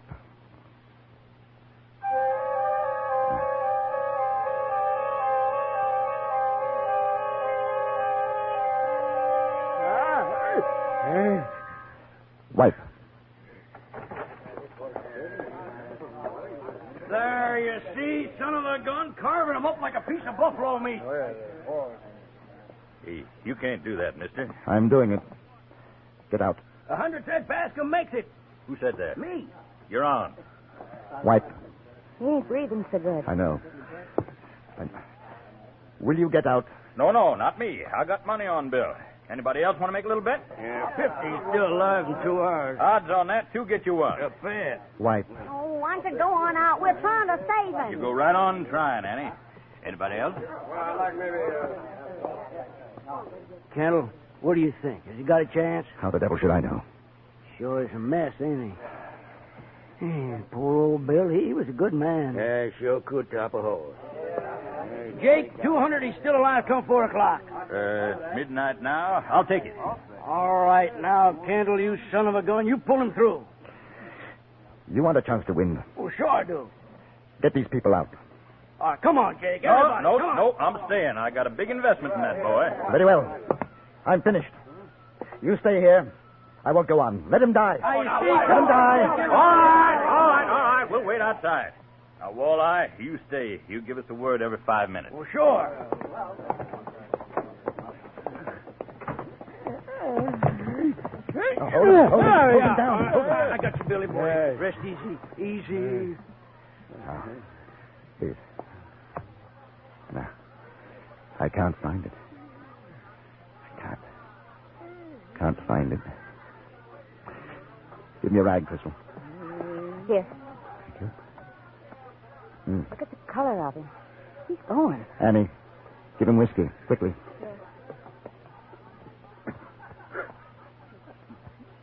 Yes. That's better. I can feel it. I can feel it. Yes.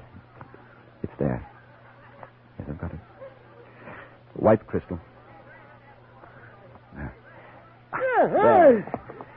There. Now, ain't that something? I never did see a piece of lead dug out before. Son of a gun. Hey, everybody, he got it out! And the son of a gun is still alive!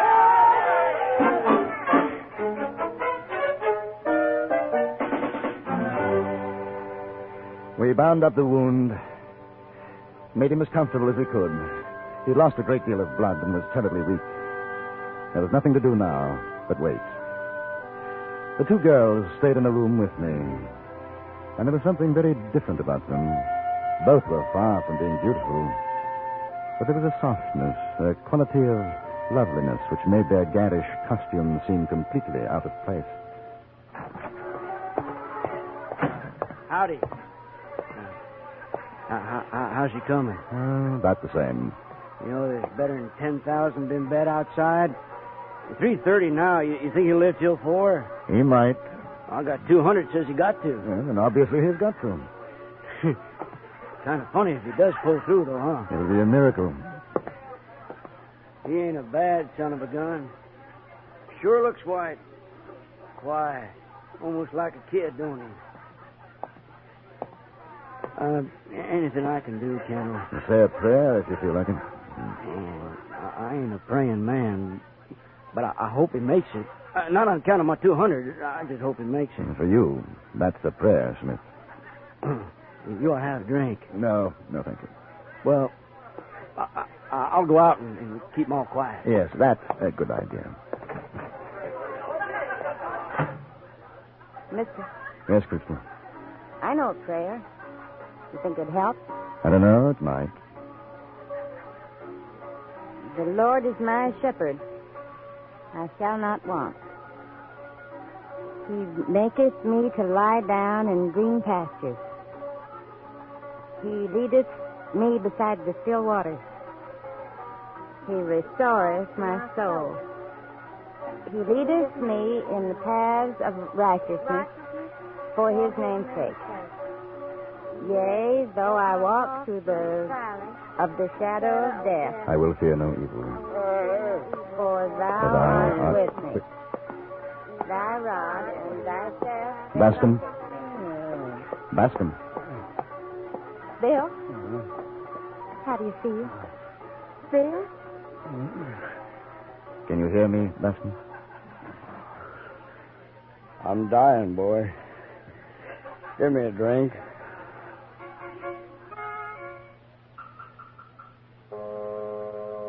Wild Bill Bascom didn't die. A number of people won money because of it, and a number of others lost. Mr. Smith insisted on dividing his winnings with me.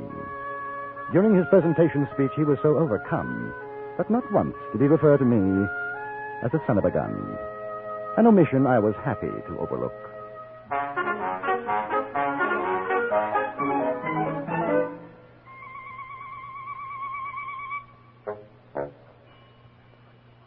Frontier Gentleman was written, produced, and directed by Anthony Ellis and stars John Daner as J.B. Kendall.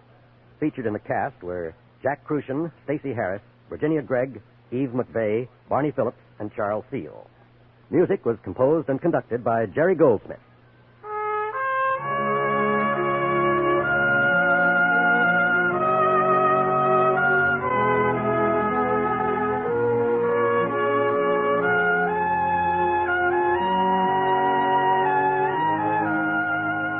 Pearl Bailey, Nat King Cole, and Eartha Kitt may not tell all to Mitch Miller tonight, but knowing Mitch as we do, we're sure his talented visitors will feel free to talk about anything and everything of interest. For an informal get-together with some of the brightest names in show business, hear The Mitch Miller Show every Sunday night on most of these same stations. Now stay tuned for the Ford Road Show, which follows immediately over most of these same stations. Join us again next week for another report from the Frontier Gentleman. John Wall speaking. This is the CBS Radio Network.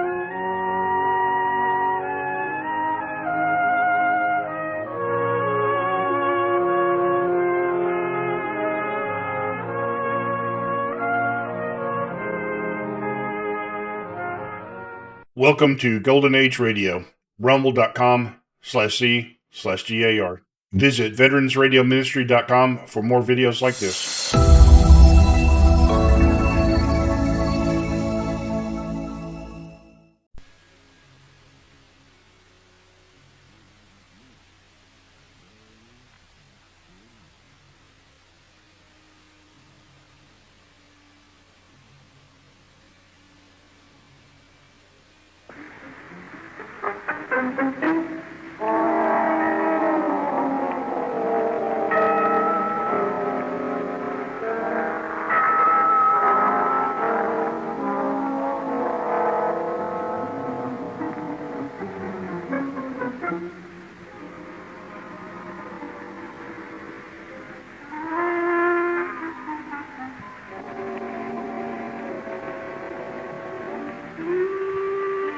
How do you do? This week I'm taking you to the Black Museum at Scotland Yard. The Black Museum. Isn't this the name for a room which holds a series of murder exhibits? Not always frightening in themselves, but terrifying when considered in their relation to their history. Now, what have we here? A human finger preserved in alcohol. A blood-stained matchstick. Piece of carbon paper, railway ticket, a can opener, each a piece of evidence in a horrifying crime. Over there now, to the left, in the place reserved for the newest exhibit, is a piece of paper.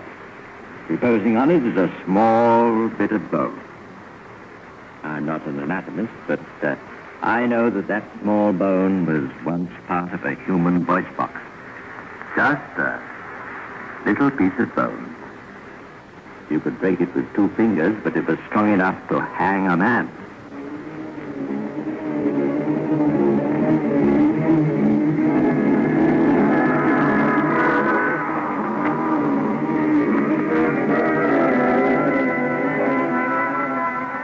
Our story begins during the London Blitz 1941. Bombs falling, buildings burning, the city near chaos. Now, supposing you murdered somebody during the Blitz on London, a woman. Now, supposing you'd buried the body in the cellar of a Blitz building under a lot of debris. And then you'd laid a trail which showed that the woman, like thousands of others at the time, had left London. And this was all accepted. Now, supposing a year passed, and then more than a year, and everything was forgotten. You would be feeling pretty safe, wouldn't you?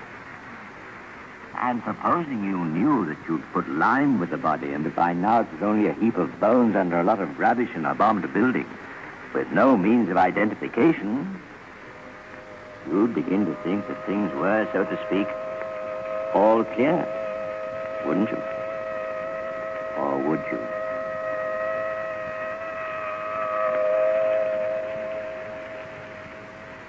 It is July 1942.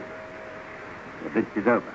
A gang of demolition workers are clearing rubble away in the cellar of a damaged Baptist chapel.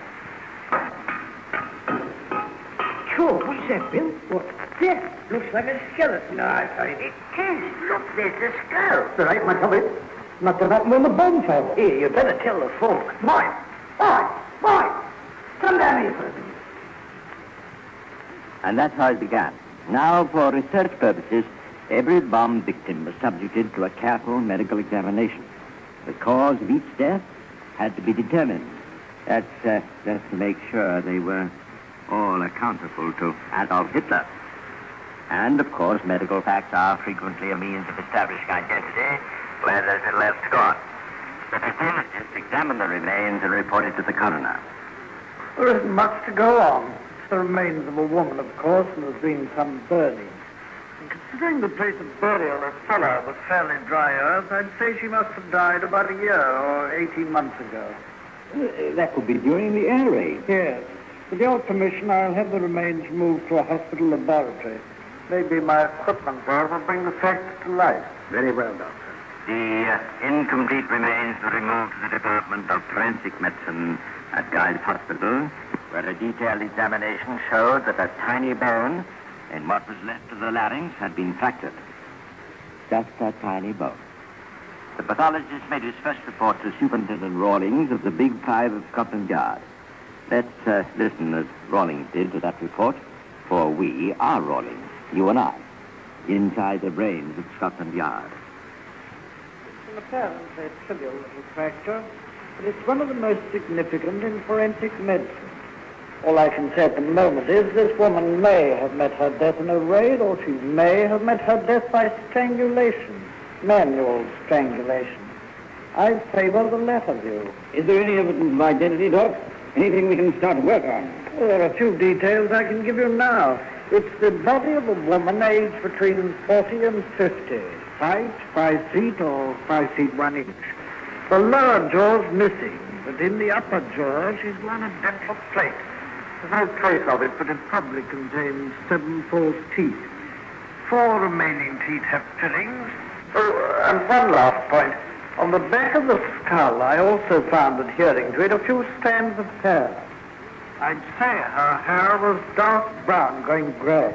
I'm sorry I can't be more helpful at the moment. Good, tell me to go on, Doc. A woman, aged between 40 and 50, about 5 feet tall, going grey.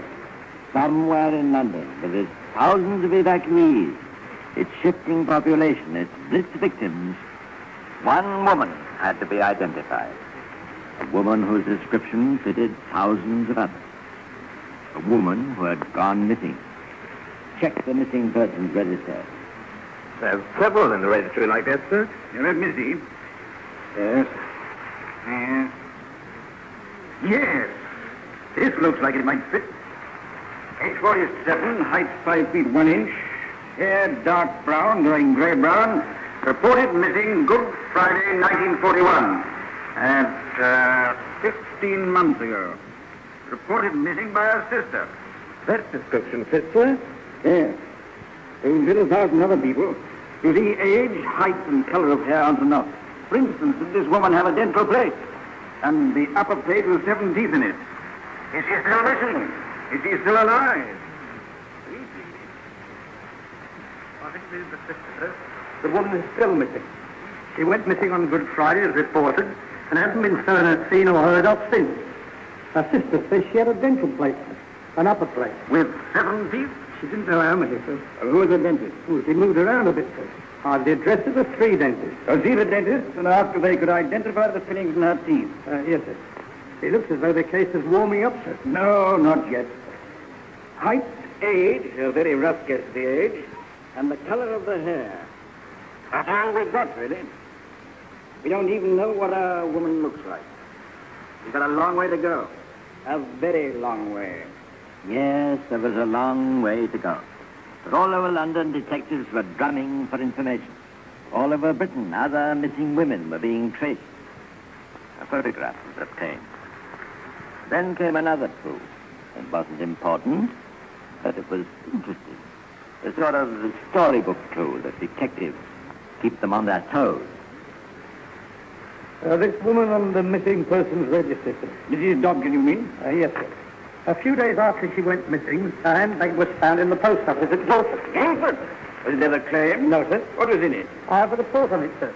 It contained a ration book, identity card, 2 return hours for local London travel, nothing for a journey to Guildford. A ration book and identity card. She couldn't have gone a day without them in wartime England. Yet they'd been unclaimed for 15 months.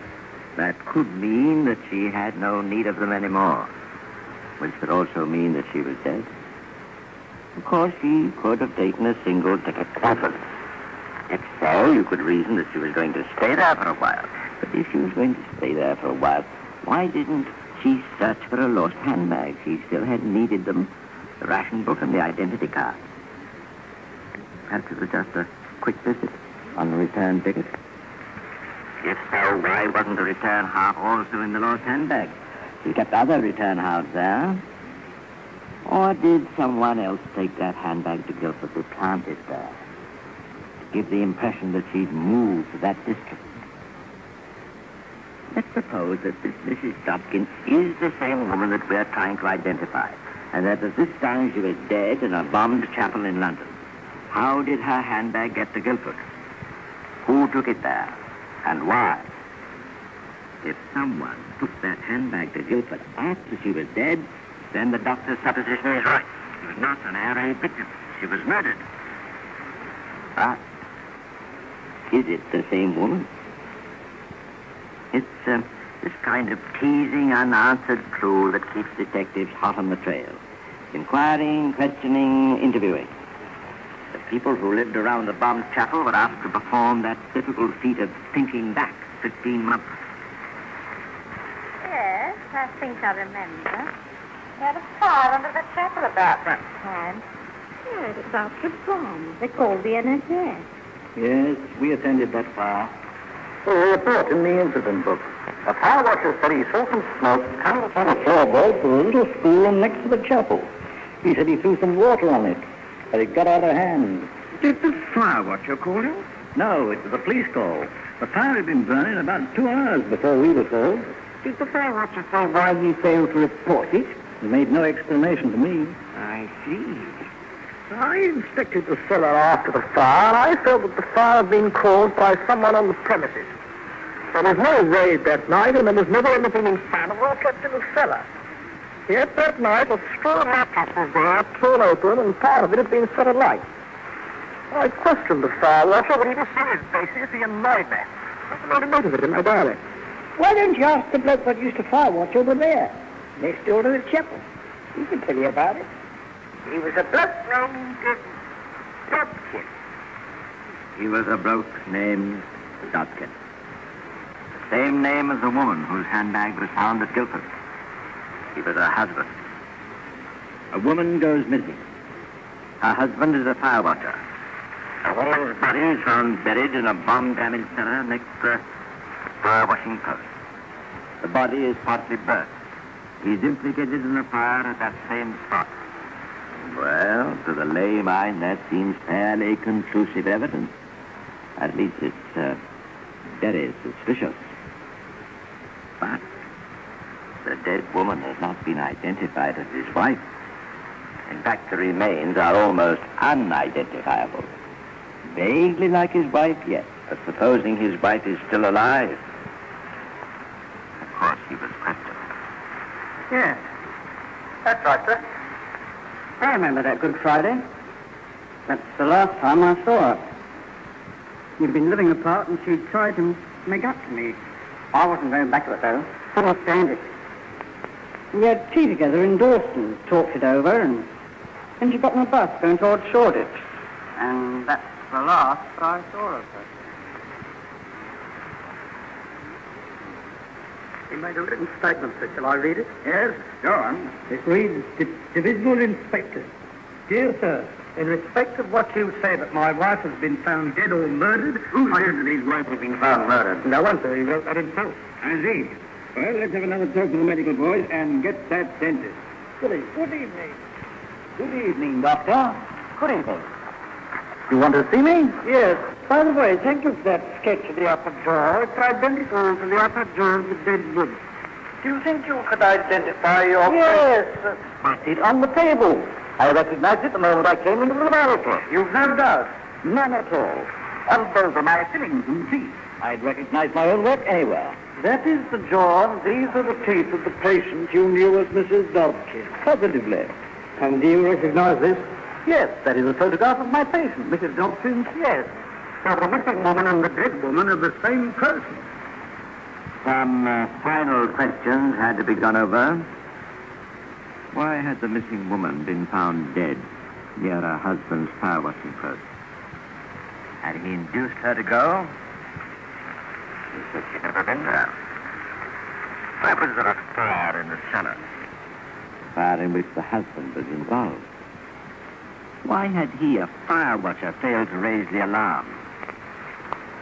Was it because he'd started the fire to burn the body? Why does he deny knowledge of the cellar when he had been seen going there? Why did he return to his old fire watching post? And why does he deny he'd ever gone back? Is the answer to every question the same? That he'd murdered his wife? Yes. I think Mr. Dobkin had better be brought in. So far, the work of Scotland Yard had been to identify and prove in their own mind that they knew the murderer. Their next job was to find him. For Mr. Dobkin had disappeared.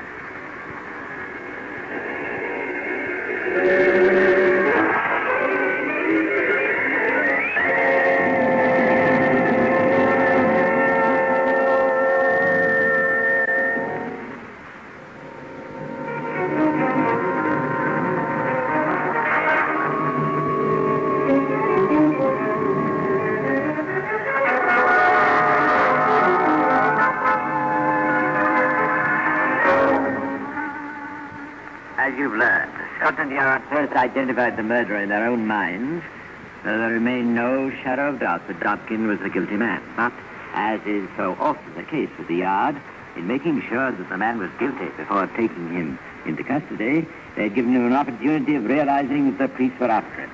Within half an hour, Rawlings giving orders for Dobkin's arrest, the first reports came in. Dobkin left the lodging house where he was staying 2 days ago without giving an address. They'd no information on him at the food office, and he just didn't turn up at the factory where he was working. Any relatives? My sister at Clapham. She told us a funny thing. Dobkin was always in court for failing to pay his wife her maintenance money. In fact, he went to jail for it once. But directly she disappeared, he became very regular in his payments. Something else for Mr. Dobkin to explain. The police looked at his dossier. Age 49, born in Clapham, spent all his life in London. If Mr. Dobkin ran true to form, he'd be found somewhere in London. The dragnet went out.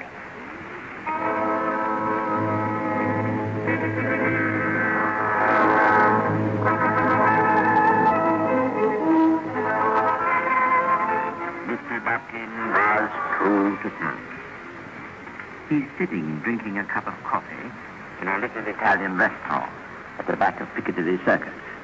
He's thinking.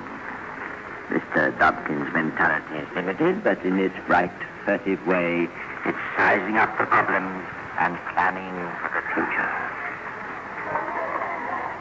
I wonder if they're looking for me yet. I expect they are. Well, you won't find me in a hurry. I wonder if they got a picture of me. Suppose I better do something about changing the appearance, then to doing films. Start wearing a cap or something. I know. I'll have a shave and take my moustache off. That'll make a difference. That'll fool them. I'll better get out of this place. Too many cops around. You never know when one of them might stop you. They suddenly might come up behind you and say, "This chair taken." Hey? Oh, no, thanks, very comfortable. You don't mind the place Mr. Donator, do you, sir? What, me? Oh, no, that's all right. Mustn't get nervous.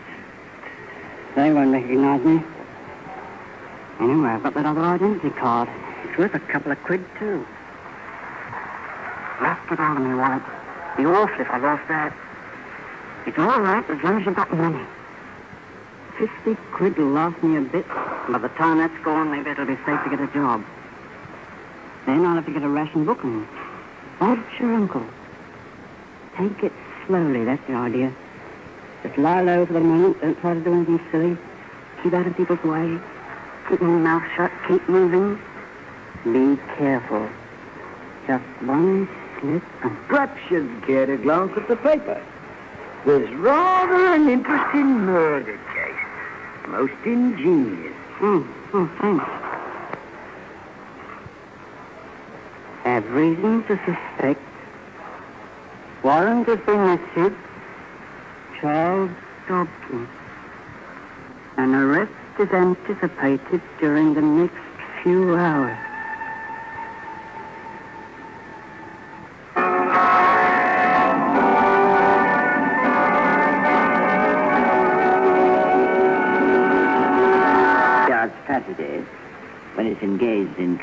a particularly important lawbreaker, is known as Operation Net, the code word title for a system of suddenly throwing a police net around the area in which they believe their man to be hiding and asking every person within a narrowing circle to produce proof of identification.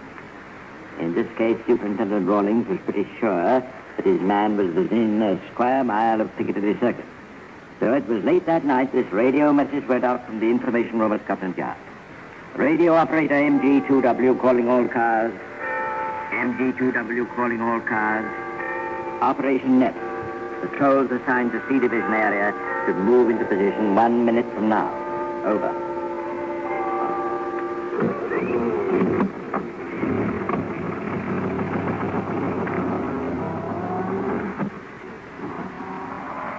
In the operations room, Superintendent Rawlings was giving final instructions to the foot police.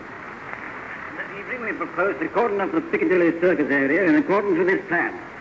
Motor car patrols are already in position at Piccadilly and Albemarle Street, and so on right the way round. Your 0 hour is 10:30. At that time, cordons will be thrown across here, and so on. I don't mind telling you that Lord and Mrs. Prisoner will pick up our man Dobkin this evening, but the capture of Dobkin isn't the only purpose of this operation. We've had a few identity card checkups, but this, I think, is one of the biggest roundups we've attempted. Oh, incidentally, the military police have all received parallel instructions and will be working with you in a normal manner. Right then, good luck until 10:30.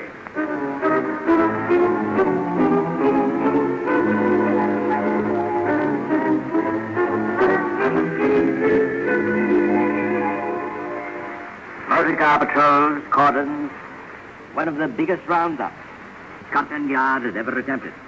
It's a good thing for Mr. Dobkin's already overstrained peace of mind that he doesn't realize what the odds are against him. He'd be wishing he was the invisible man. 0 hour, 10:30 p.m. Now, slowly does it. One at a time. You first, miss. May I see your identity card? Yes, here you are. Been doing anybody in lately, Buck? Not me. Okay, pass along. Charger? Here you are. Ah, War Reserve Constable, eh? Why the heck aren't you on duty tonight? Good, lummy ever. I could have one evening off, you know. Yes, that's what they all say, chum. Righto, pass along. Charger? Here you are, Constable. John Rankin. Hey, wait a minute. I recognize you. You're the man. Here, get out of my way. Yeah. Hey, wait a minute, chum. Here you are. What is this card? You've left it behind. What's up with him? I don't know. I was only going to tell him I'd seen him earlier today. There's something up with him. His identity card at home. Hey, he's going to need that later. What do you mean? Well, Mrs. Buzzard's the wrong way. This time he's the wrong side of the police. He left this identity card in my hands. John Rankin. Yes, it's a forgery, all right. This is one of the cards which were pinched about 4 weeks ago. He picked up several of them. They're all blanks when they were stolen. Wait a minute. Have we a specimen of Dobkin's writing? Yes, I have several specimen signatures. All his papers are in this time. Let's have a look at one of them. Here you are, sir. Very careless of Mr. Rankin. You know, Sergeant, he signed his name just like Mr. Dobkin. Quite a coincidence. And so the night's work went on. Slowly the crowds within the police cordon diminished. Fewer and fewer people were left within the net that covered Piccadilly Circus, and as the crowds became less, the police became all the more careful. Mr. Dobkin's chances were getting smaller. I can get rattled. Hey, under the people. I've got to wait in turn, that's all. You can't keep on chicken all night. You have to pack up sooner or later, then it's all right. All I have to do is wait. All right, there, pass along. Next one, please. Identity card. Thank you. Sergeant. Yes, sir? I think you'll start moving these cordons there at the Piccadilly Circus. Head them in gradually, all the way around. Then when we're close enough, we'll do a sweep right across. Very good. Have a long feet. Make way there. Outside.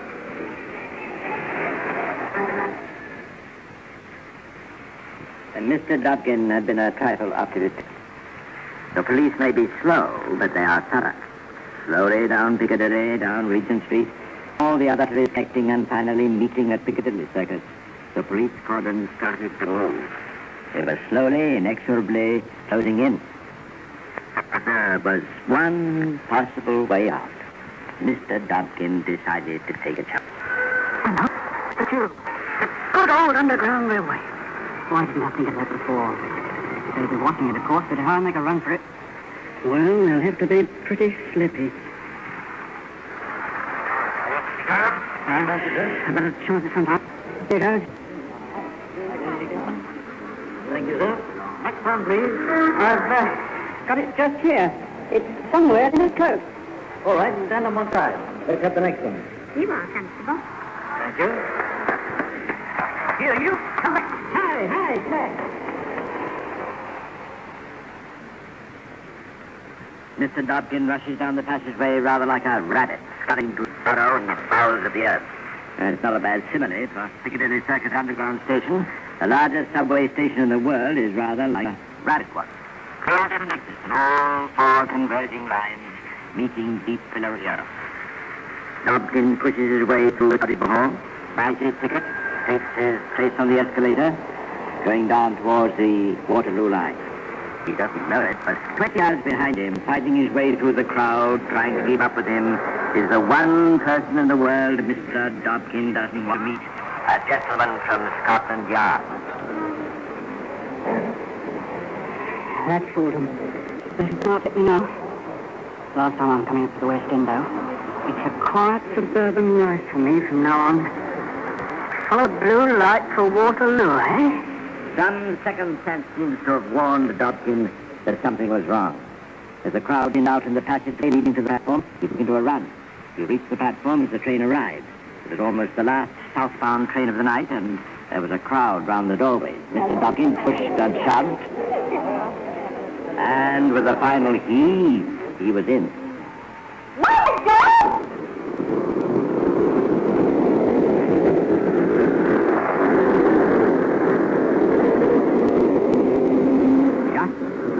Out of the station, the detective arrived a few seconds too late.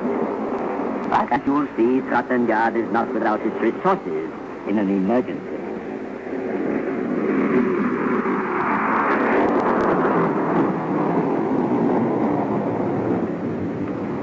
Charing Cross, all time. What do you mean, all time? Hello, laddie, all time. But this train goes on Waterloo. I know what it is. The train goes under the Thames, and they've closed the floodgates.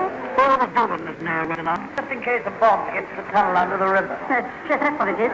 But an air raid alarm, isn't the porter? I don't know. I just got my instructions, that's all. Come on now. Move along, please. It's no good you're waiting on the platform. This is the last train. You can get a bus upstairs if you want. I can't understand it. What are they up to? No sense in it. Oh, hurry up, John. Identity card? Identity card, please. Next one, please. Identity card. I haven't got one. My name is...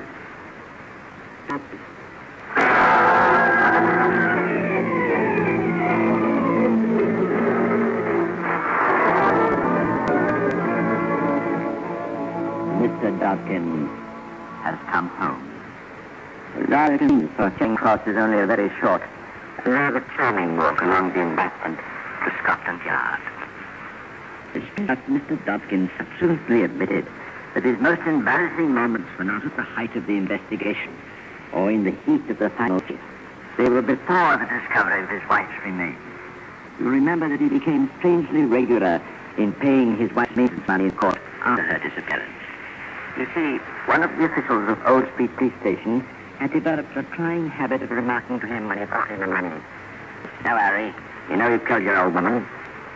What have you done with the body?" Well, that's all today. I'll be back again to tell you some more of the secrets of Scotland Yard.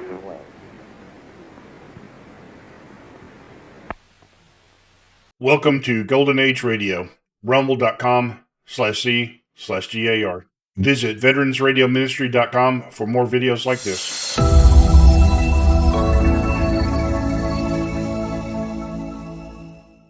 It's Hopalong Cassidy.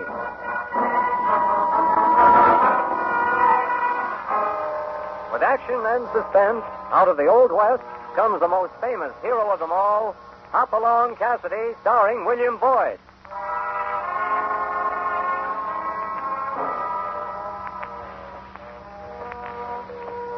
The jingle of the silver spurs heralds that fabulous figure of the early West, Hopalong Cassidy.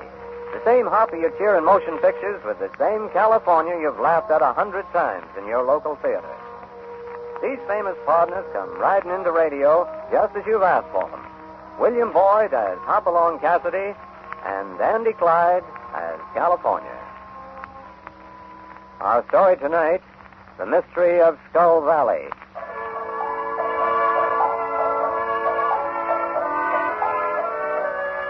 Today, Hoppy and his partner, California, are many miles from the Bar 20, riding along an old wagon road that winds through the lonely brush country. This is a land of superstition, of Indian legends. But as they ride, California shows little enthusiasm for Hoppy's current venture, which is to buy some prize Hereford bulls at a bankrupt ranch north of Skull Valley. Doggone it, Hoppy. We could have stayed at the Bar 20 and bought towers without chasing all over creation. But not at the price I'm going to pay out here. There you go, thinking about money. Well, a rancher's got to improve his stock, California. Just the same. Money's the root of all evil, as the feller said. It's for me. Just give me a horse and a bedroll. I'll be satisfied. Well, speaking of money, what's there in the road? Well, I'll be darned. Oh, it looks like a coin. $150 gold piece by the size of it. Oh, you know they don't make $150 gold pieces. Well, this ain't the darndest thing I've ever seen. Here. Look here. There's Spanish writing on it. And a crown. What's a crown doing on that coin, Hoppy? You don't reckon there's a king around here somewhere, sir? This king has been dead a long time, California. This is an old Spanish coin. Yeah, well, what's it doing on the road? Well, Spain used to own this part of the country in the old days. They did, huh? Well, let's get a shovel and start digging. Whoop, whoop, we're rich, Hoppy. Slow down, California. I'm going to have me a silver-mounted saddle, 24 pairs of Cheyenne boots, silk shirts. I'm going to... And I thought you didn't care anything about money. Oh, that was a couple of minutes ago. Just give me a horse and a bedroll. Oh, quit it, Hoppy, doggone. There might be millions round here. I've heard of them Spanish treasures. Oh, that's probably somebody's good luck piece. He'll come back looking for it directly. Hoppy, here's another one. Oh, hey, two more, Hoppy. Quick, come here. Well, don't bluster, blood vessel. I'm coming. Oh, don't misbeat all, Hoppy. Well, it sure does, California. Look there. Say, that's blood, and a lot of it. Probably carrying a bullet in him. Hoof prints in the road. Yeah, must be riding his horse. Ain't no other tracks. And from the looks of them, they're fresh. Reckon it's the same feller that lost these here coins? Maybe. He won't last long losing blood that way. Well, let's go find him. He needs help, and quick.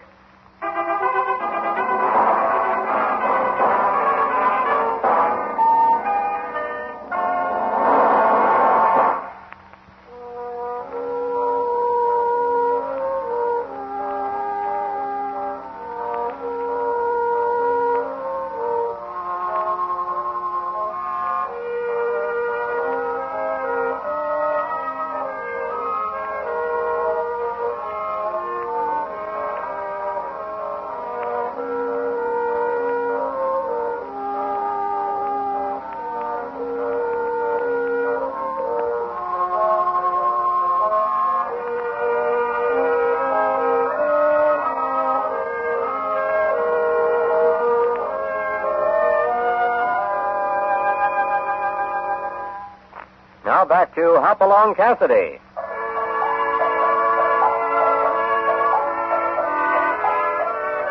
Hoppy in California have stumbled onto some old Spanish coins along a deserted road near Skull Valley. But blood spots in the dust and fresh hoof prints lead Hoppy to believe that whoever lost those coins has been badly wounded. Right at the moment, they are on his trail.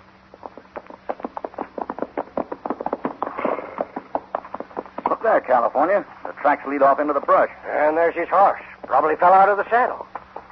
Easy, Topper. Easy, boy. Oh, I see him. Under that mesquite yonder. Looks like he's dead. He's either dead or passed out. Poor fella. Reckon he's a goner, Hoppy? Give me a hand. We'll turn him over. Yeah. Easy now. Oh, there. He's still breathing. No telling how bad that wound is. Somebody got him in the back, high on the shoulder. Look, Hoppy. More of them coins in his shirt pocket.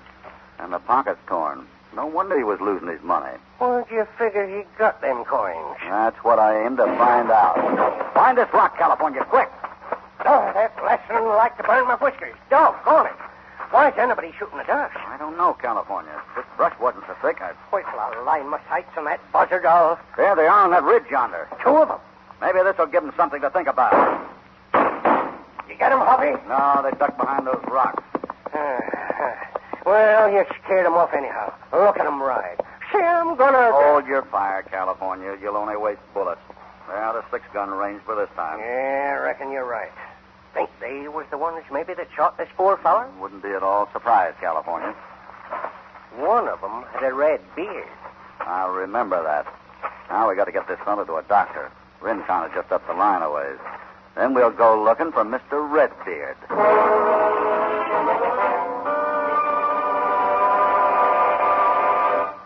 You think he'll pull through, Doc?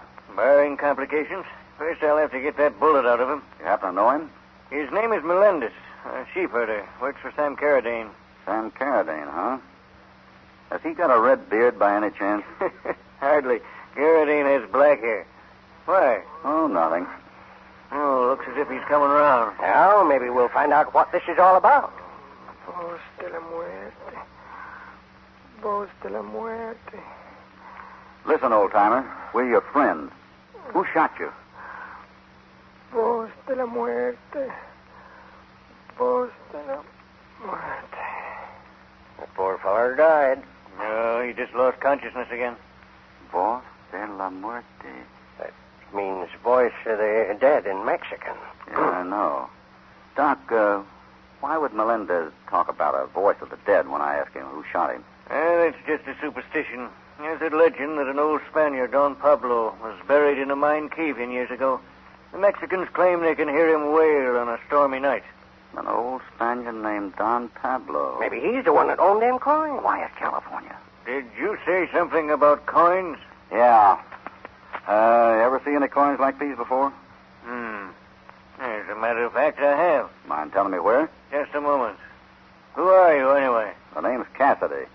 Cassidy? Not Hopalong Cassidy of the Bar 20. That's him, all right. Well, I've certainly heard a lot about you, Cassidy. Sure, I'll tell you where I saw one of those coins. Tom Travers had one last week. And who is Travers, Doc? An archaeologist. He came here with his sister about 3 weeks ago to put around the Indian ruins. Where can I see him? Travers has been missing for several days. Maybe he found one of them Spanish treasures. Quiet, California. Yeah, any idea where Travers could be, Doc? Well, this is wild country, Cassidy. It's hard to tell. I've tried to comfort his sister, but... Her sister? I'd like to have a talk with her. Where can I find her? She and her brother are staying at the Carradine Hotel. Carradine again. He just bought the place. Made his money in sheep. I reckon I'll see what she has to say. I'll drop back to hear Melendez tell his story. Come on, California. Yeah, sure. Take good care of Melendez, Doc. Somebody might want to silence him permanently. Hoppy. Yeah? How come you didn't tell the doc that Melendez had them coins? He didn't ask me. Yeah, no. You scout around town and see what you can find out about Redbeard. I'll see the girl. Doggone it, Hoppy. You have all the fun. I sure do, don't I, California?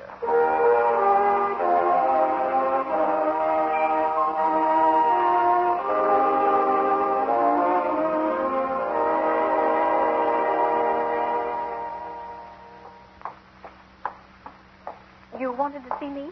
Yes, Miss Travers. The clerk said somebody wanted to see me on the porch, and... Won't you sit down, please, Miss Travers? Thank you.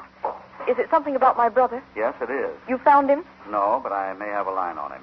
Your brother had an old Spanish coin last week, like this. How did you know? Doc told me. The doctor? Oh, I guess Tom did confide in him to a certain extent.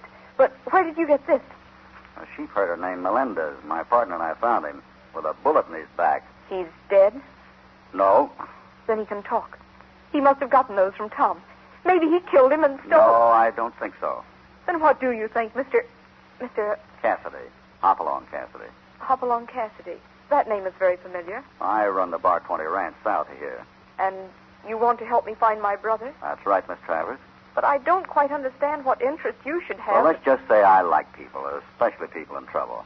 Now, if you'll tell me what happened the last time you saw your brother. Well, it was 4 days ago. We were right here on this porch. I've really stumbled onto something this time, Linda. But, Tom, it's probably just an old coin that somebody dropped. Oh, I don't think so. And I'm going back to find more. Take someone with you. Don't go alone. Oh, this is something I have to keep to myself. But you showed this coin around town. Only to the doctor. And I trust him. He's interested in archaeology, too. Oh, Tom, when are you ever going to stop roaming around the country looking for old relics? Why don't you marry some nice girl and settle down? And the same goes for you, Linda. You want me to marry some nice girl? Oh, you know what I mean. Hey, how about Sam Carradine? Be serious, Tom. Now, when I come back, I'll have more money than we can ever spend in a lifetime. Please tell me where you're going. Well, here comes Carradine now.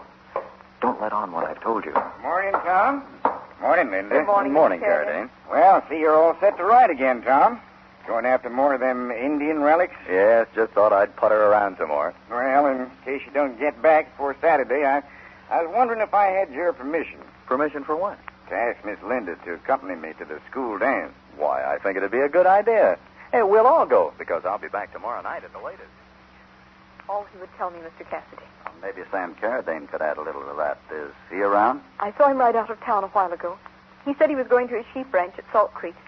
Thanks, Linda. And don't you worry. We'll find your brother. I hope you find him alive.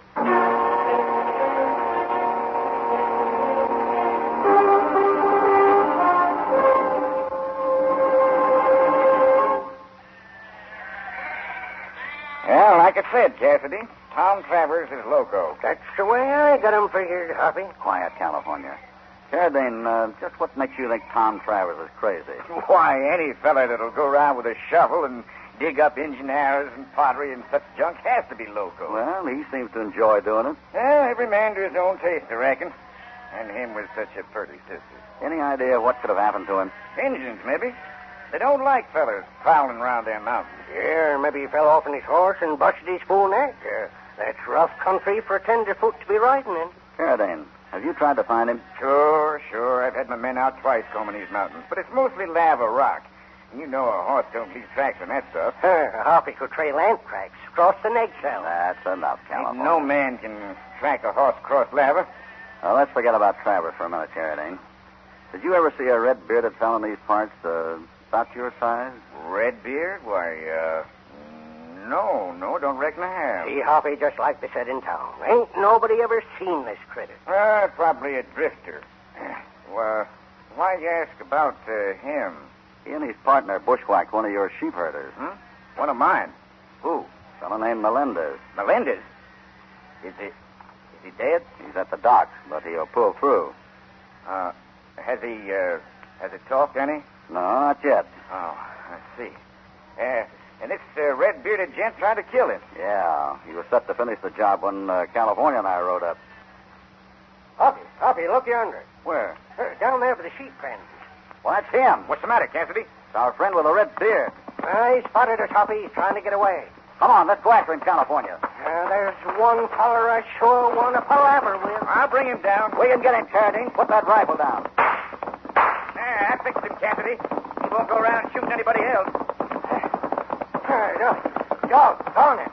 Carradine, you hadn't ought to use that rifle. Let me handle it, California.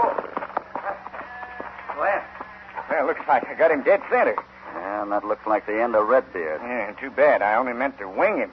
Probably just a grub line rider looking for a handout. But he hadn't ought to try to run away. But, Hoppy, that doggone... Come on, California. Yeah, but just the same that... We'll see you in town, Carradine. Yeah. As soon as I bury this hombre, I'll be in. Carradine killed that fella deliberate. I know that. And why didn't you do something about it? We'll give Carradine enough rope and maybe he'll build himself a hang noose.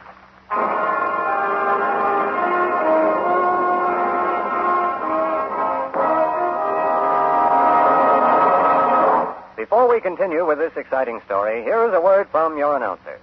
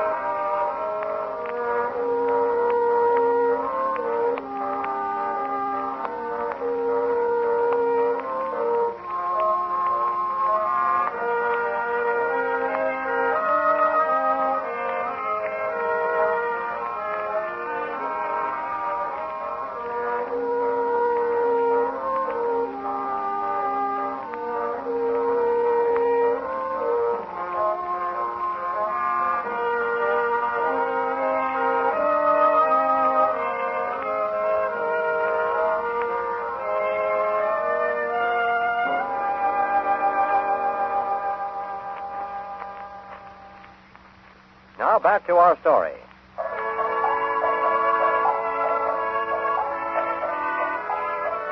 Hoppy in California seemed on the verge of getting their first break in the mystery of the Spanish coins and the disappearance of Tom Travers.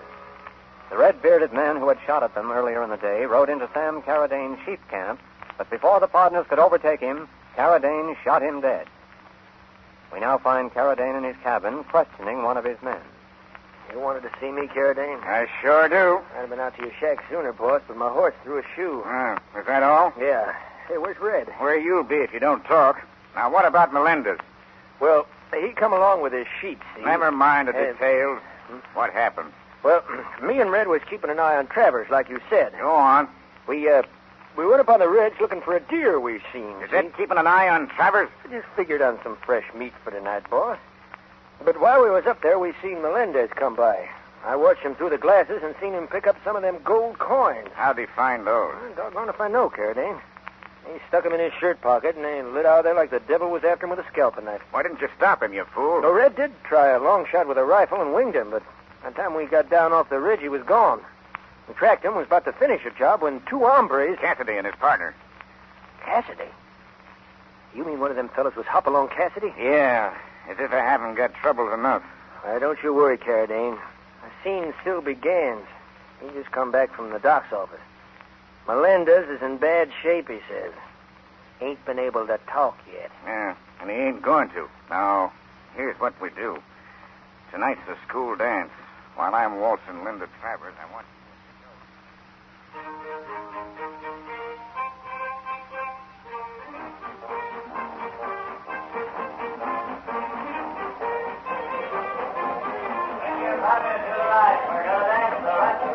Well, how about dancing this one, Linda? We danced every one, Mr. Carradine. Oh, now, can't you get used to calling me Sam? But I don't know you that well, Mr. Carradine. Well, you don't know that Cassidy fella either, but you call him Hoppy. Well, That is, Speaking of the devil, here he comes now. Hello, Linda. Hello, Hoppy. Howdy, Carradine. Howdy. I asked Pop to play a waltz next time. How about it? I'd love to, Hoppy. Well, here's my waltz. Mind stepping aside? No, I don't mind stepping aside. Carradine looks angry. Not half as mad as he's going to be. The trap's all set. Then you do think Carradine is behind this? By keeping my eye on him, I'll soon know. I felt he was evasive about Tom's disappearance. I have an idea you had the right feeling, Linda. I wish Tom had never found those old Spanish coins. But they may lead to a fortune. A man like Carradine would kill for a lot less. I'm so worried, Hoppy. Hoppy! Those shots! Sounded like shots. Hey, what happened, Jack? Those shots came from the doc's office, Carradine. Come on. Why would anyone be shooting at dogs? To keep someone from talking, maybe. Melendez, he's in there. Exactly, Linda. And let's hope he's still alive.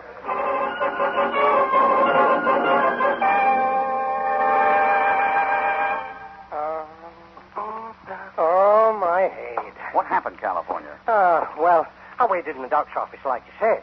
Two fellas sneaked in. I was standing there in the dark. Who were they? Did you see them? No, not till I saw them leaning over them rolled-up blankets in the bed that they thought was Melendez. There they was, pouring lead into You mean Melendez wasn't in the bed? No, Carradine. Thank heaven. He's in another part of the house. Well, why would anyone want to hurt an old man like that? Maybe he knew something someone didn't want repeated. I'm sure sorry, Hoppy, about the way I ruined things. How'd they get away? Well, just as I was going to corner them, I tripped over this here darn box. I'm glad they didn't do more than bend a gun barrel over your head. Doggone me, anyhow. We could have got them fellers and made them talk, and then... Well, forget it. What do you do now, Hoppy? We'll make other plans, and they'll start with Carradine. Carradine? He's gone. I figured he would be. Hoppy.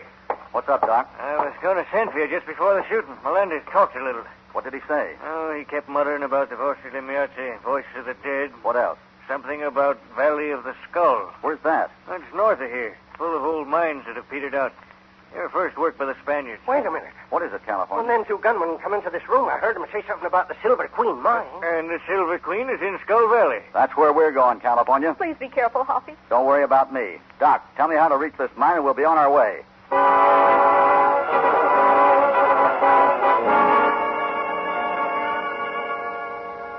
Good thing the moon's out, Hoppy. We'd never have found this here mine. Yeah. We better go the rest of the way on foot. You reckon Carradine's here yet? You can't tell. Maybe we ought to wait till daylight. But if Travers is alive, we got to get him now. Hear that, Hoppy? Well, that's somebody yelling for help. Sounds like an animal to me, Hoppy. Let's go back to town and come some other time. I'll bet one of those Spanish coins against a nickel is Tom Travers.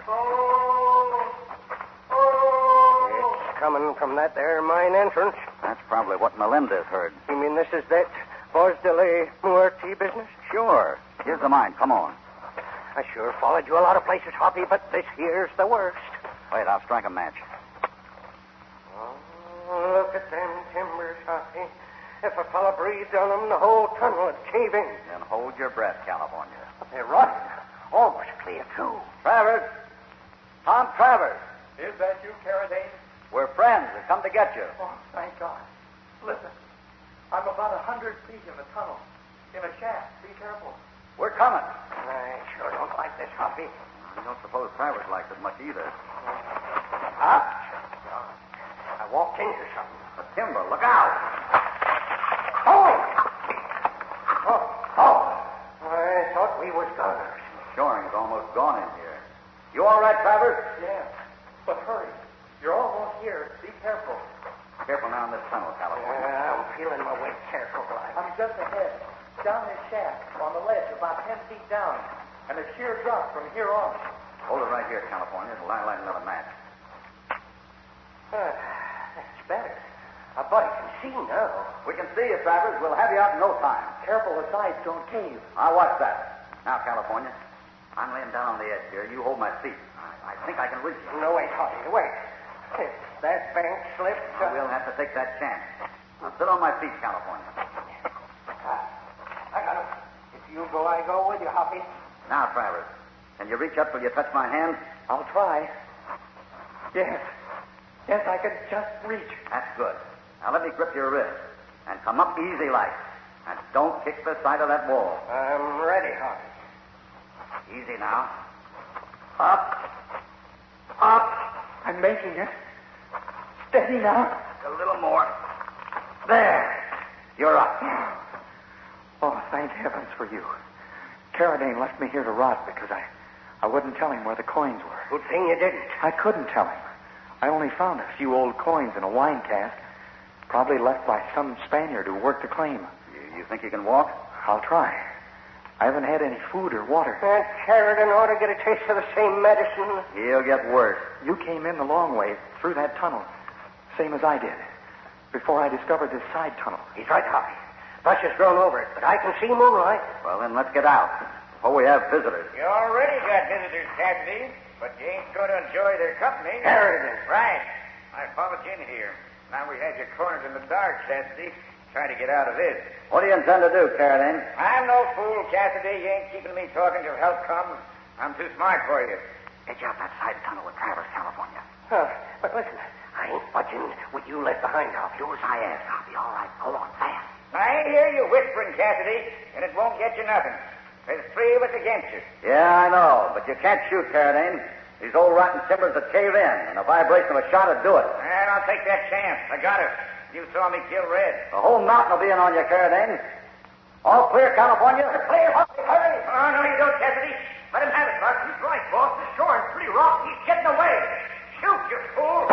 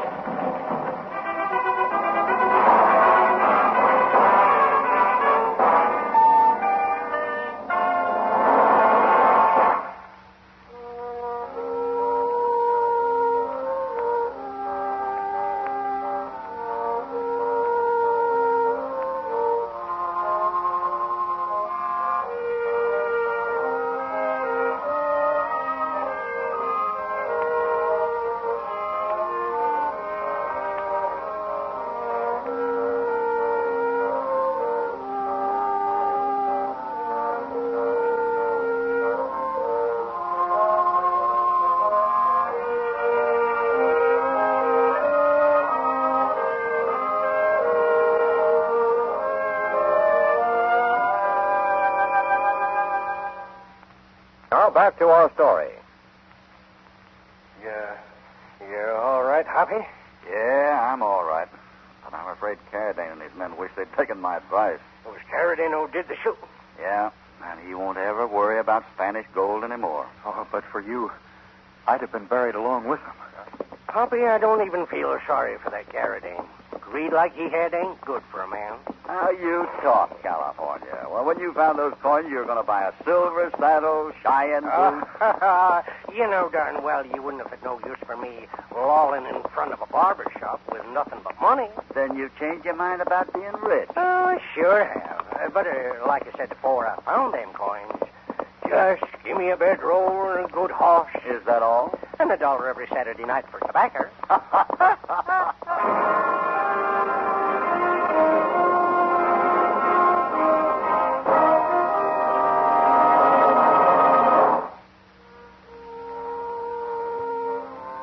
Goodbye from Hopalong Cassidy and California.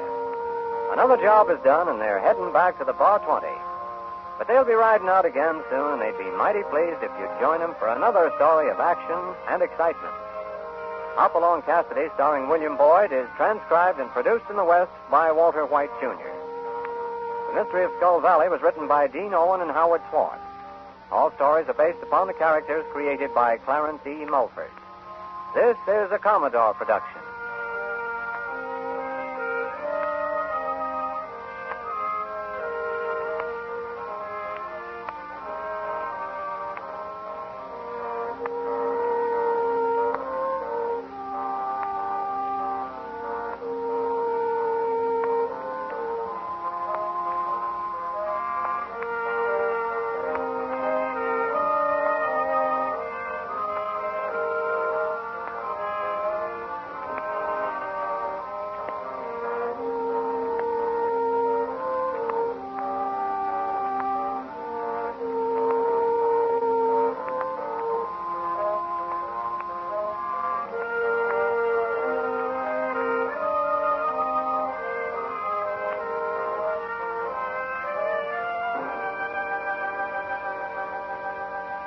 Welcome to Golden Age Radio, rumble.com/C/GAR.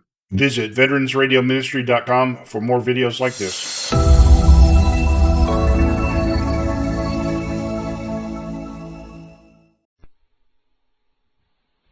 And now, Gangbusters! Gangbusters, presented in cooperation with police and federal law enforcement departments throughout the United States. The only national program that brings you authentic police case histories.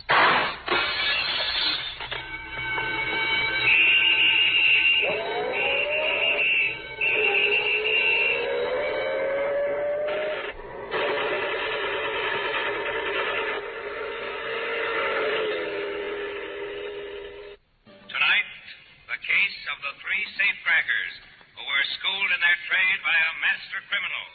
And how alert detectives practically read their minds from what they knew of a man who had been dead 10 years.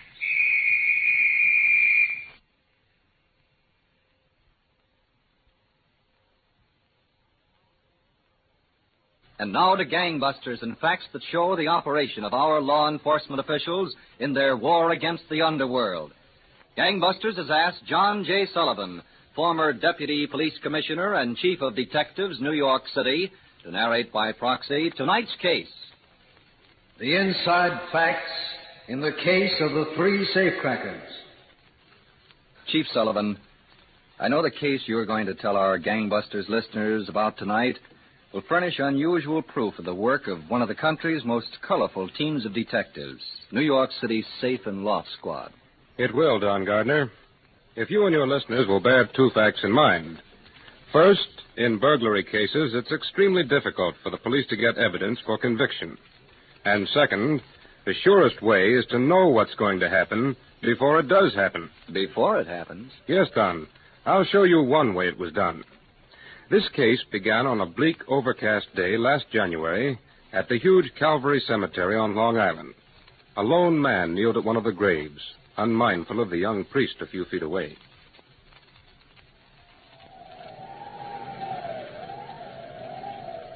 It's been a long time, Pete.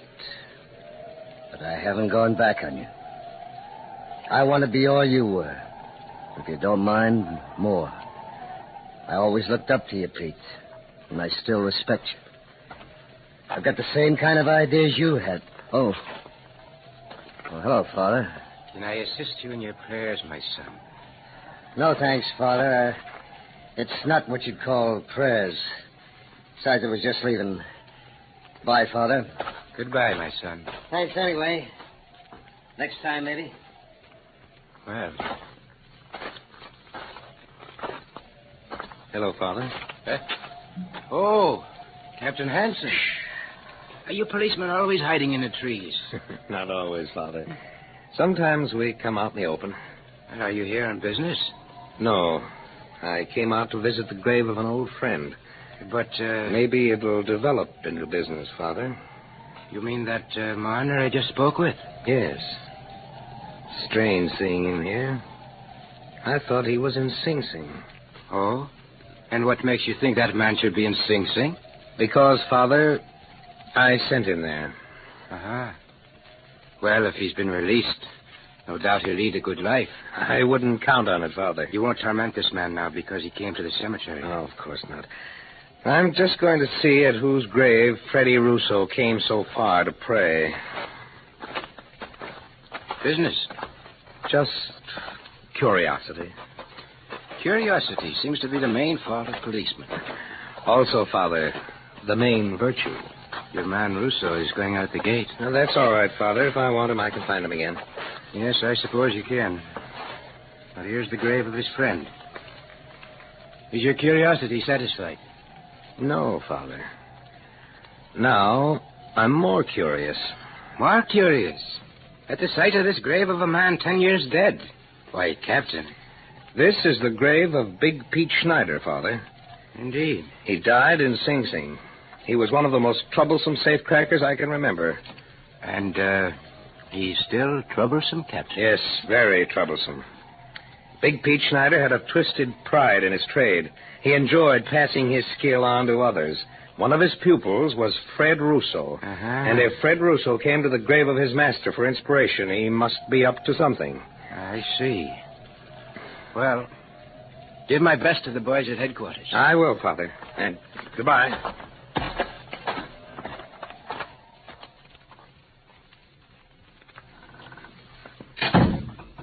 Vera. Vera. Your dinner's on the kitchen table. Go eat it. What's the matter? Can't you get your nose out of that magazine and give me dinner? You get here on time and I'll eat with you. If you come late, you help yourself. Where you been? Busy. You didn't go to work today. I don't want you spying on me, Vera. Who has to spy on you? I can tell by the look on your push you didn't go to work. Okay, I was out in Long Island seeing an old friend. Now listen to me, Fred. You stay out of trouble. Will you lay off? You'll be heading back up to Sing Sing. It's all right for you. They give you 3 meals a day up there, but what am I supposed to do? Go out scrubbing floors or something? I told you to lay off. Now that you're out, you ought to have sense enough to stay out. Big dreams you got. Always big dreams. You got a good job. You're making good money. Play it straight. You might like it. What do you care where the dough comes from, as long as it's dough? Come on, I'll give you your stuff. Wait a minute. What? I was out to see Big Pete. Oh, so that's where. Yeah. Well, he's been dead for 10 years. Let him stay dead. He never did you any good. He never did anybody any good, not even himself. He left a lot behind, Vera. Trouble, that's all. Just trouble. No ideas. They're right up here. Big Pete pounded them into my head one by one.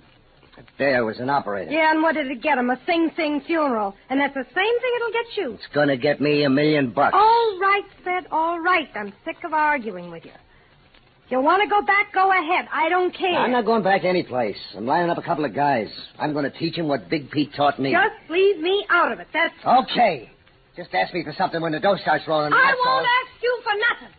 Yeah, I will ask you for something. Go get yourself killed. Then I can bawl my head off and forget about you. That's what I asked you for. Come on in the kitchen. Oh, Oh, baby. I wish I could feed your brain instead of your belly.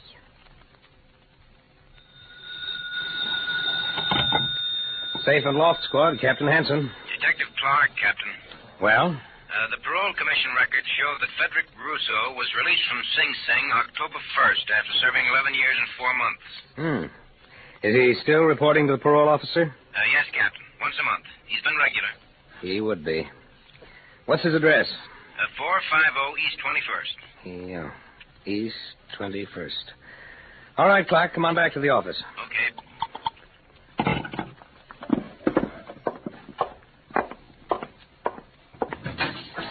Sergeant Ryan. Yes, Captain. Come in here a minute. Sure thing, Captain. Clark got an address on Russo. Oh, good. Yeah, from the parole commission. Sit down. I don't know, Sergeant. Russo might be going square. But what was he doing out visiting Big Pete's grave? Maybe looking to knock the knobs off some more safes. And if that's so, he can't do it alone. Now, I want you to find out who he's got and what they're up to. Yes, sir. You've got yourself, Clark, Sanders, Burns, and Garnett. I want somebody on Russo every minute until we find out what's going through his mind. You got it? We won't let him out of our sight, Captain. Wait till Clark comes in, Sergeant, and then get going. Okay. And remember one thing. I want them caught in the act. No other way.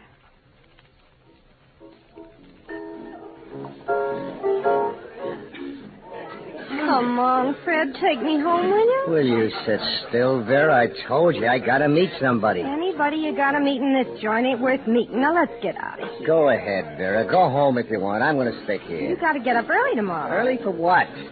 If you're so worried, I'll put you in a... Oh, there they are. Look, Fred, don't get into nothing, will you? Go on home. I gotta see these guys. Listen to me, will you, Fred? So long. I'll see you later.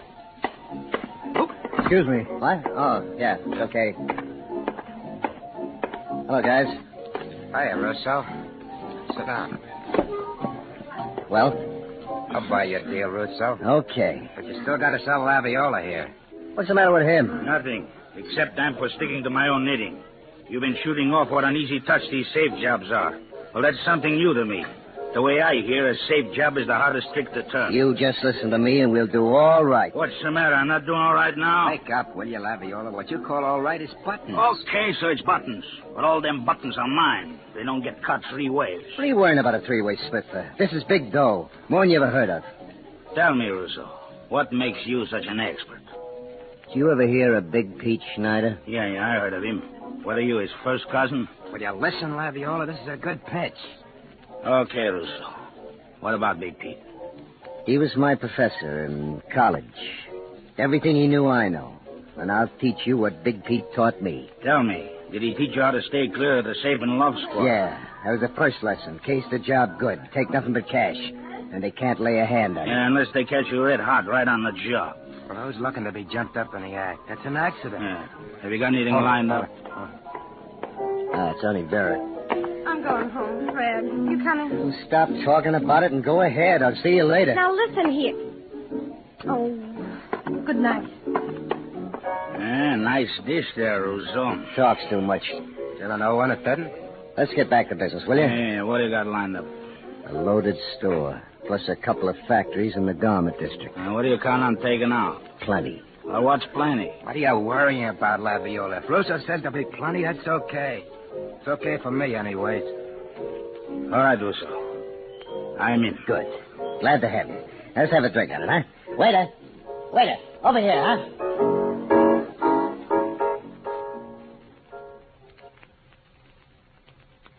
Russo sat there with the girl for a while, Captain. Yeah? Then these other two came in and took a booth, Joe Pelletieri and Frank Laviola. Mm-hmm. Russo left the booth and joined them. They're still talking.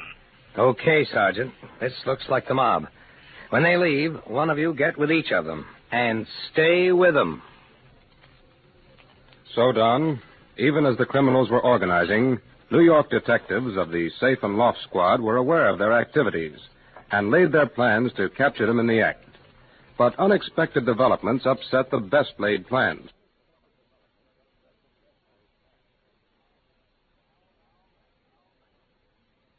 Now back to Gangbusters. You were telling us, Chief Sullivan, how detectives of the New York City Police Department's Safe and Loft Squad had under surveillance a gang of criminals they knew were planning a series of large safe burglaries. That's right, Don. And the assigned detectives, working in teams, trailed their suspects around the clock. Days went by, however, and the criminals failed to make a move. Then one night, Sergeant Ryan and Detective Clark followed Russo and one of his confederates, Joe, into a Bowery dive and watched them as they stood at the bar.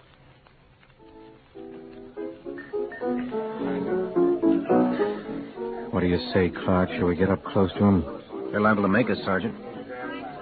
Come on. It's worth a chance if we can overhear him. Get around on that side of him. Right. You guys gotta listen to me, Joe. I know what I'm doing. We're over here, fella. What?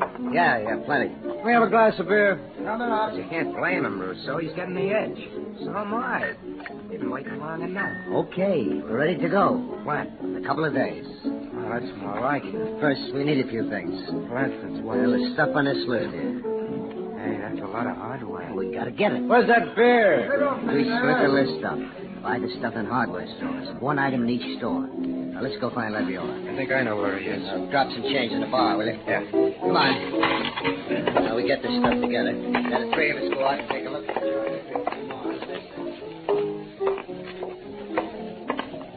Did you catch what they said, Sergeant? Yeah, keep hot on them, Clark. I'm going to call Captain Hanson.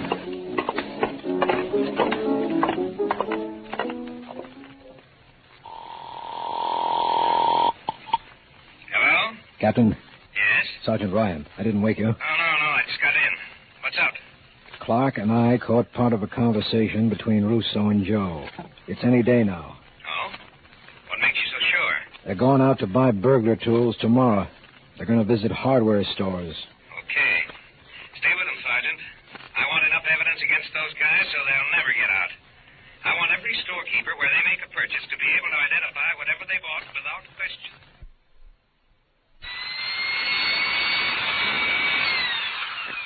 Well, you want to buy that one? I don't know. Electric drills don't grow on trees, not yet.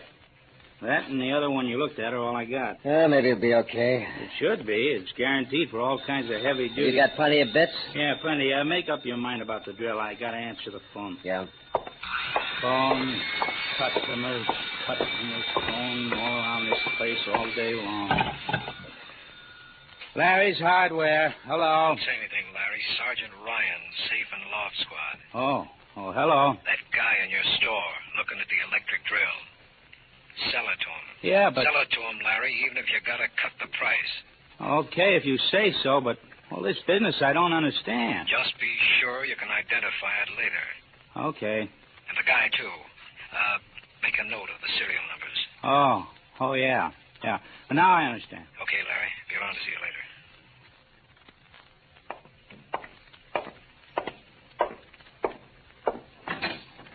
Oh, come in, Sergeant.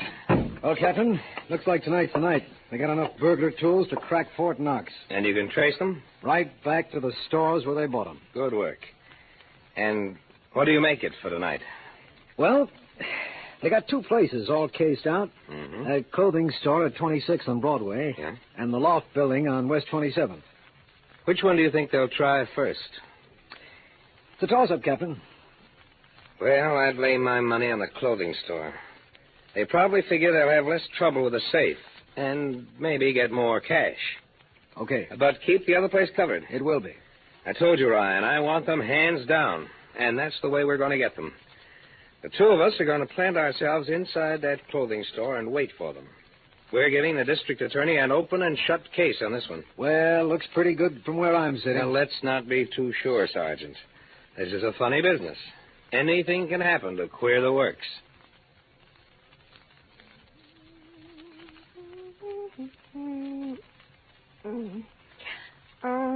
Fred. Yeah? What do you want? Come in the kitchen a minute, will you? Oh, these things. Yeah? What do you want, Vera? Open up this jar for me, will you? Yeah, sure. Hey, where are you going all dressed up? Out? Out? Supper's almost ready. That's too bad. I'm eating with the boys. Here's your job. I don't want you around those boys, Fred. They're nothing but trouble. Who's living my life, me or you? Well, you're not doing very well at it. Look, baby, tonight's the big night. I'll eat with you tomorrow night. You're not leaving this house. So long. I See you. said you're not leaving. Hey, You're not leaving. put down that knife. I'll kill you. I swear I will. Cut it out now. You're staying here. You're looking for trouble, Vera. I've had nothing but trouble since I first laid eyes on you. Now, wait a minute, baby. Fun's fun. Put that knife down. I'm going to put an end to my trouble right now. Vera. Right now. You dirty little... Go of me, Fred. You're trying to kill me, huh? Fred. Don't. Fred. Please. I told you to lay off. Serves you right. So long.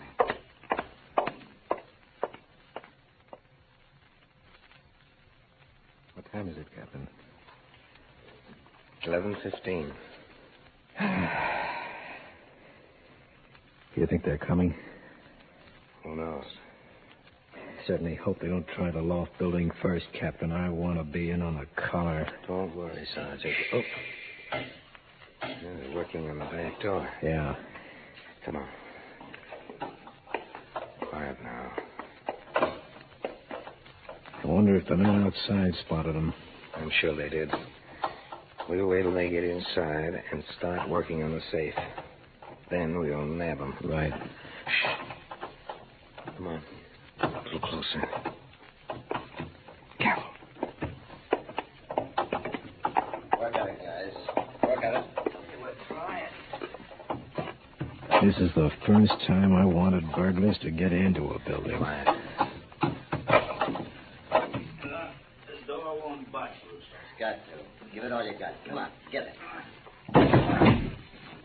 All right, again. Okay, hold it. What now? Oh, leave it lay. Let's get out of here. Hey, but We boss. can't crash the door. Let's go. Get the stuff together. What do you say, Captain? Shall I give the signal to grab them? No, let them go. I want more than an attempt charge against these guys. We'll get them on their next one.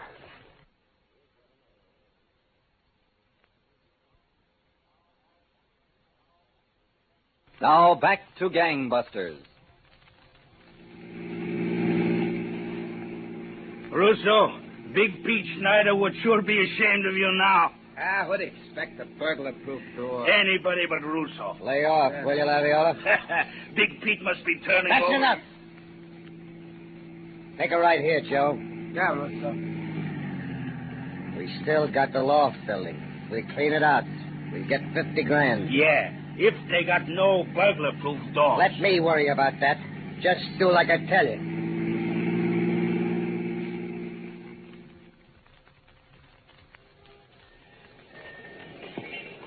Captain.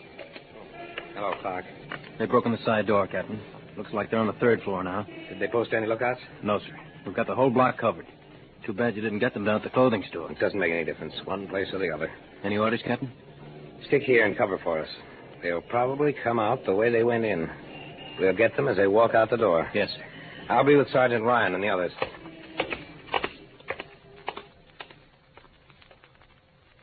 So done, the safe and loft squad detectives had the 27th Street loft building surrounded, and they were waiting for the criminals to emerge by way of the door they had entered. Meanwhile, unaware of the carefully laid trap of the safe and loft squad detectives, the three burglars had completed their job and were about to leave the building. Come on. Pick up that stuff. Yeah, Russo, yeah. Get it all. I don't want nothing laying around to give the cops a break. Yeah, I guess that's all of it. I'll carry the tin box. You mind the tools, Laviola. I'll take care of the box. Get that Jimmy there. Where? There. Oh, I see it.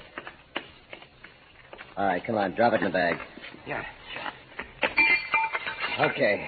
Let's get out downstairs. See, Laviola, didn't I tell you, huh? Didn't I tell you? Oh, tell me again when we're home in bed. Okay. Hold it here.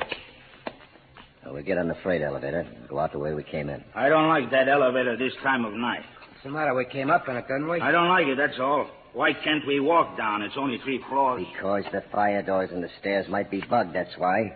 I don't want to hit any burglar alarms after we got this far. Get on that elevator.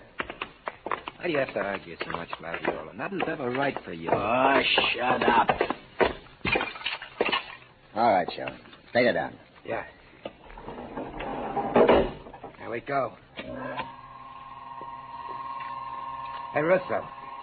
What do you say we put the stuff away and go out and celebrate, huh? Yeah, you guys celebrate if you want. I gotta go look in on Vera. What's the matter? Ain't she feeling good? Got a pain in the jaw. There we are, straight floor. Wait a minute. What now? Look. We can play it a lot safer. What do you mean? Joe, take the elevator to the top. We're crying out loud. We'll Why? go up to the roof, over to the next building, and come down that way.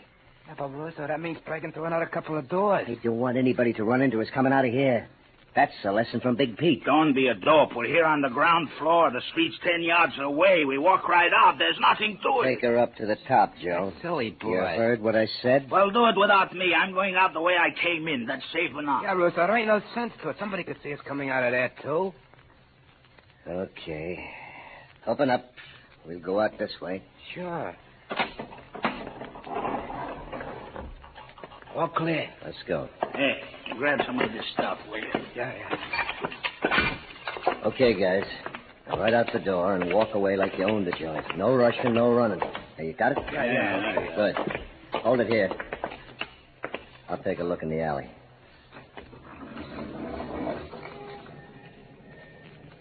Okay. Nice and dark. And all clear. Let's go. Where'd you? Head for the car. Russo.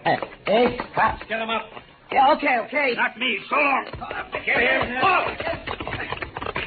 I got him, Captain. No, you don't stop. Let's shoot. All right, just keep him up. Who squealed? Nobody had to squeal, Russo. We've been right on top of you for 2 weeks. We could have nailed you any time, but we waited until we had you good. Now let's get moving.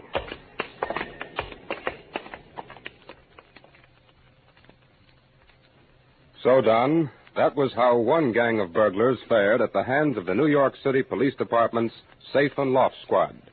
They're all back in the penitentiary. It was a real illustration of fine detective work, Chief Sullivan.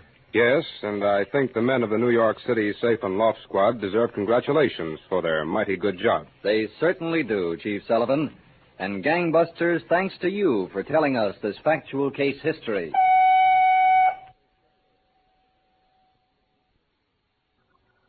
Welcome to Golden Age Radio, rumble.com/C/GAR. Visit veteransradioministry.com for more videos like this.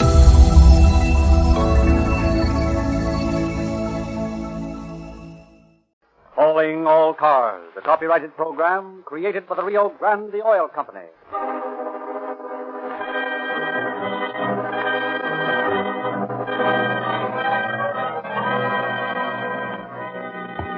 Los Angeles Police calling all cars. Attention all cars. Broadcast 5.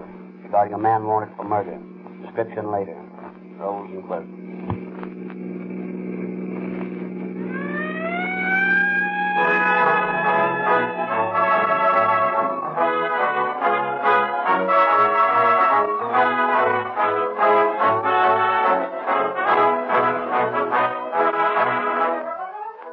For several years, you have been hearing the statement that more police and emergency cars are powered with Rio Grande crack wherever it is sold than any other gasoline. Year after year, this statement is true. Can you ask for a more convincing testimonial? The competition is intense, yet no gasoline has yet been made that will outperform Rio Grande crack. That's why, year in, year out, the leading cities and countries, wherever Rio Grande crack is sold, select this gasoline above all others. They have yet to find any gasoline which is quicker to start, which accelerates as fast, which is as speedy and powerful. If Rio Grande cracked gasoline performs so superbly in these emergency cars, obviously it will give better performance in your car, too. If you are one of the many who think all gasolines are much alike, we challenge you to try a tank full of police car performance. Hundreds of thousands of motorists have accepted this challenge and have discovered that Rio Grande cracked has remarkable features which other gasolines lack. You can expect unusual performance from your car when you change to Rio Grande cracked gasoline. And now is the time to change.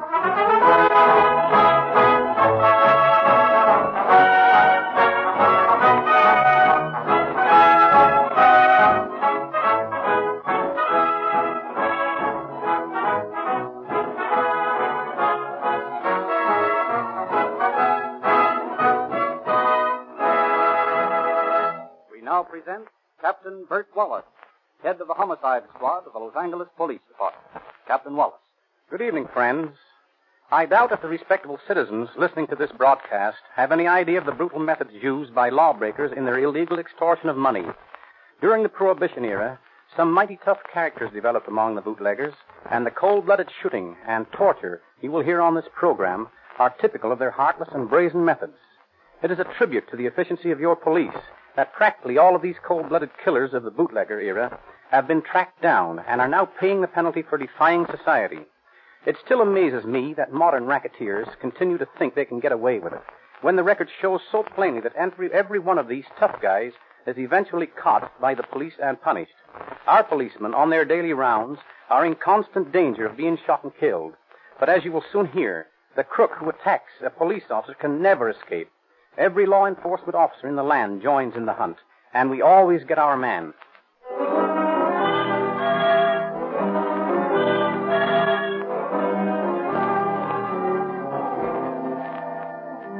Tonight, we have selected the story of the killing of Deputy Sheriff Cookie Vihar for this episode of Calling All Cars.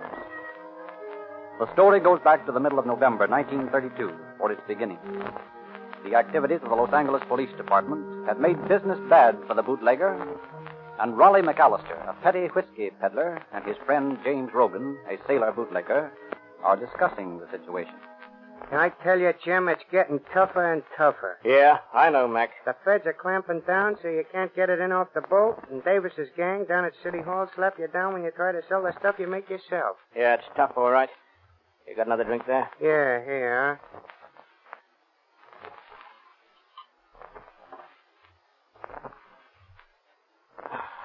Yeah, that's good stuff. That's the goods you've been selling. Think I'm crazy? This is real whiskey.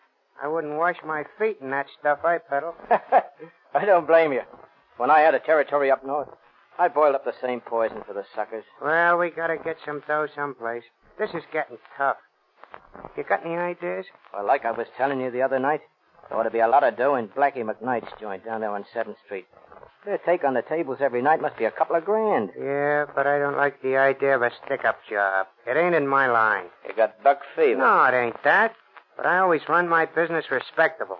I've been an honest bootlegger, and I don't like the idea of breaking the law that way. Well, there ain't no dough in being an honest bootlegger anymore. You ought to know that yourself. Yeah. Well, it won't hurt the case, the joint. Let's go down tonight. Blackie's a cagey guy. You think we can get in? Sure. I got a card I borrowed. I'll go down in our shirt sleeves, and they won't suspect nothing. Okay. You got any dough? Yeah, about a C. Well, we'll need it. We're going to have to spend a little before we can get the lay of that joint. All right, you ready? Right. Let's have another drink before we go. Okay.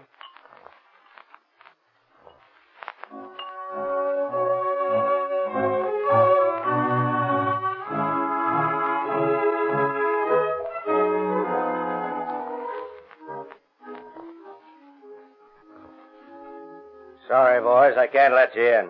We got a card, ain't we? Yeah, you got a card. And it's got your signature on it, ain't it? Yeah, that's just it. I never saw you boys in my life.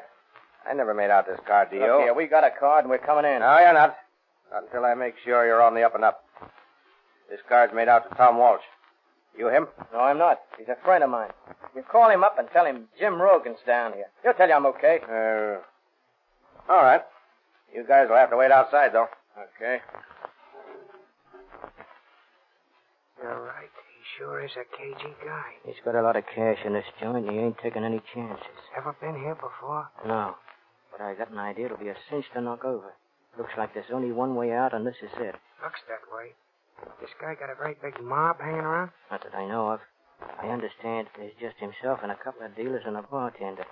Dealers will all be gone by the time we come back with the heaters. Maybe we'll have to pull a job without ever getting in first. Nah, Tom will okay me. Yeah, if he's home. Well, we'll know pretty quick. Like he's coming back now. Well, what about it? Okay, boys. Tom says you're all right. What did we tell you? Well, you know how it is, boys. You can't afford to take no chances in this business. Yeah.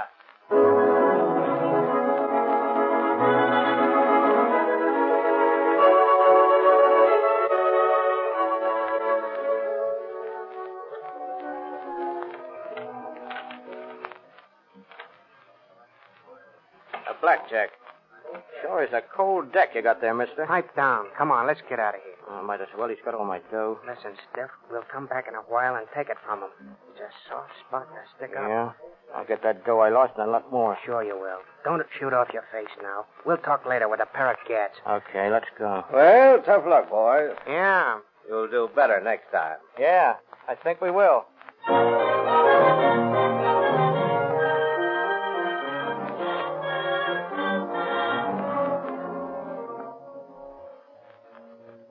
And in the early hours of the same morning, Deputy Sheriff Cookie Behar drops into Blackie's place looking for a suspect.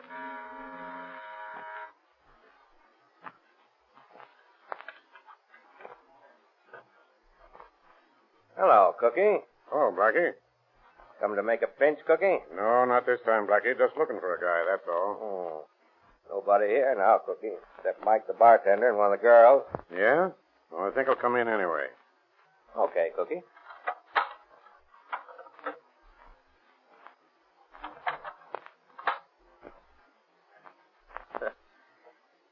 See, Cookie? What did I tell you? Yeah. Who's in the back room? Nobody. I'll take a look. Okay, Cookie. You go ahead. I gotta answer the door. Oh, have a drink on the house, Cookie. Not when I'm working.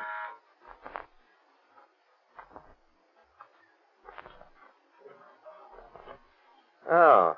Hello, boys. Back again? Looks like it, don't it? Yeah, we got some more dough. Let us in. Okay.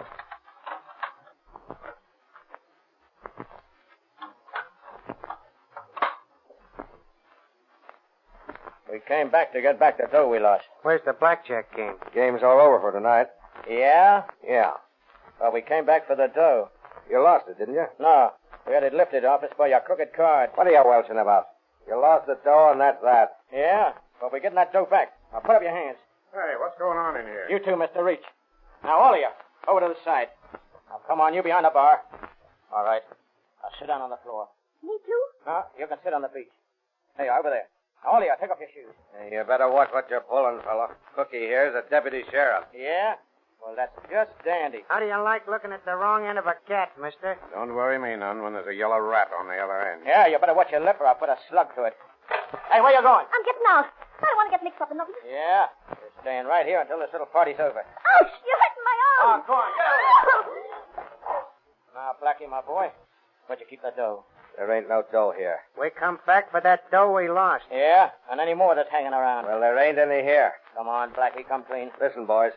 I don't know nothing about the dough. I just work here. Oh. You're lying, Blackie. Hey, don't do that. Here's another. Oh, Now, where's that dough? listen, I tell you, God's honest truth, I ain't got no dough. Got those matches, Mac? Yeah. Here they are. Hold up his feet, Mac. Maybe these will make you talk, Blackie, huh? Oh, boys, now look. Don't do that. Please, boys. Stop your waggling. Oh. All right, Jim. Hold his feet up. Now, how about it, Blackie? Where's the dough? I tell you, I ain't got that. No! Oh.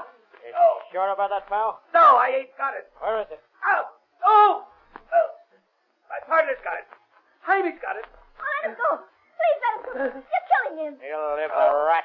Dodge. What's the matter, Jim? And he's burned my finger. Come on, Blackie, you're lying.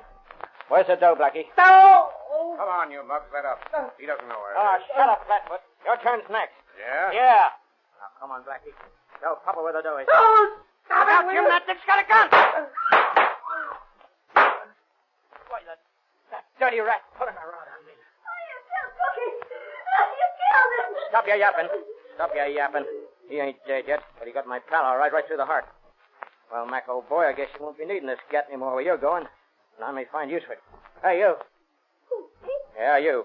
Hold me a cab. Oh, all right. Now, no funny business. I said a cab and not the police. Well, how your feet, Blackie? Don't burn it again, will you? I've been telling you the truth. I ain't got the dough. Okay, Blackie. I got more important business now. I got to get myself out of here. The cab will be here in a minute. Thanks. Oh, you're wounded. Sure I am. What of it? Well, can I bandage it for you or something? No, you can't. I don't want any of your help. You realize that you shot a police officer? They'll be looking for you everywhere now. Oh, what of it? Keep your mouth shut and you'll be safe. If that dick hadn't started blazing away, there wouldn't have been any shooting. And my pal would still be alive. I got a good mind to finish that Blackfoot right off now. Don't cause any more trouble. Blackie, you're the scariest guy I ever knew of in this racket. Well, maybe I am, but don't bump off, Cookie. He's a good guy. Okay, Blackie. Probably gonna bump off anyway, so I'll leave you here to watch it. Only, Blackie, if you love your life, keep your mouth shut. So long.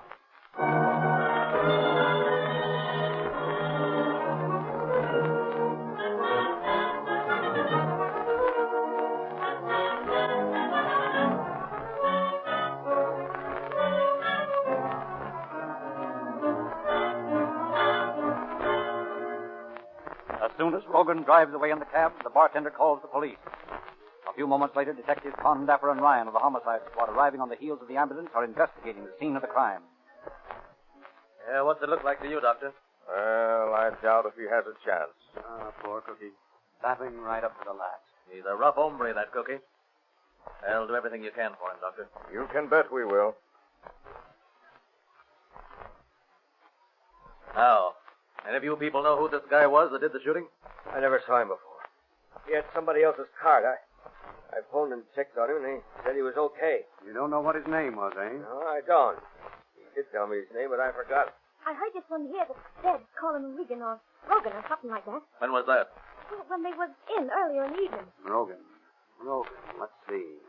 Oh, yeah. Yeah, here's his name in this dead guy's notebook. That's him, all right. Rogan. Jim Rogan.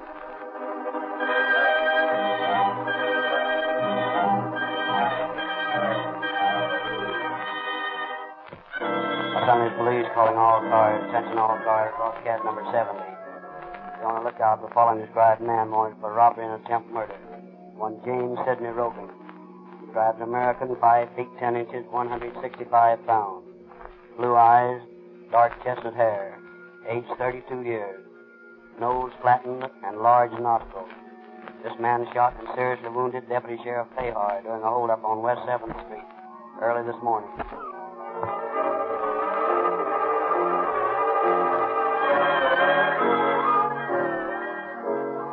The search of Rogan's apartment reveals a phone bill, among the items of which are several calls to a Bakersfield number. Bakersfield police are asked to trace down this clue. They call at the address where the phone is located. It is a well-known resort. Hello, Amy. Hello, Bert. What you doing down this way? Oh, just paying a call.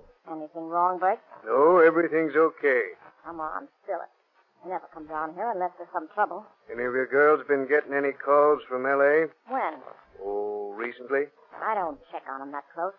They got a lot of calls. Yeah, I know, Amy, but you might know if one of the girls got, say, 6 calls from L.A. in a month. Might. Well, then, what's her name? She ain't here anymore. Where is she?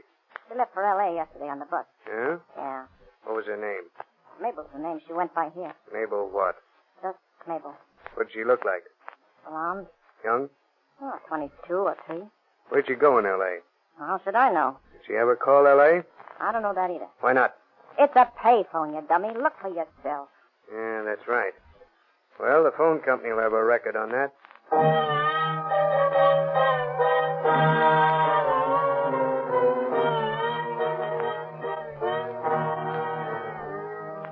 A check with the telephone company in Bakersfield leads to the apartment of Nick Charters, a petty bootlegger. Condapper and Ryan visit the apartment and find Charters and Mabel there.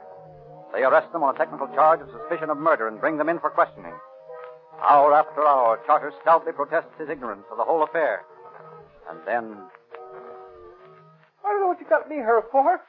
I don't know nothing about it. Rogan's a friend of yours, isn't he? No. He's a friend of your girls, isn't he? No. He isn't cheating on you, is he? Oh, no. Why? Well, Rogan called her up in Bakersfield 6 times last month. He did not. Did you call her 6 times? Yes, and more. Where from? Rogan's apartment? No. Then she's kidding you. Because we know somebody called her from Rogan's apartment 6 times last month. Oh, come on, Charters. We know all about it. Let's not waste any more time. Come on, tell us all you know. I don't know nothing. Oh, yes, you do. Now, look here, Nick. We know you weren't in on the shooting. But we also know Rogan went right to your place after the shooting. Well, how do you know that? That's right, isn't it, Charters? Well, yes. All right, let's have the rest of it. Well, he came over and told me what had happened. Was he wounded? Yeah. Where? Well, in the chest and in the leg. What'd you do with him? Well, he wanted to get out of town, so after we'd laid low a couple of days, he was well enough to travel, and so we took him to San Francisco. What address there? Well, I dropped him in front of the ferry building. Is that the truth, Charters? Yes, on the level. He said something about having relatives there, so I said goodbye to him and came on home. That's all I know about it, honest. You ain't got nothing on me. I didn't have nothing to do with it. Can I go now, huh? Yeah, Nick. Can I go? Yeah, you can go.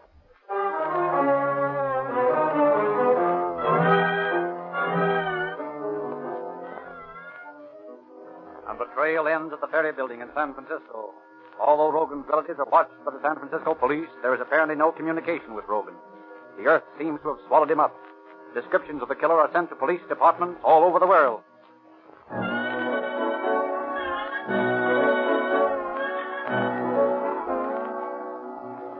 In Balboa, in the Panama Canal Zone, a suspect answering Rogan's description is arrested. Fingerprints from Los Angeles reveal him to be the wrong man.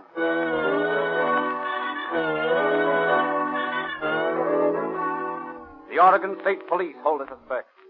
A checkup reveals their man to have a missing finger. He is released.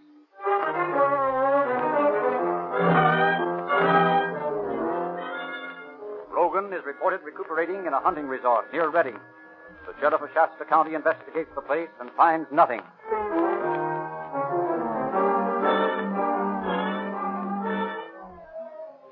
A girlfriend of Rogan's is discovered in San Diego. She claims she hasn't seen Rogan in a year, but she admits if she did know where he was, she wouldn't tell for fear of what he would do to her.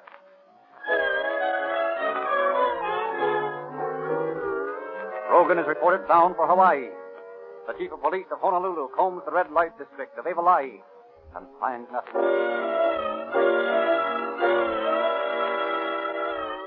So for months, the fruitless manhunt drags on. Clue after clue is followed, leading nowhere. Behar's brother officers of the sheriff's office raise a fund of $500 and offer it for Rogan's capture. The detective magazines print Rogan's picture and description in their show-up departments. Avid amateur detectives the nation over are on the lookout for the killer. Corinth, Mississippi.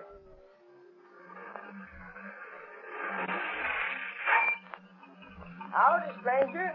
What can I do for y'all? Fill her up. Yes, sir. Reckon y'all come some distance from the looks of your car. Maybe I have. Are you going far? Maybe.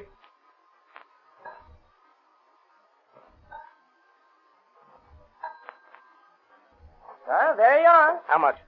That'll be $168. Oh, here, $2. Just a minute, I'll get your change. Oh, keep it. I'm in a hurry. Well, I'll be doggone if it ain't. Martha! Martha! Yes? Bring me that detective book. Which detective book? Have you got the picture of the dead girl in the cover? Yeah, that's right, the green one. Hurry. All right, I'm coming. Hold your horses. I'm coming as fast as I can. Ah, she was a pretty gal. Well, here you are. What you doing? Seeing things again? Martha, I do think we all seen $500 flying down the road. Yes, sir. Here he is. Ooh, talk then. Why, that fellow that just bought gas. James Sidney Rogan. Wanted. Dead or alive. Well, what's his license number? His what? His license number. Martha, I didn't get it. And you call yourself a detective? Just the same. I'm going to write to the chief of police in Los Angeles. He ought to know about this.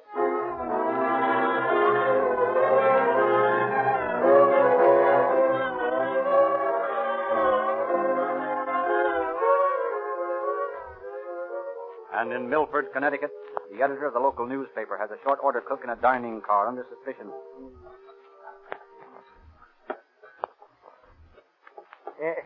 Let me have a donut, too, huh? Coming up. Yeah. Thanks. Oh, say, you might give me some butter. Just put it on the coffee saucer there. Yeah, it's fine. Hey, you ain't been here long, have you? Oh, a couple weeks. Where'd you come from? Worked over in Jersey City. Yeah? Uh-huh. Yeah, ever been west? Oh, no further west than Newark. Huh. California's a great country, they tell me. Yeah, I guess it is. Sure is, from all I can hear. Oh, say, could I have some more coffee? Sure. Oh, sorry, I stuck my finger in that butter. Wait, I'll get it cleaned off. No, that's all right. You know, it's a silly habit I got when I was a kid, smearing butter around a saucer like that. I'll get you a clean one. No, this is fine. Say, you don't mind if I drink this over to the office, do you? We're going to press soon. I guess I better get back. It's okay with me. Just leave a dime deposit. Oh, yeah, sure. Yeah. There you are.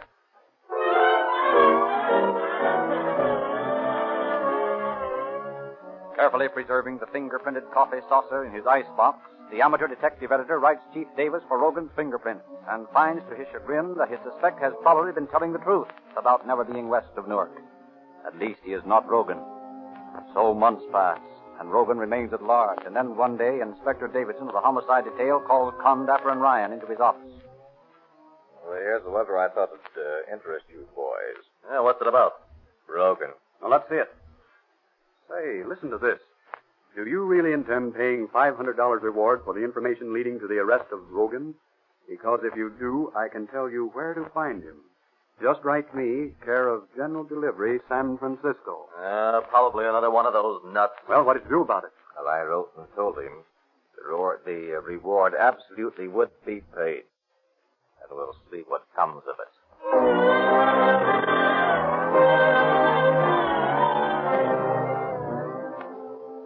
Following up this latest clue, San Francisco officers, working under the direction of Chief of Detective Charles Dolea of the San Francisco Police Department, throws a stakeout on the house pointed out to them. Seeing Rogan enter and leave the place several times, on the night of October 11th, 1933, they close in on the place. Open up. Well, we'll have to break it open. The men all posted around the house? Yeah. All right, let's tear down this thing.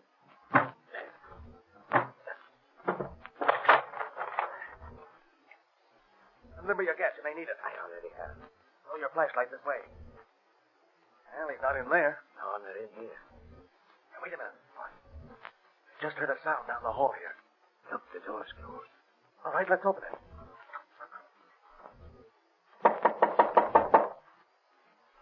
You hear him? Yeah. Come on out of there. I will give you 3, and then I'll shoot through the door. 1, 2. Okay, just shoot, I'm coming. Hello, Rogan. We're mighty glad to see you. I ain't glad to see you. I don't suppose so. If you'd have come a day later, you'd never had me. Yeah, how's that? I was lambing out where you'd never got me. Well, we figured we'd better pay you a call pretty soon. Yeah? Well, how about it, Rogan? Are you ready to talk about that job down in L.A.? Yeah, I'll talk. Let's get out of here. I'll talk as soon as we get to headquarters.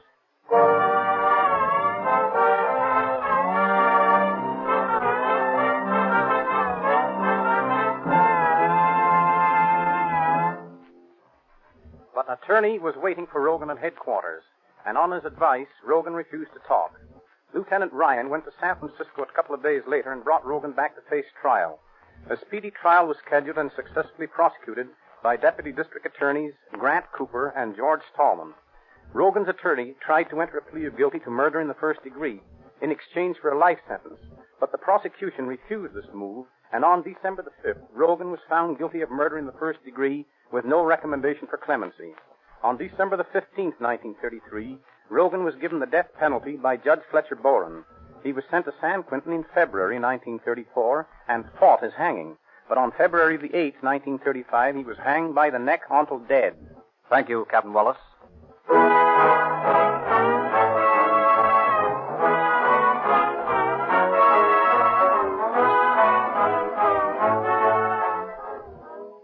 Hundreds of thousands of boys and girls have joined the Rio Grande Junior Police Department.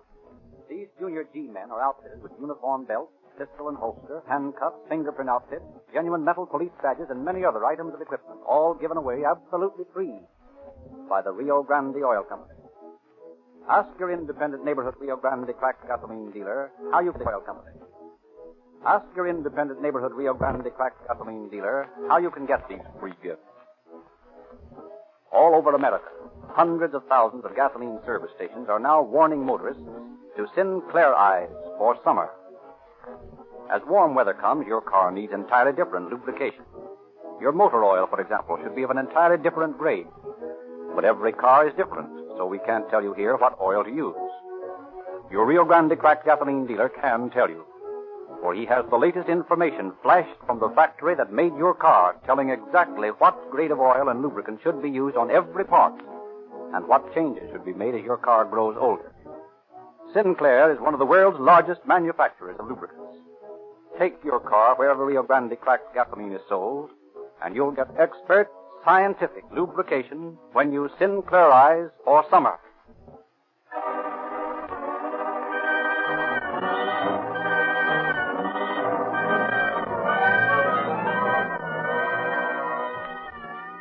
Police calling all cars. Attention all cars. A cancellation broadcast 5. Suspect in this case is now in custody. That's all. Rolls and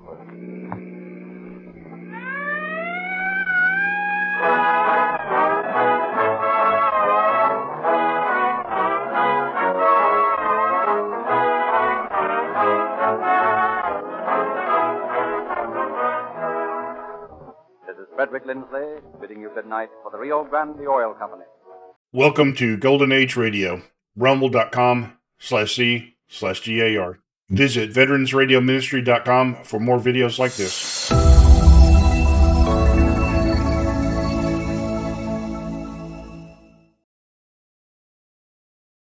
There are no major developments in the war news to report.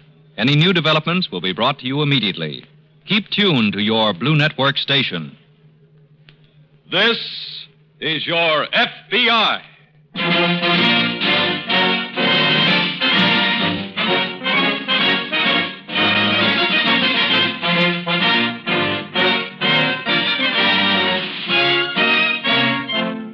This is your FBI, an official broadcast from the files of the Federal Bureau of Investigation, presented as a public service by the Equitable Life Assurance Society of the United States.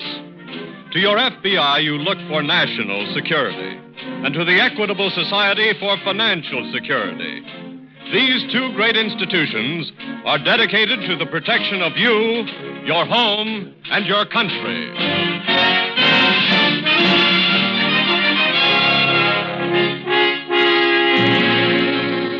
Tonight, the story of a crime against society, the confidence game.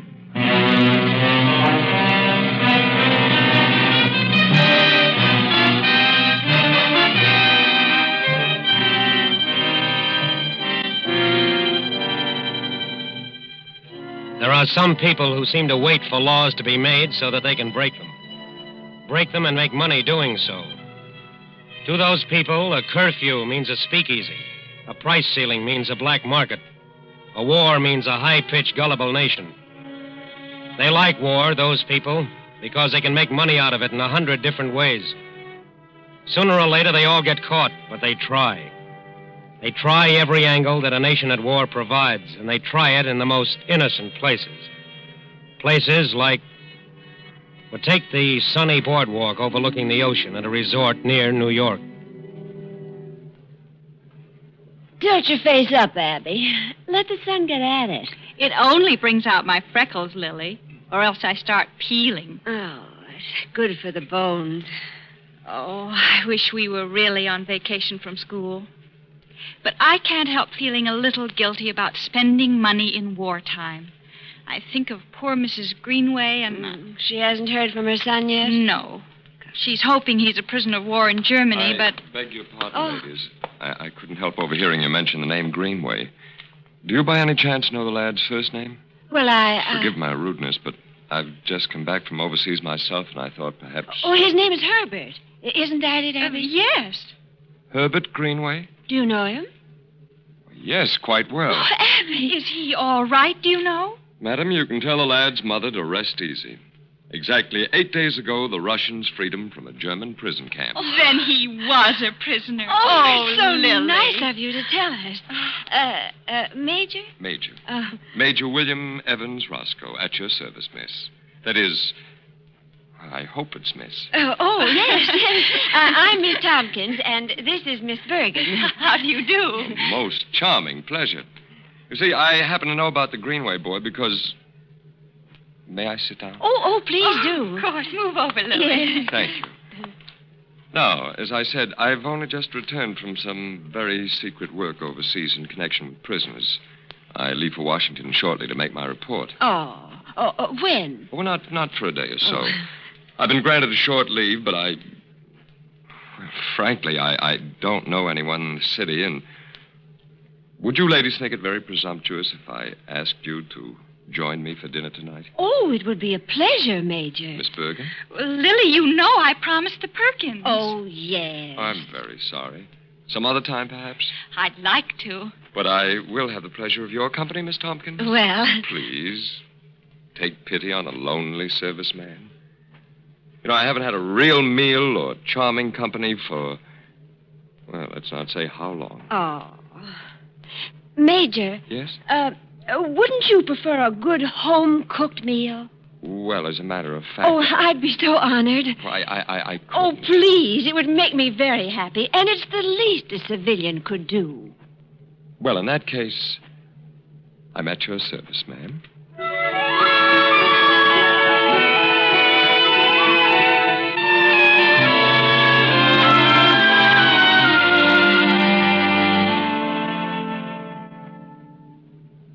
You know, Lily, there are two things about you that I find very hard to believe. Major. One is that you cooked that most excellent dinner all by yourself. Well, I did. And the other is that you're really not married or engaged. Oh, Bill. I look at you and What's the matter? I think I better go. Why? Because I can't do this anymore. Lily, forgive me for what I'm going to say. Bill, I don't understand. Can you understand the feeling of, lost time that war gives a man? Can you forgive it? Can you forgive me for saying, Lily, that I love you? Bill. I know we've only just met, but I want to run out and buy you flowers, buy you champagne, buy you... Lily, I want to buy you a ring, an engagement ring. An engagement? You don't have to say yes this minute. You don't have to answer at all. I know it's sudden for you, but I want to... What, Bill? Funny.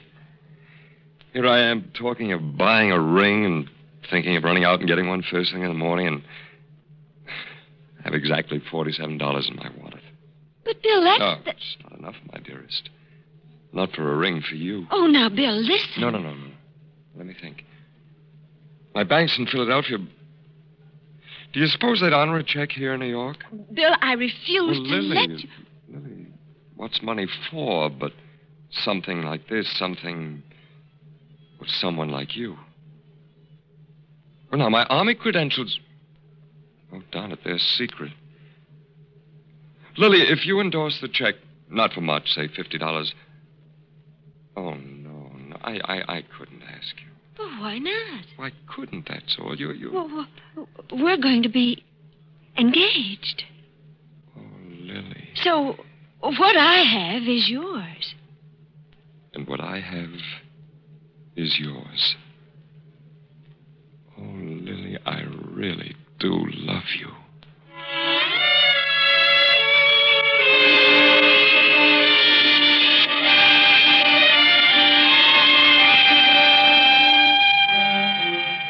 The world is filled with people looking for love. And people in love forget to ask questions. They don't care. Lily Tompkins didn't ask, didn't care, didn't know. Didn't know that when Major William Roscoe left her house that night with a check for $50 in his pocket, he walked quickly to the nearest subway station. Not because he was in a hurry to catch that train, but because he had an appointment. An appointment he had made that very afternoon. Miss Bergen! Miss Bergen! Major! Oh, Major, I hope I haven't kept you waiting long. I've been waiting all evening. Oh. It sounds like a pretty speech, but it's true. Did Lily say anything? Oh, no. I knew she didn't hear us on the boardwalk, and if she had, I wouldn't have cared. I really never should have done this. I'm sorry. Oh, no. No. You don't understand. I mean, Abby, forgive me for what I'm going to say. I don't understand. Well, can you understand the feeling of lost time that war gives a man? Can you forgive it? Can you forgive me for standing here on a lonely subway platform and saying, Abby, I love you?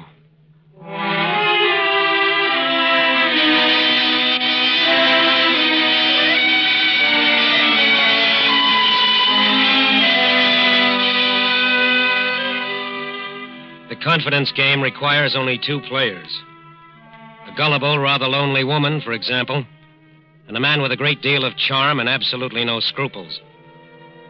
It's an old game, but it becomes a particularly nasty one when a new twist is added. The twist of taking advantage of a war. Still, it's a game, and like all games, it can't last, particularly when checks are involved. Sooner or later, those checks turn up at the FBI. Are these the checks, Robbie? Yes. Both for $50 and both returned marked no account. Didn't those women ask the Major for any credentials? They felt the uniform was enough. And the Army never even heard of William Evans Roscoe. Probably an alias. Yeah. Well, it's a low trick, all right, to use the uniform of a... Well, he won't be wearing it long. Has the laboratory reported on his handwriting yet? We're waiting for a teletype from Washington now. $50 from 2 school teachers.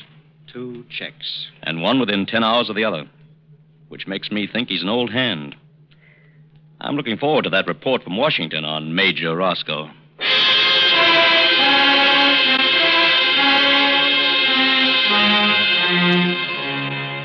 When a handwriting specimen sent to the FBI laboratory in Washington is identified, the work does not stop there.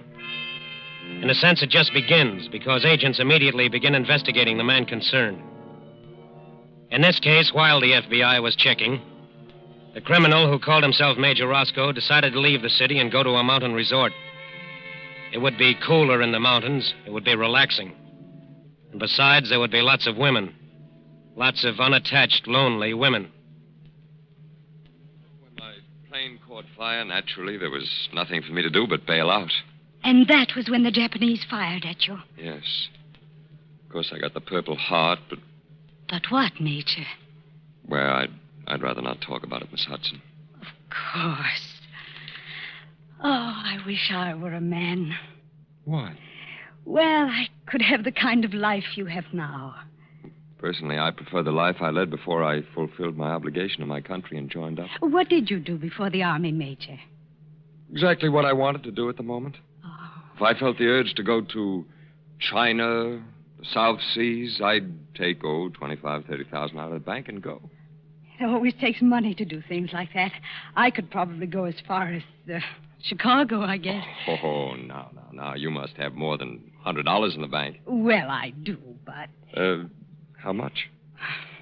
Just a little. Barely 7,000. Well, where's your spirit of adventure? Take that and just pick up and go. Oh, yes, I've always wanted to. I've always felt that I don't know why I talk like this to you. I do. You do it because you know that I understand. Yes, I think you do. Martha, can you forgive me for what I'm about to say to you? Say to me? From the first moment I saw you, I knew don't. that... Please, Major, don't say that. Oh, Martha. No, please. Don't you see how much it would mean to a woman like me? Don't you see how seriously I would take it? Martha, I know. And I know how I feel. You mean... Yes, Martha. You want to marry me? Yes, Martha, I do. Oh, William. Well, what's the matter, my dear? I just never thought I'd be happy. And I am. I am now for the first time in my life.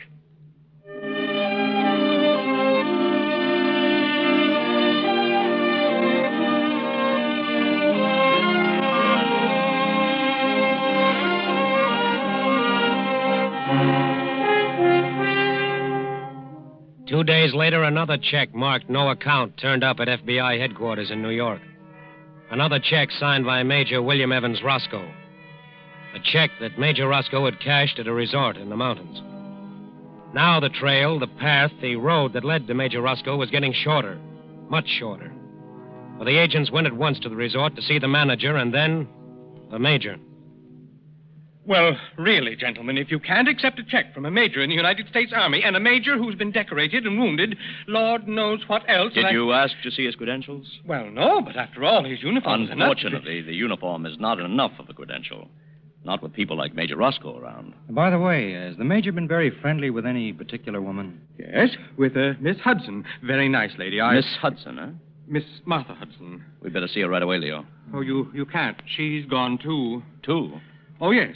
They both checked out yesterday, and he paid for both. By check? Yes. By check. You have Miss Hudson's home address? Yes, I'll get it for you. Check. A day too late. Yes. Laboratory report on his handwriting certainly indicted him. The major has quite a record. He's been operating for almost 5 years under about 20 different names. I think we'll catch him this time. That isn't what worries me. What then? I was thinking of a Miss Martha Hudson, of the report from Washington that the major's been married twice. And both wives died almost immediately after the wedding.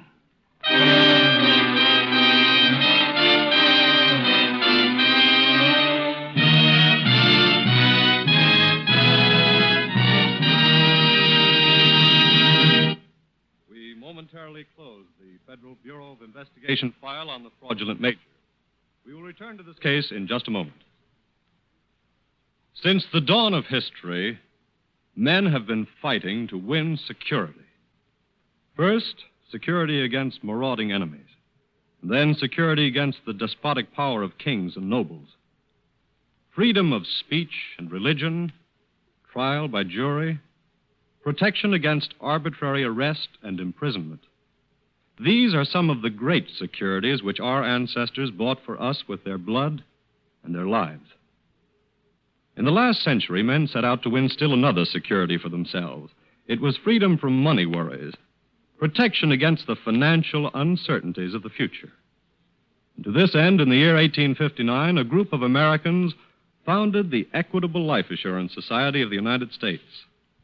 Their idea was that by joining forces, by combining their dollars into a common protective fund, maximum security for each individual member would be achieved. Self-help and self-reliance. Voluntary cooperation by men willing to work together in ways that benefit the entire community. That's the American way. That's the equitable way. By serving its members, the Equitable serves America. And now, back to the file on William Roscoe, confidence man.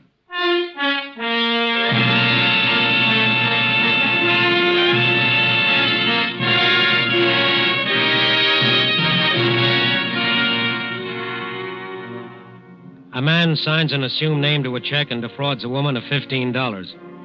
He's done it before many times. He's never been caught, and he sees no reason why he should be now. But the FBI has his record. They know his method of operation. And now, on a train returning to New York, they are finally on his trail. The description we got at the hotel fits the one of the report, all right. 5'11", 174 pounds, scars on his forehead. The manager said the major claimed he got those scars in the Pacific, fighting Japs. Well, it shouldn't take long to get to the Hudson woman's house from the station. She lives with her brother and sister-in-law. What? Oh, yes. What are you thinking about? Same thing you are? What that chambermaid told us? Yes. Well, just because the major carries a gun, it doesn't mean... I know. I wish this train would move a little faster. So do I.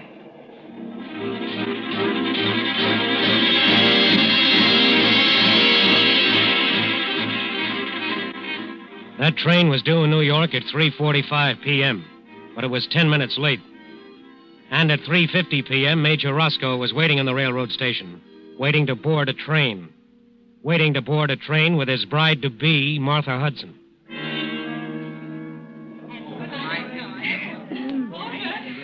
sure you got everything, Martha? Of course, Edna. Now, don't worry so. I just wish I could be with you in Boston for the wedding. I wish you could be with your sister, too, Mrs. Hudson, but Army orders, you know. There's nothing I can do. Of course not. Stop getting so upset, Edna. Well, I can't help it if I care more about your own sister than you. Oh, Martha. Edna, now don't cry. I'm just so happy for you. There, my dear. Don't you think Martha's safe in my hands? Oh, yes, that's just it. It's all so wonderful. Oh, for Pete's sake. Let me have your handkerchief, Harry. Martha, my dad, I think we better... Yes, William. Harry? Sis, well, all the luck in the world to you. Thanks. I think I've got it now. Goodbye, Edna. Goodbye, honey. Goodbye, Major. Take care of her. I'll do my best. Harry, old man. Goodbye, sir. Thanks for everything. I can't tell you how... Oh, the tickets. Holy mackerel. Here they are. Thanks for picking them up. Oh, forget it. You've got my check. Sure. Well, goodbye, then. Goodbye. Goodbye.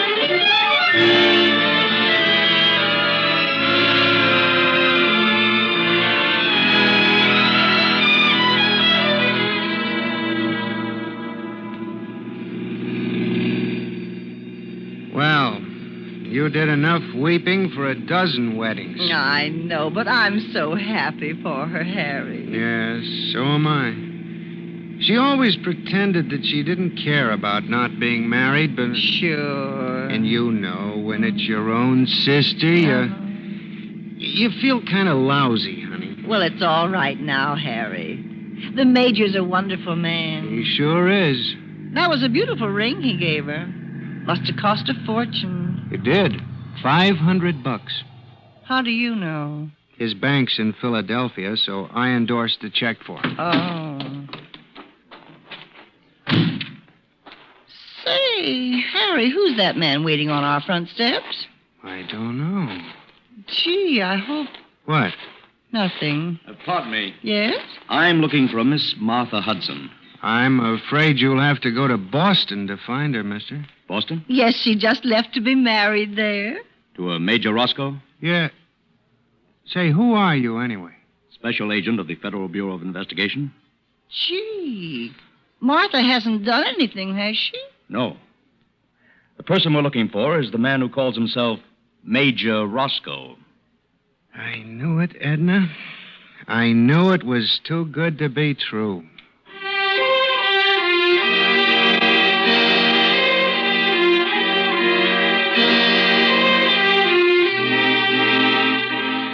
There is not a section of this country that is not covered by the FBI. Before a train carrying Major Roscoe and Martha Hudson could have arrived in Boston, special agents in that city were notified by teletype to be on the watch. When the train arrived, they were at the station. There was no sign of the Major or Martha Hudson. The agents checked all the hotels, the rooming houses, the churches, but there was no trace of the missing couple. A report was teletyped back to New York, and the special agents there immediately paid another call on Martha Hudson's brother and sister-in-law. Mr. Hudson, are you certain that your sister and the Major left for Boston? I can't be certain of anything anymore. Harry. I'm sorry, honey. We know this has been a pretty bad shock, Mr. Hudson, but we're trying to find your sister. Did you put them on the Boston train? No, we said goodbye to them in the station. Maybe they got off before Boston. We're checking on that. But there's also the possibility they never started for Boston. I picked up the tickets myself. Did you see them? No. I just picked up the envelope, paid for it, and never looked inside. You say you paid for the tickets? Yes. Do you remember how much they cost? Sure. The Major gave me his personal check for them. Here. Thank you. This check's for $20.38. That's the price. Yes, but that's not the price of 2 tickets to Boston. That's the price of 2 tickets to Washington.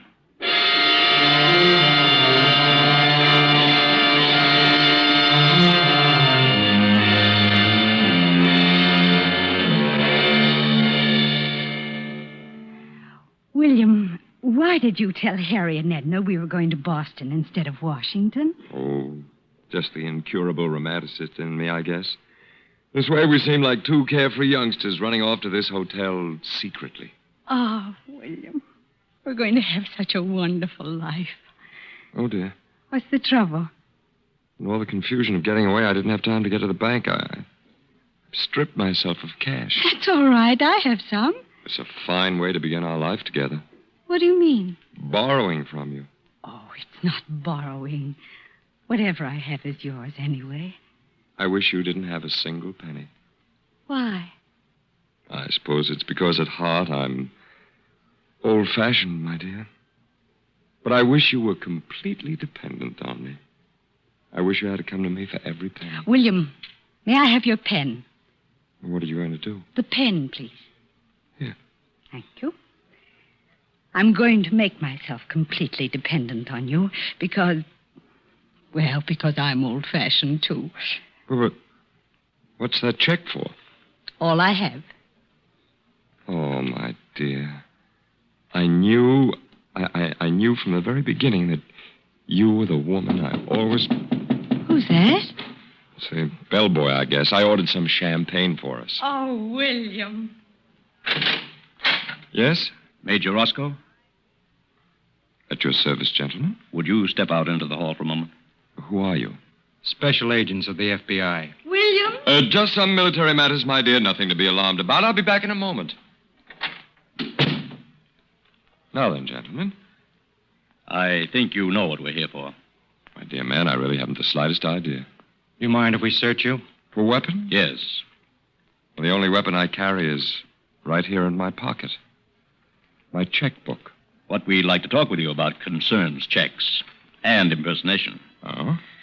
We have quite a few of your checks. One endorsed by a Miss Lily Tompkins, another by a... No, you don't. My checkbook. I know. I'll take that checkbook, Major. What is it, 38 automatic? Yes. Handy little gun you had there, Major. Not quite handy enough, it seems. But you know, gentlemen, I should have known from personal experience that as a weapon, the checkbook is much better than the gun. Shall we go?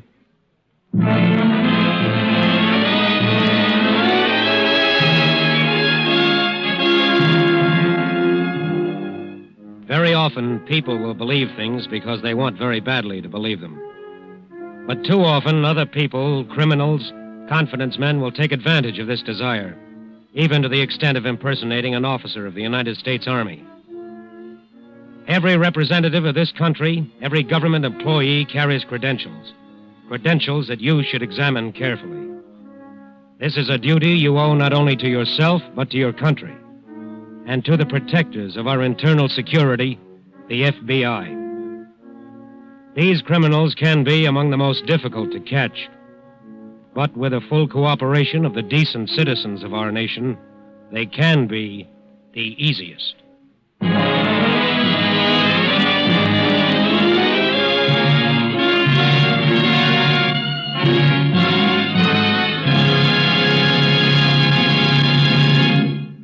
You will hear about the file on next week's case in just a minute. Yesterday, somewhere on the island of Okinawa, a young American infantryman stepped on a landmine. It blew up in his face. Today, both of that boy's legs are going to be amputated. Compared with his sacrifice, anything that any of us does here at home seems trifling. Nevertheless, while we can't do as much as the men and women at the front, we can do our best. And that best is vitally important to victory. So it'll be a source of satisfaction to Equitable members to learn that 44% of this society's assets are now invested in war bonds and government securities. Recently, Thomas I. Parkinson, president of the Equitable, pointed out what this means. He said, quote, "For every one of its 3,200,000 members, the Equitable now owns government bonds amounting to $490. For each member, an additional $220 is invested in industries and utilities which manufacture weapons of war, plus $115 per member invested in railroads engaged in war transportation. That's another reason why we say that in wartime, Equitable dollars are fighting dollars, and at all times, they are security dollars. For you, your home, and your country.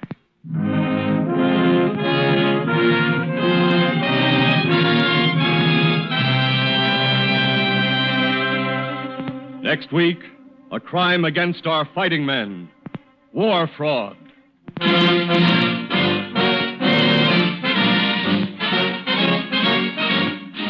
incidents used in tonight's broadcast are taken from the files of the Federal Bureau of Investigation. However, all names used are fictitious. Any similarity thereof to the names of persons living or dead is accidental. In tonight's cast, William Roscoe was played by Arnold Moss and Martha by Charlotte Holland. The music was composed and directed by Van Cleve. The author was Lawrence MacArthur, and your narrator was Frank Lovejoy. This is Your FBI is a Jerry Devine production. Now, this is Carl Frank speaking for the Equitable Life Assurance Society of the United States and inviting you to tune in again next week at this same time for This is Your FBI.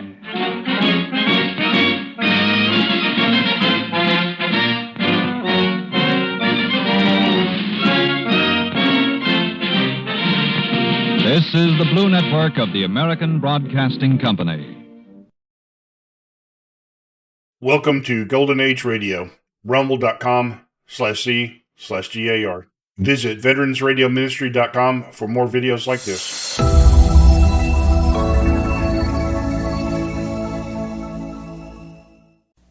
The challenge of the Yukon.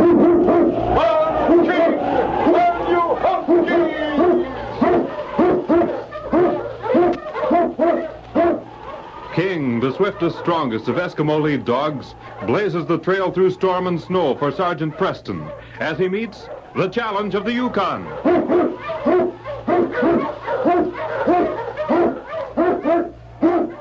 Sergeant Preston was typical of the small band of Northwest Mounted Police who preserved law and order in the Yukon during the gold rush of '98.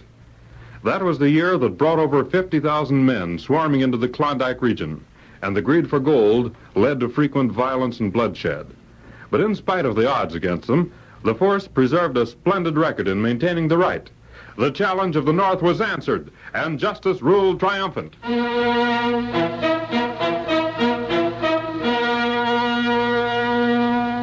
As Sergeant Preston pulled into Cass City, a sharp wind cut alongside the frame building that sheltered the group of men standing in its protection.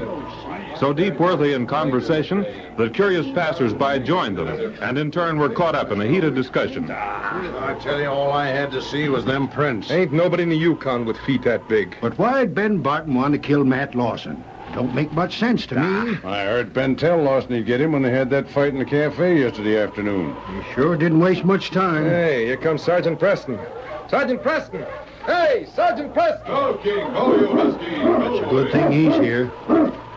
Hello, boys. What's the meeting about? Oh, ain't you heard? Matt Lawson was murdered. Murdered? Yep, out on Wishbone Creek. You might just as well get ready for another shock, Sergeant. I can't believe it. Who'd murder Matt Lawson? Well, Matt had his enemies, all right. But your friend Big Ben Barton is the man that done it. Why, Will, Ben wouldn't. Sergeant, we know Ben's your friend. But that ain't gonna save him now. Now, wait a minute, Will. If Ben's guilty, he'll be punished. The law doesn't recognize friendship when a crime's been committed. What evidence have you? You can't make a statement like that, you know, without proof. We got proof, all right. You're darn tootin'. No one else in the Yukon wears shoes the size of Ben's. Now, do they, Sergeant? Well, no, I guess they don't. Ben's about the biggest man in the Yukon. Well, the prints that was found in the snow are Ben's.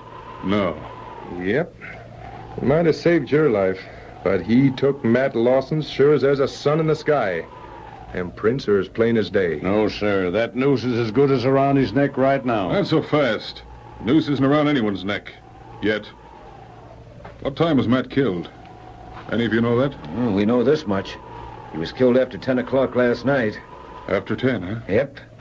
The snow stopped falling about 10, you see.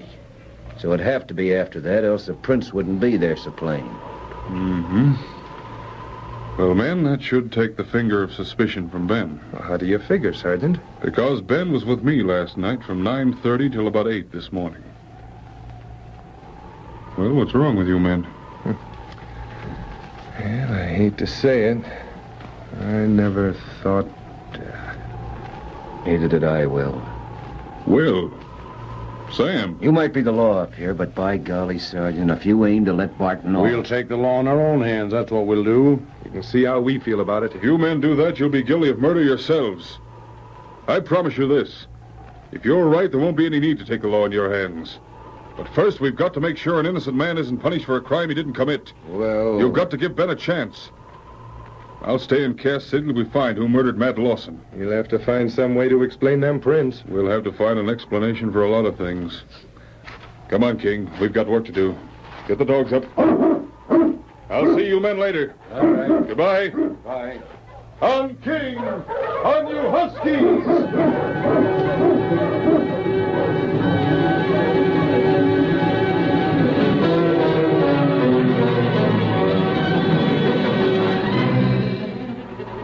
When Sergeant Preston left the small group of men, he headed his team for Big Ben Barton's cabin, further north toward the edge of Cass City. I hope he's there. I've got to talk to him. Ho, King. Ho, you Huskies. All right, King. Come on, fella. We'll see if Ben's inside.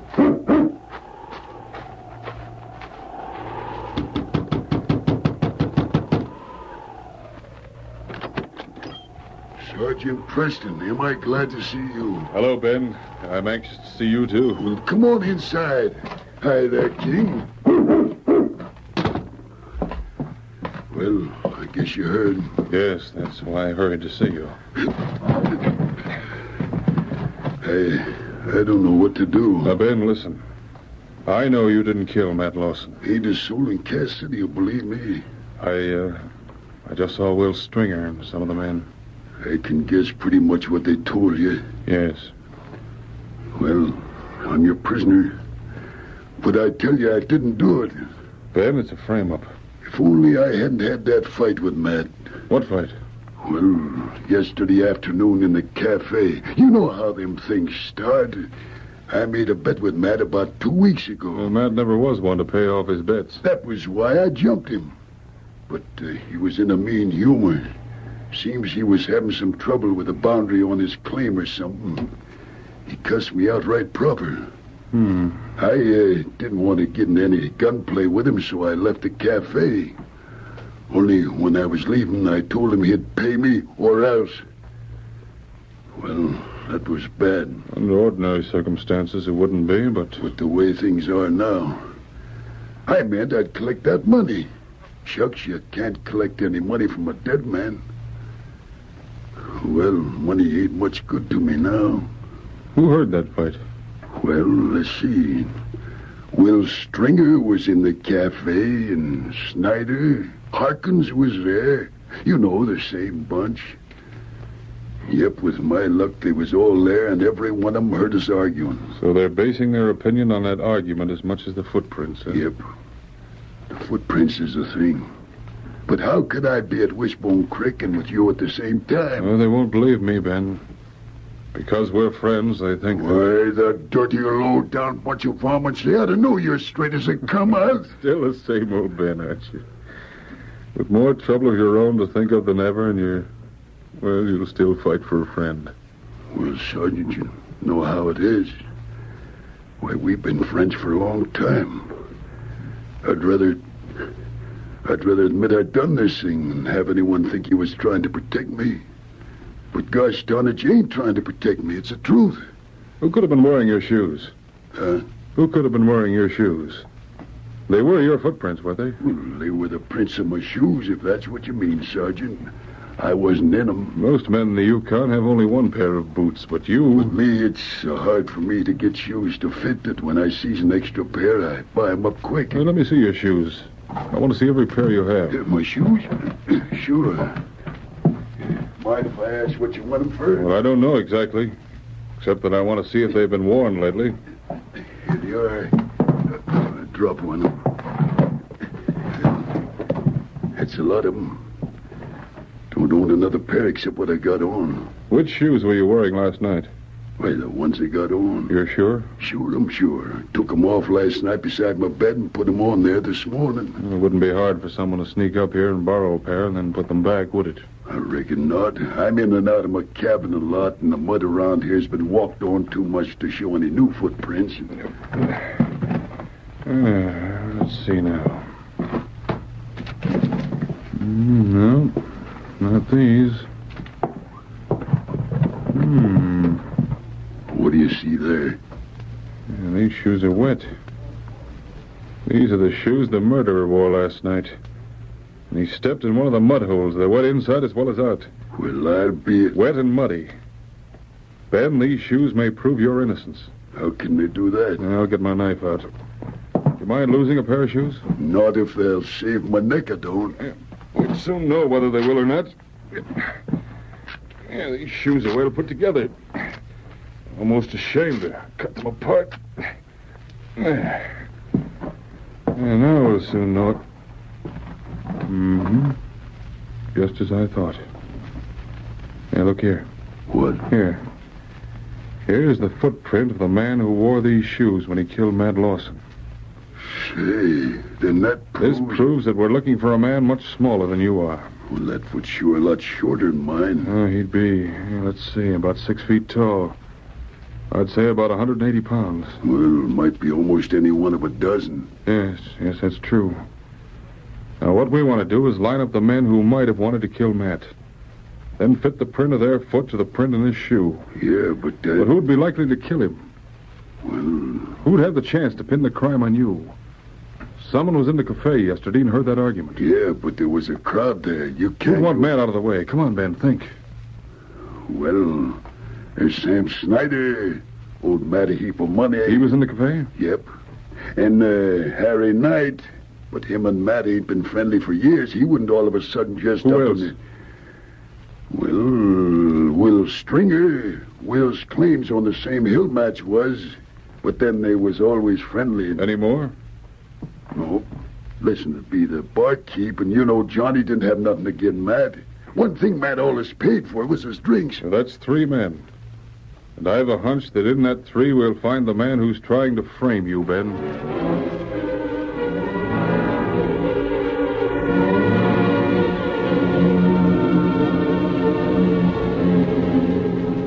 Early the next day, 3 men gathered in Ben Barton's cabin at the far edge of Cass City. Will Stringer, Harry Knight, and Sam Snyder. Any one of whom might have murdered Matt Lawson. As soon as I got the message, I came. Yeah, me too. Wonder what that bounty's got up his sleeve. Oh, hard to say. And I'll say this much. Barton still ain't under arrest, is he? Wait a minute, Will. Here comes the Mountie now. Sorry to keep you men waiting here. It ain't the waiting we mind, Sergeant, but what's this all about? Why'd you send for us? Yeah. Something happened? I want all you men to step into this mud and walk across the floor on your bare feet. What? That's why I sent for you, Will. It's all right with me. I'll try anything. Mind if I go first? I'd like to get this over with. Fine. You fellas take your shoes off, too. Over here, Harry. Right in this mud here. Like this? Yes. Now walk across the bare floor. You ready, Sam? I guess so. First time I ever did this.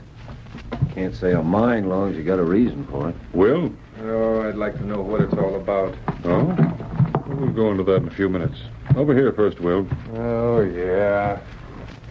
All right. Well, that's the lot of you. Now we'll soon know what we want. What do you want to know? I'll just compare these now. Nope. Well, what's that? Looks like part of a shoe. Yes, it is part of a shoe. Part of the shoe the murderer wore when he killed Matt Lawson Tuesday night. You mean Ben didn't wear them shoes? Can't expect us to believe that. Ain't nobody here with feet that big. It isn't unheard of for one man to wear someone else's shoes, is it? Nobody could wear Ben's shoes. Well, for that matter, the shoes wouldn't necessarily have to fit the man wearing them. The man who killed Matt wore these shoes. When he wore them, he forgot one thing. You see, he stepped into several of the deep mud holes around here. The water and mud went down into the shoes. But when he stepped out of them, the print of his foot was left in them. Say now. One of the footprints on the floor matches the print in the shoe. Comparing them will tell who murdered Matt and who tried to frame Ben. Well, what are you waiting for? By golly, let's get this thing cleared up. Not so fast. You ain't comparing anything, Preston. Will. Put that gun down, Will. I'm giving the orders around here now. Will, I never thought... Shut up. So that's it, Will. I should have known when Ben told me your claim's in the same hill as Matt's that you'd have a reason for wanting him out of the way. Now that you know, it ain't going to do you any good. You're under arrest. Oh, you can't talk to a man holding a gun like that, Sergeant. If I have to kill all of you, I'm going to make... Well, glad you got here, Ben. You're just in time. Shut that door. Now go on. Line up over there with the rest of them. All right, King, attaboy. Get the gun. I've got Will. You get the gun. Good work, Harry. Good work. Twere nothing after that talk of yours knocked him over. Will, this is the end for you. Oh, that was pretty smart, Sergeant. No, don't mind telling you. I'm already sorry about the That's all right, Sam. Will's conscience gave him away. What do you mean, his conscience? Was them footprints that done it? No, not entirely. You see, the prints on the shoe weren't plain enough to tell which of you three men wore them. Well, I'll be. Yes, King, you deserve some credit, too. The case is closed.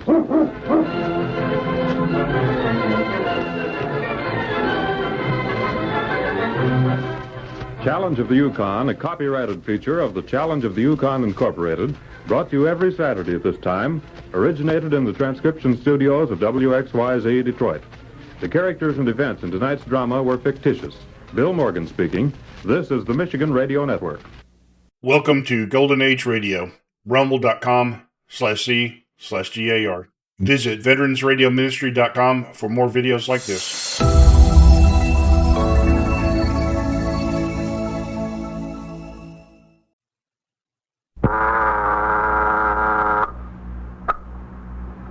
First Precinct, Sergeant Klein. Yes, ma'am. Case? It isn't gas? What's the address? 6-1. You are in the muster room at the 21st Precinct, the nerve center. Call is coming in. You will follow the action taken pursuant to that call from this minute until the final report is written in the 124 room at the 21st Precinct.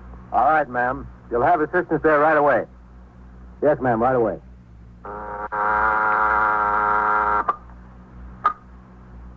21st Precinct. It's just lines on a map of the city of New York.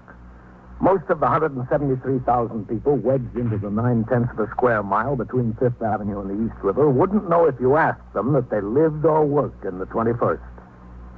Whether they know it or not, the security of their persons, their homes, and their property is my job. My job and the job of the 160 patrolmen, 11 sergeants, and 4 lieutenants of whom I'm the boss. My name is Kennelly, Frank Kennelly. I'm captain in command of the 21st. What makes a city? Not buildings, not subways, not business. People make a city. From dawn to midnight, from midnight to dawn, the rich and the poor and the good and the bad pour their lives together and stir up the city, as in the 21st.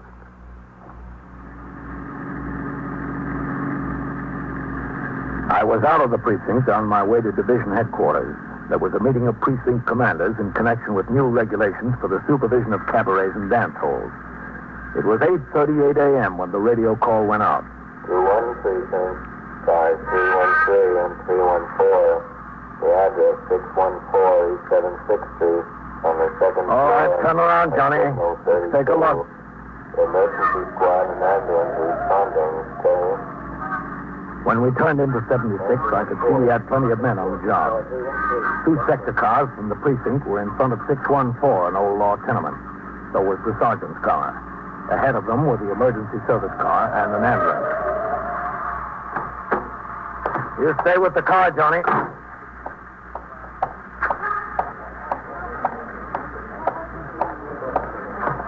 Police officer. Excuse me. Coming through there. Police officer. Oh, what have we got, Coley? A couple of kids, Captain. Gas case? Stay back, folks. There's nothing to see. Nobody's been down since I was posted here, Captain. I haven't heard anything. Thanks. Oh, Coley, stop in and see me after the tour, will you? Yes, sir. Now, stand back there, folks. There's nothing to see. It's all... The house was no better, no worse than 1,000 others like it. No cleaner, no dirtier. Even at that time of the morning, you could smell cabbage cooking. Somebody's always cooking cabbage. It's cheap. At the top of the stairs, a cop was posted in front of the rear flat on the 2nd floor. All the neighbors had been shooed back behind their own doors.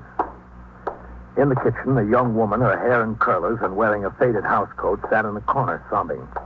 In the yellow room, the ESD men and the ambulance surgeon were laboring desperately with respirator equipment. Sergeant Burns was standing in the doorway between the two rooms. What do we got, Sergeant? 2 kids? Yes, sir. Is that the mother? Yeah. They're twins. 2 boys, 9 weeks old. How are they? I don't think it looks good. Let me try her pulse again here. Yes. That's good. Hold it there. All right. Where's the father? He was a corporal in the Air Force. Killed in the crash in Alaska 7 or 8 months ago. Oh. She said that since she brought the twins home from the hospital, she's been keeping them in a couple of dresser drawers. These. She said she puts the 2 drawers on the table at night right next to each other. Mm-hmm. Each of the twins got wrapped in tight in a blanket in his own drawer.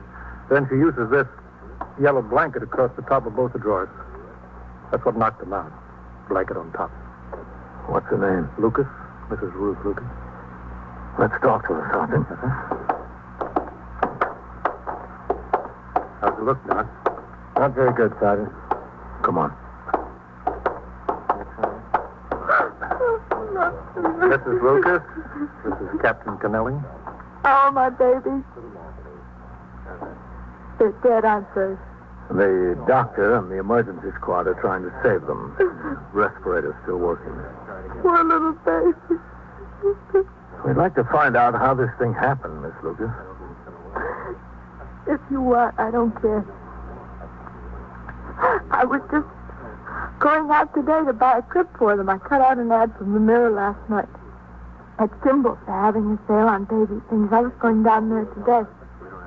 The ad's in my pocketbook in there if you want to see it. No, that's all right. If you don't mind, I think I ought to have my pocketbook anyway. I cashed my checks from the government yesterday. There's $100 in my pocketbook. More than 100. Where is your pocketbook? In there on the dresser. Would you get it, Sergeant? Yes, sir. Right away, Captain. How much do you get from the government, Miss Lucas? Altogether, you mean? Yeah, altogether. From both Social Security and the pension, it comes to about $145. A month? Yes, a month. That's for me and the baby. Mm-hmm. As soon as the checks come, I pay the rent. That's what I did yesterday, the rent and the little bill at the candy store. There's about $100 left. Is this it? Yeah, that's it. Thank you very much. Did you talk to the doctor? Is there any sign? You know. He was busy. Oh. As long as you've got your pocketbook, Miss Lucas, you said you wanted to show me that ad. Oh, yeah. I was going to get Mrs. Gonzalez to come and stay with them this morning while I went downtown. She stays with them when I have to go out. It's very nice for me. She lives upstairs on the 4th floor. This is the ad. It was in the Mirror. Mm-hmm. All your money there? Oh, yeah, I'm sure it is. Well, maybe you ought to look anyway. There's been a lot of people walking through here this morning. Yeah, it's all here. It's a funny time to be worrying about money. I'm sorry. Well, you've always got to worry about money. Weather's been pretty warm out, Miss Lucas. Seems to me you have them wrapped up in a lot of blankets. They've got to be kept warm. They're still so young. There was a blanket for each, the blue ones. I always wrap those around them. And then I always put the yellow one over the top of the drawers, you know. Did you tuck it in under the drawers, the yellow blanket? Yeah, it never touched them. That's why I can't understand how it happened. It never came more than this close to them. It was just to keep away any drafts. And there was at least this much open space over their heads. Only thing I can figure is they're getting so they can kick a little. One of them must have kicked it, you know. You put them to bed last night? Yes. About 6 o'clock, and then about 8, Mrs. Gonzalez came. Stayed with him for a couple of hours. Where were you? I went out with a friend of mine. Where? You know, around we went to movies. We went and had some pizza and a bottle of beer. Girlfriend? No, man. Well, I met after Harry died. What's his name? Why? Oh, I just wanted to know. Oh, Dan Torbert. Where is he now? Work, I guess. He's a mechanic. He works for a taxi company. What taxi company? Ace, something like that. I don't know. Where does he live? Uptown in the Bronx. I don't see what he has to do with it. He had nothing to do with it. He's just a friend of mine, that's all. Could you hand me that box of tissues, please? Yeah, sure. Thanks. I don't get it. I just don't. The babies were all right when I came home. Mrs. Gonzalez takes good care of them. She said she changed them, and she gave them a bottle about 11:30, and they went off to sleep again. I just don't get it. What time did Dan bring you home, Miss Lucas? Oh, I don't know exactly. It was before midnight, I think, a little before midnight. Did he come upstairs with you?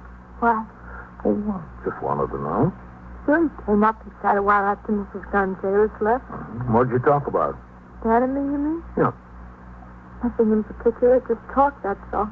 You got up this morning about 8:30. That's kind of late for the mother of two infants to get up, isn't it? I never set the alarm. The babies are my alarm clock. They usually wake up about 6 o'clock or so, and I hear them cry. Poor kids. I don't get it. Sergeant. Yeah, Doc? Can I see you a minute? Oh, sure. Captain? Okay. Excuse me, Miss Lucas. I'll be right back. Well, how's it look? Captain Canelli, Dr. Mastico. Glad to know you. Yeah. Well? They're both dead. They were DOA. There wasn't even any use trying. You have any idea what the cause of death was? I don't know. It wasn't anything external. Probably suffocation. I'm going to pack up. You'll notify the medical examiner, Sergeant? Yeah, sure. I'm sorry. There wasn't anything that could be done. I know, yeah. Excuse me. I've got to pack up. Rough deal, Captain. Yeah. After you call the ME, Sergeant, notify the detectives.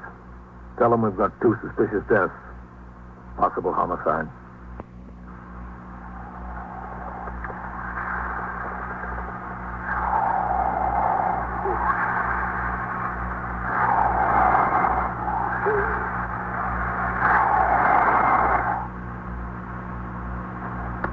The longer you're in the job, the easier it is to do the hard things. But there's one thing that never gets easier. That's telling a mother her kid is dead.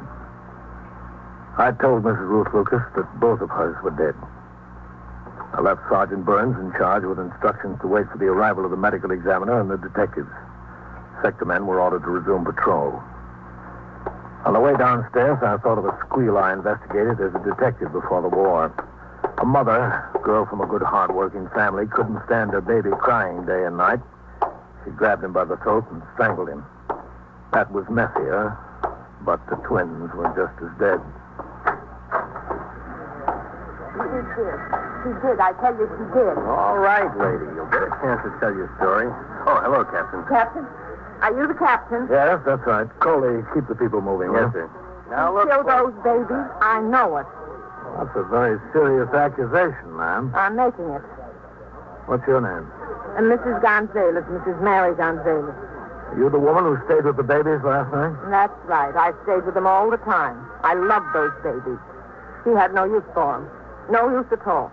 Well, that doesn't mean she killed them, Mrs. Gonzalez. Oh, don't it?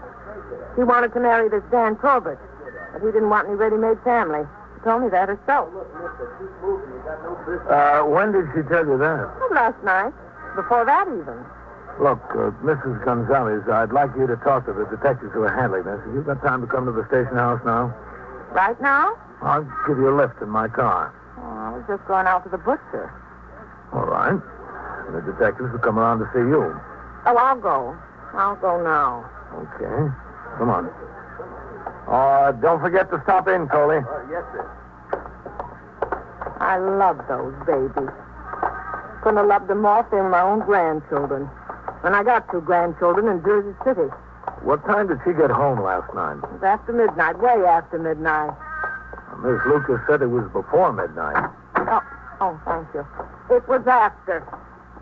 I came at 8 o'clock and she gave me $1.25 for 5 hours. That goes to show you I love those babies. Station house, Johnny. Wouldn't mind children for that unless I loved them. And I was always bringing them things. Toys and clothes and things like that. She, told me that Dan Talbot came home with her last night, Miss Gonzalez. Yes, I pronounce it Gonzalez. I'm not Spanish, you see. That was my husband's name, my second husband's name. Rest his soul. Did they say anything in your presence? Well, no. When they came, she just gave me the $1.25 and I went upstairs. But I could smell liquor on her breath. Was she drunk? Well, she'd been drinking. I could see that. And I could see she didn't love him. I loved him. I spent more money on him than she ever paid me. A lot more. She killed him. I know she killed him. She was much sick. The woman continued talking all the way to the station house. She told me everything she knew and everything she suspected. She ran the gamut from fact to rumor to guess. When we got there, I took her upstairs to the office of Lieutenant Matt King, who commanded the 21st Detective Squad. Then I walked down the rickety stairs through the back room. 2 division plainclothesmen had a sharply dressed policy rider there prior to booking. The 124 man was posting the newest teletype alarms. I walked out into the muster room. Sergeant Klein on the boxes waved at me, and I walked over. Couple of messages for you, Captain. Yeah? Call division headquarters. Okay. Mrs. Franklin called. She says she's president of the PS 181 Parent Teachers Oh, yes. Association. Call her back, Sergeant, and tell her the order came through. We're posting a patrolman at that crossing before and after school beginning Monday. Yes, sir. And Father Tanachi called and asked whether you'd like to speak to the boys' club this Wednesday or next Wednesday. Either date is open. Oh, which did he prefer? He didn't say anything, Captain. All right, I'll phone him. Get me division. Okay, Captain. This is the 21st Precinct. Captain Kennelly to speak to Deputy Chief Inspector DeAndrea. Where'd you take it, Captain? In your office? No, I'll take it here. Captain Kennelly. Hello, Chief. Yes, sir. Well, I was on my way. We had what looks like a double homicide. Yes, sir. Yes, sir. Well, I can come now. Oh. All right, Chief. I'll send my clerical man. Yes, sir. Right away. Sergeant, send McCarty up to division to get notes on the meeting of precinct commanders that just broke up. Yes, sir. I'll be in my office. 21st Precinct, Sergeant Klein. Sergeant Burns on the 614 East 76. Brains and the ME showed up. I turned it over to them. I'm going back on the street. Well, give the street my love. What's with you? The chief just chewed out the skipper. Oh, is that all? I'll see you. A precinct commander's job runs from A to Z and back again. During the morning, I approved the plans of the precinct youth patrolmen for neighborhood softball teams. I listened to a delegation from St. Anthony's on their application to close off 80th Street for a block party, and I wrote out my recommendation for departmental recognition of a patrolman. In the meantime, the investigation into the death of the twins continued. The bodies had been removed to Bellevue Morgue for autopsy. Detectives brought the mother to the station house for further interrogation by Lieutenant King. While she was upstairs, another detective brought in Dan Talbot. Lieutenant King preferred that he not see Miss Lucas at the moment, so Talbot was asked to wait in my office. While I signed reports, he sat there waiting for Lieutenant King to come downstairs and talk with him. Yes? Busy, Captain? Coley, I'll be right out. Yes, sir. You sit here, Dan. How long will it be, do you know? Oh, won't be long. I don't like to miss the time on the job. All right, Coley. Captain, some fellow who works in the laundry over on York Avenue told me that Mrs. Gonzalez is a neighborhood gossip. You know in the twins case? Yeah, detectives know about that. Look, Coley, a loan company in Flushing wrote in and said you were 3 payments behind on a note.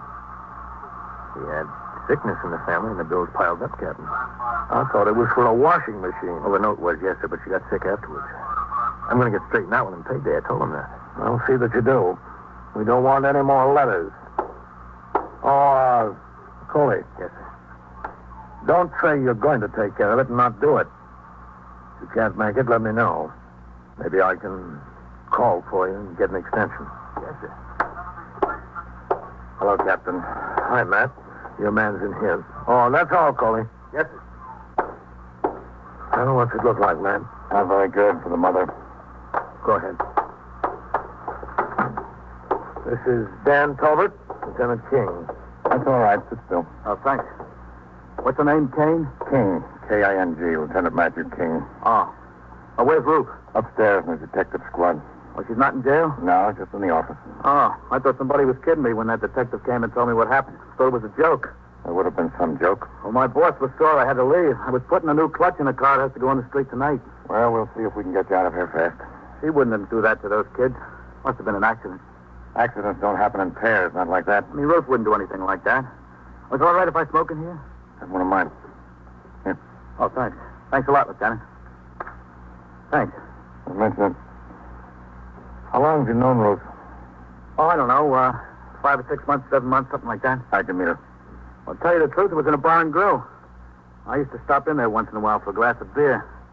I saw her in there 2 or 3 times alone.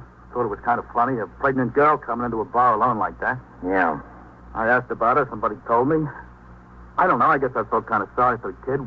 We got to talking one night, and that was that. You kept seeing her right up until the time she had the baby? Yeah, it was funny. I'd visit her at the hospital. Some people around there thought I was the father. I didn't say nothing. I let them think what they wanted. And after she brought the kids home? It was just like before. I kept seeing her, taking her out, when she could get this Mrs. Gonzalez to sit, you know. I understand you talked about getting married. Oh, who told you that, Ruth? Is it true? We talked about it, yeah. Can I have that ashtray, Captain? Yeah, sure. Thanks. But there never was anything definite. Not one way or the other. What do you mean, not one way or the other? Well, there was a lot of problems. We both had our problems. The kids? Yeah, that plus the fact I'm not making a fortune, you know. I figured you get married, you want to enjoy each other for a little while anyway. There's time enough for kids a little later when you feel like settling down. And you'd probably have been married already if it wasn't for the kids. Oh, I wouldn't say that exactly, Lieutenant. Maybe, yeah, I don't know. Did you ever tell her that? Well, we talked about it pro and con from every angle. You know, if a guy's going to have a family, he'd much rather it be his own. That's the fact of life. She gets some money from the government, doesn't she? Yeah, she even went down and got the details from the VA or somebody. If she got married again, it'd be cut down to half or so. About $60 a month for the twins. That's what she'd get. What'd you talk about when you brought her home last night, Dan? Oh, different things. About getting married? Yeah, it was mentioned. You told her you didn't want to see her anymore, isn't that right? Well, how'd you know that? Well, let's say I guessed it. Well, yeah, that's true. I mean, the whole thing seemed kind of hopeless to me. I told her I'm a young guy and I don't want to take on somebody else's obligations. I could see it would only lead to trouble if I did that. That's exactly what I told her. If we got married, it could only lead to trouble. I'll tell you something, Danny. You didn't get married, and it still led to trouble. The questioning went on for another 15 or 20 minutes. Drink last night, Dan? I sat there watching and listening. Interrogation is a great skill, and Matt King knew his business. He was friendly, polite, and patient. Dan Talbot tried to be as helpful as he could without hurting Ruth. He was helpful, but he hurt her. Step by step, Lieutenant King was building a case of murder first against Ruth Lucas. At 4 p.m., I turned out the platoon for the night tour. At 4:10, Sergeant Klein came into my office for a conference in regard to tours off for accumulated days spent in court by men in his platoon. I guess that does it, Captain. Thanks. All right.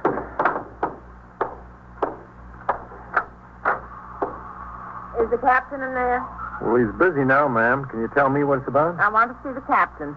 Well, I said the captain... All right, Sergeant. I'll talk to her. Come in, Miss Gonzalez. Certainly is hard to get some attention around here. That's all I can say. Certainly is hard. Sit down. No, thanks. I can stand. I gave a lot of time when Lieutenant King wanted to know all about everything this morning. Now I can't even see him. Well, I know that he's very busy this afternoon. Well, I gave my time when he wanted it. Did you talk to any of his detectives upstairs? Maybe they can help him. Oh, sure. I talked to the detectives. But they said I'd have to talk to the lieutenant, and lieutenant won't talk to me. What am I supposed to do? Well, what is it that you want? I just want my things, that's all. I gave a lot of things to those babies, and they're dead now. I want them to give to my own grandchildren.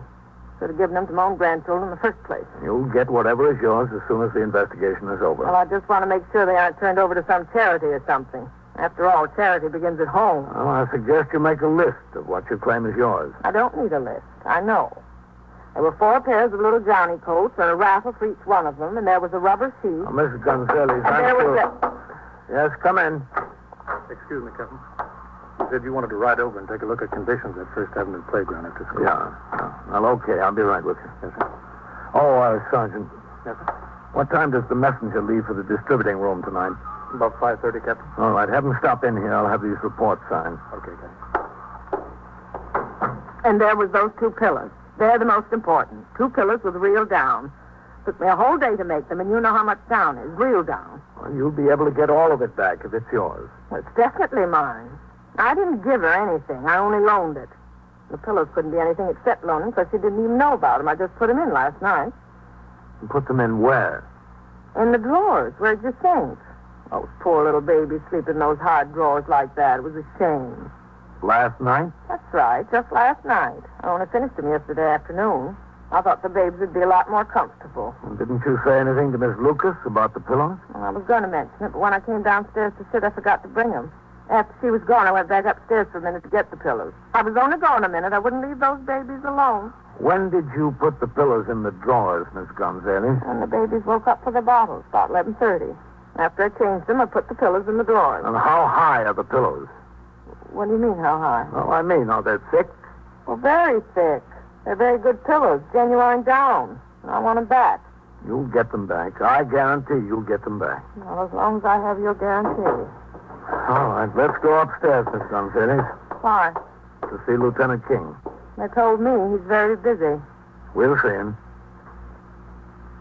In Lieutenant King's presence, I had Miss Gonzalez repeat her story about putting the pillows in the drawers. She went through it word for word. Back to sleep. Now I want the pillows back. Don't you think I'm entitled to them? What's your point, Captain? Where are the drawers? At the house? No, we brought them in here for evidence. The drawers and all the bedding that was in them. What's the point? Let me show you. In my office. Oh, is she in there? Yes, she's in there. Well, I don't know if I want to talk to her. You don't have to talk to her, Mr. Gonzalez. Got them over on the table.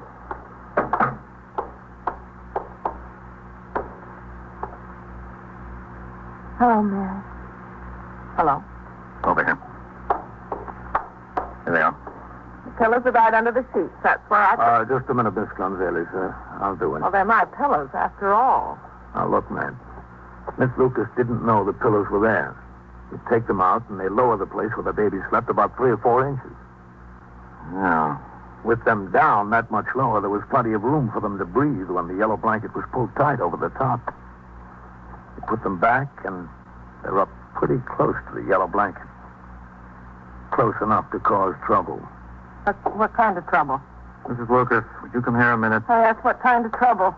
Look, I'm tired. I'm awfully tired. I know. Mrs. Lucas, did you know these 2 pillows were in the drawers? What 2 pillows? These. No. How'd they get there? I never saw them.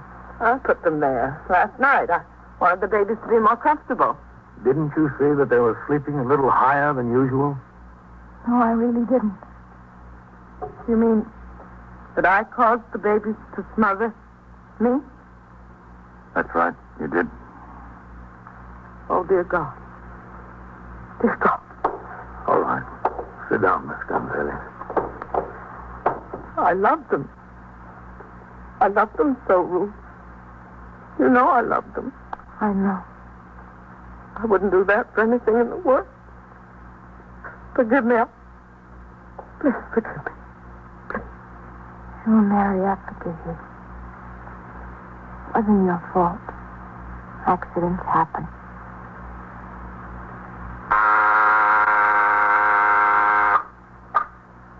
21st Precinct, Sergeant Klein. Yes, sir?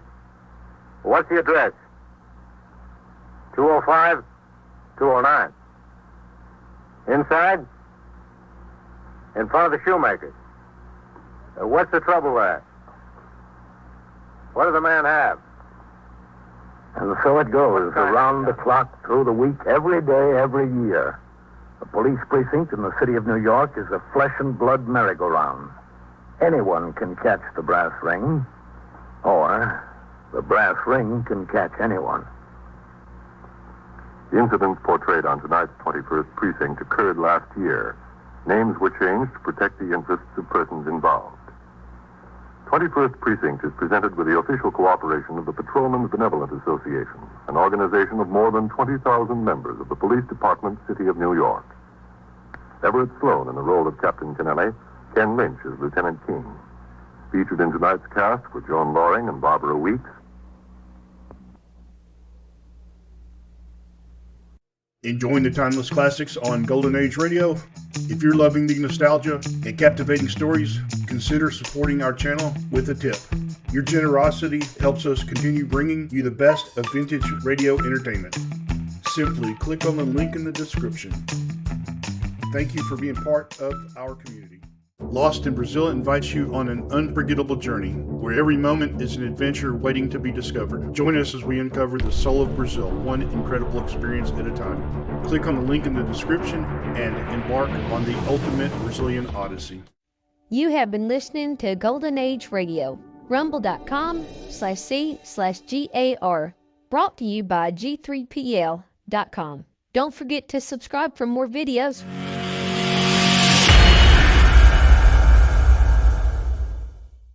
I would like to extend my sincere gratitude to Old Time Radio Research Group for their remarkable efforts in preserving and archiving the captivating world of old-time radio programs.